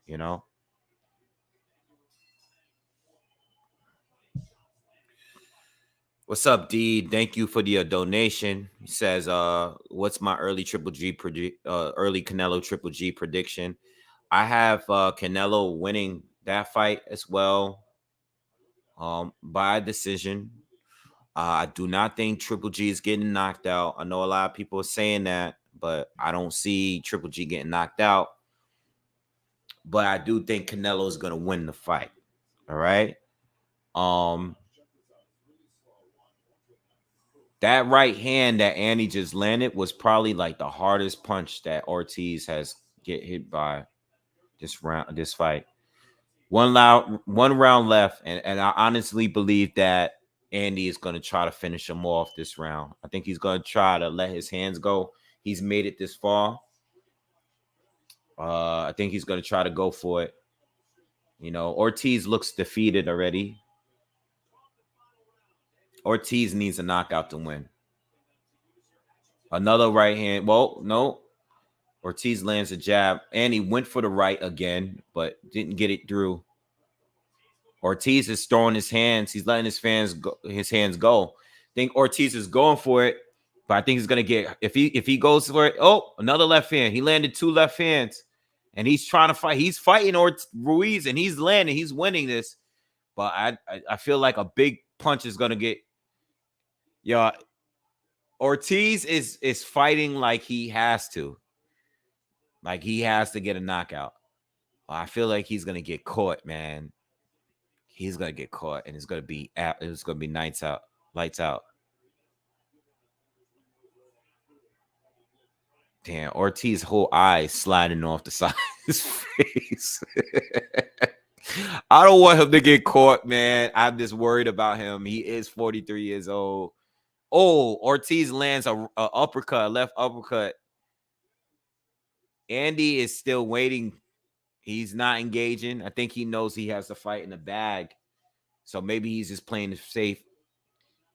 Luis Ortiz is bleeding from his nose now, even though he's the one he's been landing the better shots so far this round. And he steps in, throws a right hand, but Ortiz blocks it. I think I would like Ortiz to retire after this fight. I don't want to see him get knocked out no more or lose anymore like this.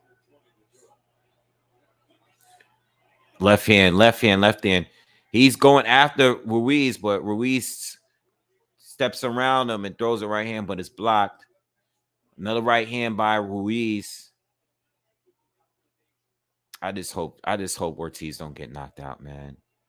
We got 55 seconds left on the clock.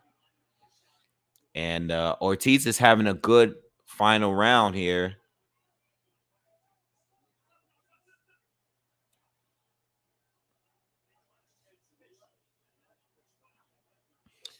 Luis Ortiz is spitting all over the place. His drool's hanging out all over the mouth. 30 seconds to go, y'all. Ortiz round so far. Let's see if he gets clipped again. He's having a good round, though. He is having a good round.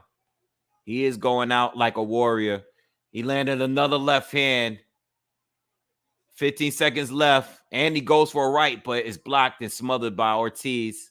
10 seconds left. He tied up. Ortiz is coming at him. And he steps in with a right. Misses again. Fight is over. All right, man. We know the outcome of the fight. But I would like for Luis Ortiz to retire. You know, I messed up on the money. I definitely try to throw some money in there last minute for Ortiz since he was the underdog. But another good prediction. I know a lot of y'all made money off of me again another week. All right. I've been telling you about these knockouts, these fights that everybody says is going to be a knockout. I said Ortiz was going to go down. I expected Ruiz to go down at some point in this fight, but he didn't. But I knew Ortiz was going to go down, but I said Andy's going to win a decision win. So, yeah, I hear you, Punch Quote. My pick and the judge's pick is going to be completely different. You already know. You know, I'm not talking about me right now. I probably gave Andy 4 rounds. You know, I probably gave him 4 rounds, 5 rounds tops. You know,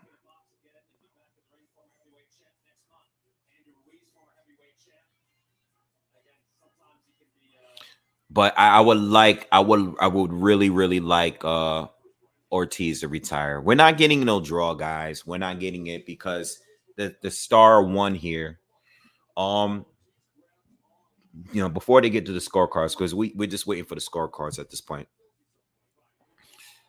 Before we get to the scorecards, I just want to say that, with Ortiz, I mean, he's 43 years old. I personally believe if they were both in their primes, I think Ortiz wins the fight. Ortiz, even though he's cautious, his volume was just too low. It was much higher than Andy's, but we needed him to be more active for him to win this fight. He got tired too early. He's in phenomenal shape. You know what I'm saying? He did the best he can do as a 43 years old, but it just wasn't enough in my opinion. Andy is going to win the fight just based on the knockouts or the knockdowns. And even the rounds that he didn't get the knockdowns, he's still able to land big right hands. The judges are not going to give it for Luis Ortiz. They're just not doing that to Andy. They want Andy to fight Deontay Wilder at the end of the day. So we can't forget that. I see Wilder beating Andy. You got a unanimous decision.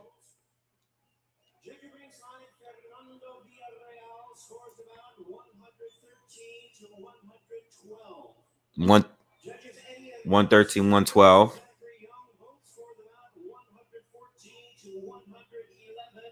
All right, so they're fair. 114, 111.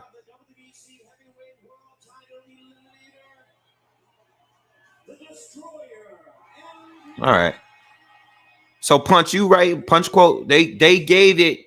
They scored it as in if the scores are that close, it's because they gave Luis Ortiz a good amount of rounds. At least one of them did, especially 113, 112 is basically like saying, yeah, they gave Ortiz way more rounds than Andy. It's just Andy was able to pull it off because of the knockdown. I'm not mad at those scorecards. All right, but Wilder is gonna be it. Wilder is gonna be that's the target. And I see Wilder beating Andy Ruiz.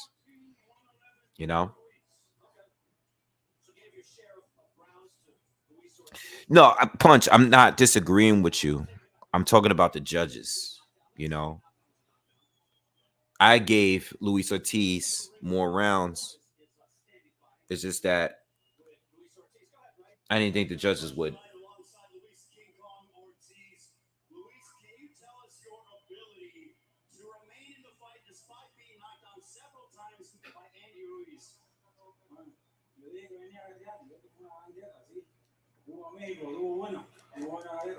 I hope Luis Ortiz retires at this point. How would you assess your performance? It was a close fight on the scorecards, but how would you assess your overall outing here tonight?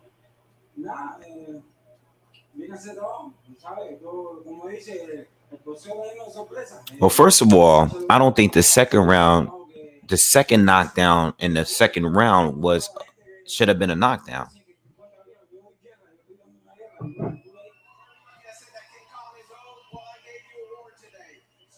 He shouldn't have got scored. That second knockdown wasn't a knockdown. Did your left eye give you any issues in regards to your vision in the fight?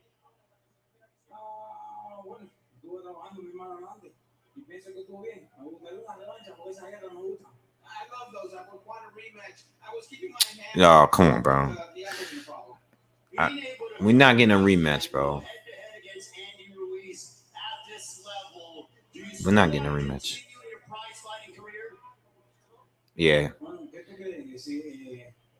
He asked them if they want to continue, and the first thing he did was like, What do you do? The question is, do you think I'm done? he's not gonna want to retire. Oh my God. I would love for him to retire. I don't want him to.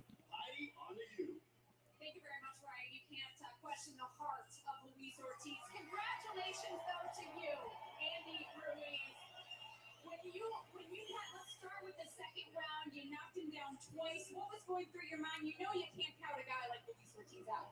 Man, the first thing I want to do, I want to thank God because without him, nothing's possible. Since the jump, I thought everybody thought they were doubting me that I was gonna get my ass knocked out and whatnot, but tell you the truth, Dude, you was a good, solid favorite to win. he hits hard and Nobody thought you. Not everyone was thinking you was gonna get knocked out. some different class that I usually do instead of just pressuring or going forward. Most definitely. I was going to actually ask you, was it difficult? How difficult? So he's basically saying that was the game plan. He wasn't trying to like just pressure. It was pretty difficult, man. The ability that I had of me counter punching and waiting for him to load up and me counter him and connecting and dropping him, it was a blessing, man. I just want to thank God so much. Well, congratulations to you. You said throughout this campaign. I think if he fights Wilder, I think he should fight Wilder more like the way he normally fights. I don't think just waiting. You know, I don't think it's gonna work for him against Wilder the same way. Not the same, at least not the same game plan. You know, I think with Ortiz, who's a phenomenal counter puncher and a southpaw, I think he fought the right fight, even though he still barely won the fight. Robert in October, and you know me and him are in the same organization. I want to thank Al Heyman. He can make this fight happen, and let's do it. He called out Wilder. They're showing Wilder right now. Ugas and Frank Sanchez are sitting right behind Wilder too. I see. Are they bringing Wilder up? I think Wilder's coming up to the ring. He's walking up into the ring now. So they're gonna do the fight here. You know, I guess they're gonna promote it. Wilder just got to get through Hellenius, which he should. Yeah, Deontay's coming in the ring.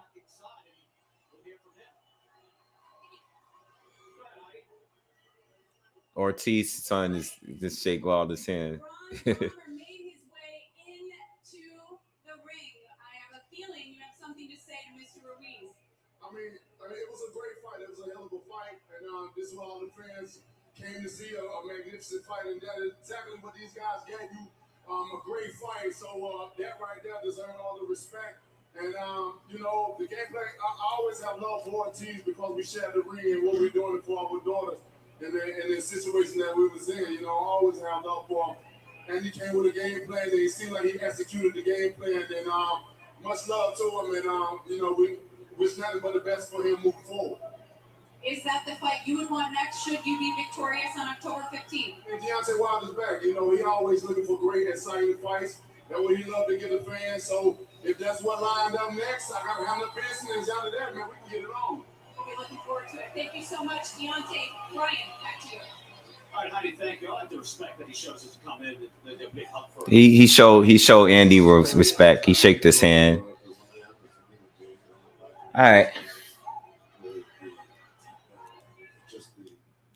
All right, y'all. I know it's a lot of y'all leaving comments. I'm not gonna get through all the comments you guys left, but I guess my closing statement here is I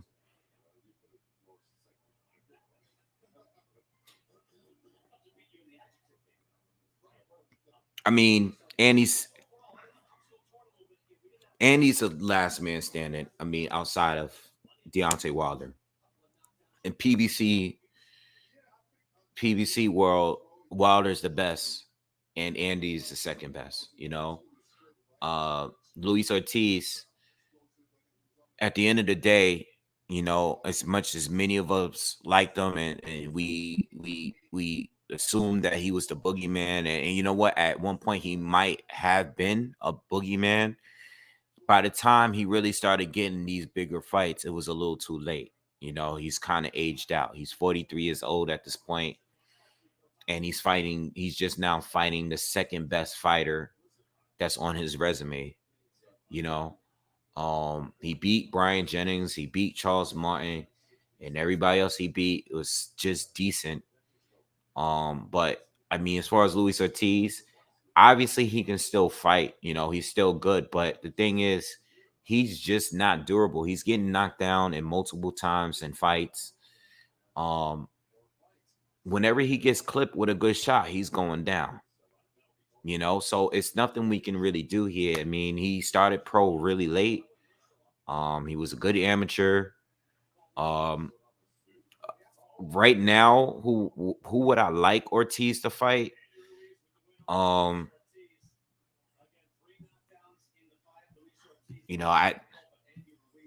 I would like Dillian White. Uh, realistic names. Dillian White, I still would love to watch. Uh, I would still like to see Cooper Pulev come back, first fight, come back would be good. Michael Hunter would be good. Martin Bacoli.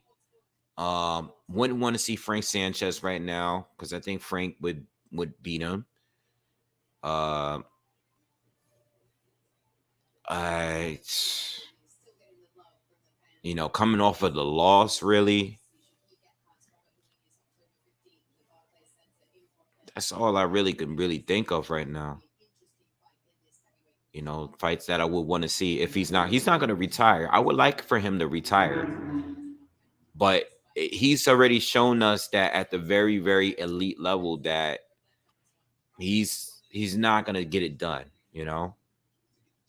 I wouldn't want to see him fight Daniel Dubois. I wouldn't want to see that. There's certain fights I just wouldn't want to see because I think he just gets stopped at some point. He just doesn't have the legs. I'll go through it and see what are the names that are out there, but Derek Chisora is one. Yeah, Derek Chisora is one, and Derek is another guy that I feel that should retire too. I don't think these guys necessarily have to stick around until they're getting like carried out in a stretcher. Obviously they can still fight elite fighters and give them a good show, but I don't.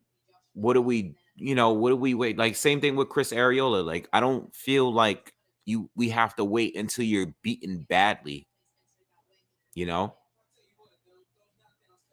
What's up, Keith?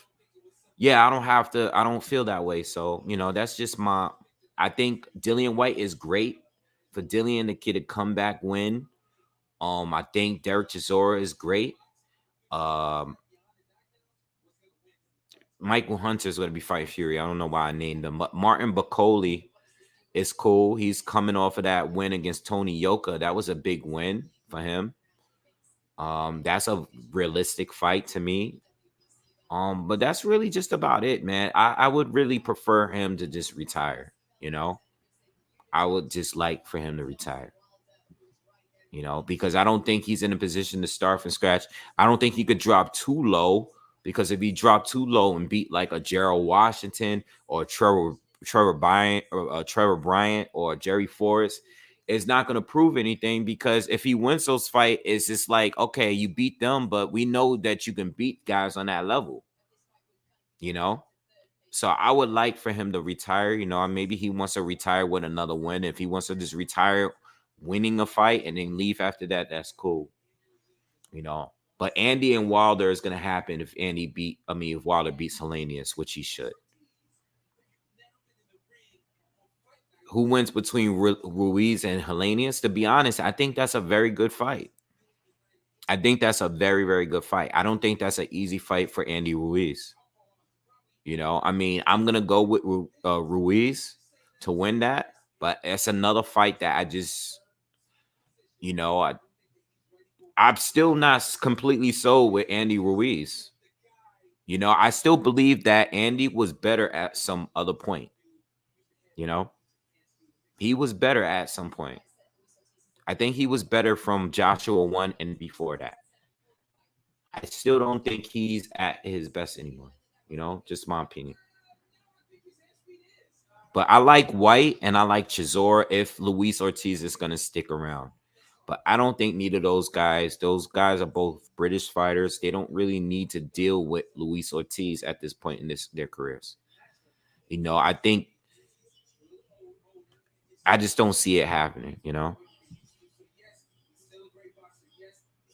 So, Andy's gonna fight Wilder if he wins, and it's pretty much that simple. Andy's the best PBC fighter outside of Deontay Wilder. All right. I thought about FA, but it's not gonna happen. You know, I'm trying to be a little bit more realistic. Um, you know what I'm saying? I mean, it could happen. It could happen. Uh, you know, FA already fought Frank, so maybe they'll do it. But you know, FA, I believe, is fighting with Top Rank now. You know, uh, FA versus Bacoli. That's a good fight. That's a very good, solid matchup. You know, I see Bacoli doing well. But I know FA could end the fight with one punch. So, all right. So listen, I'm gonna get on out of here, man. I'm gonna just do a quick recap of the fight. Please make sure you guys subscribe to the channel if you haven't. If you are new, subscribe, hit that subscribe button, and on your way out, please hit the like button. If you guys are still sticking around, I assume you like the content. All right, so hit the thumbs up, and I'm gonna do a quick recap after this, and I will see you guys tomorrow. I do want to speak more on these undercard fights and the upcoming fights later this week. All right, so I'll see you guys. I'm out of here. Have a good one. Peace.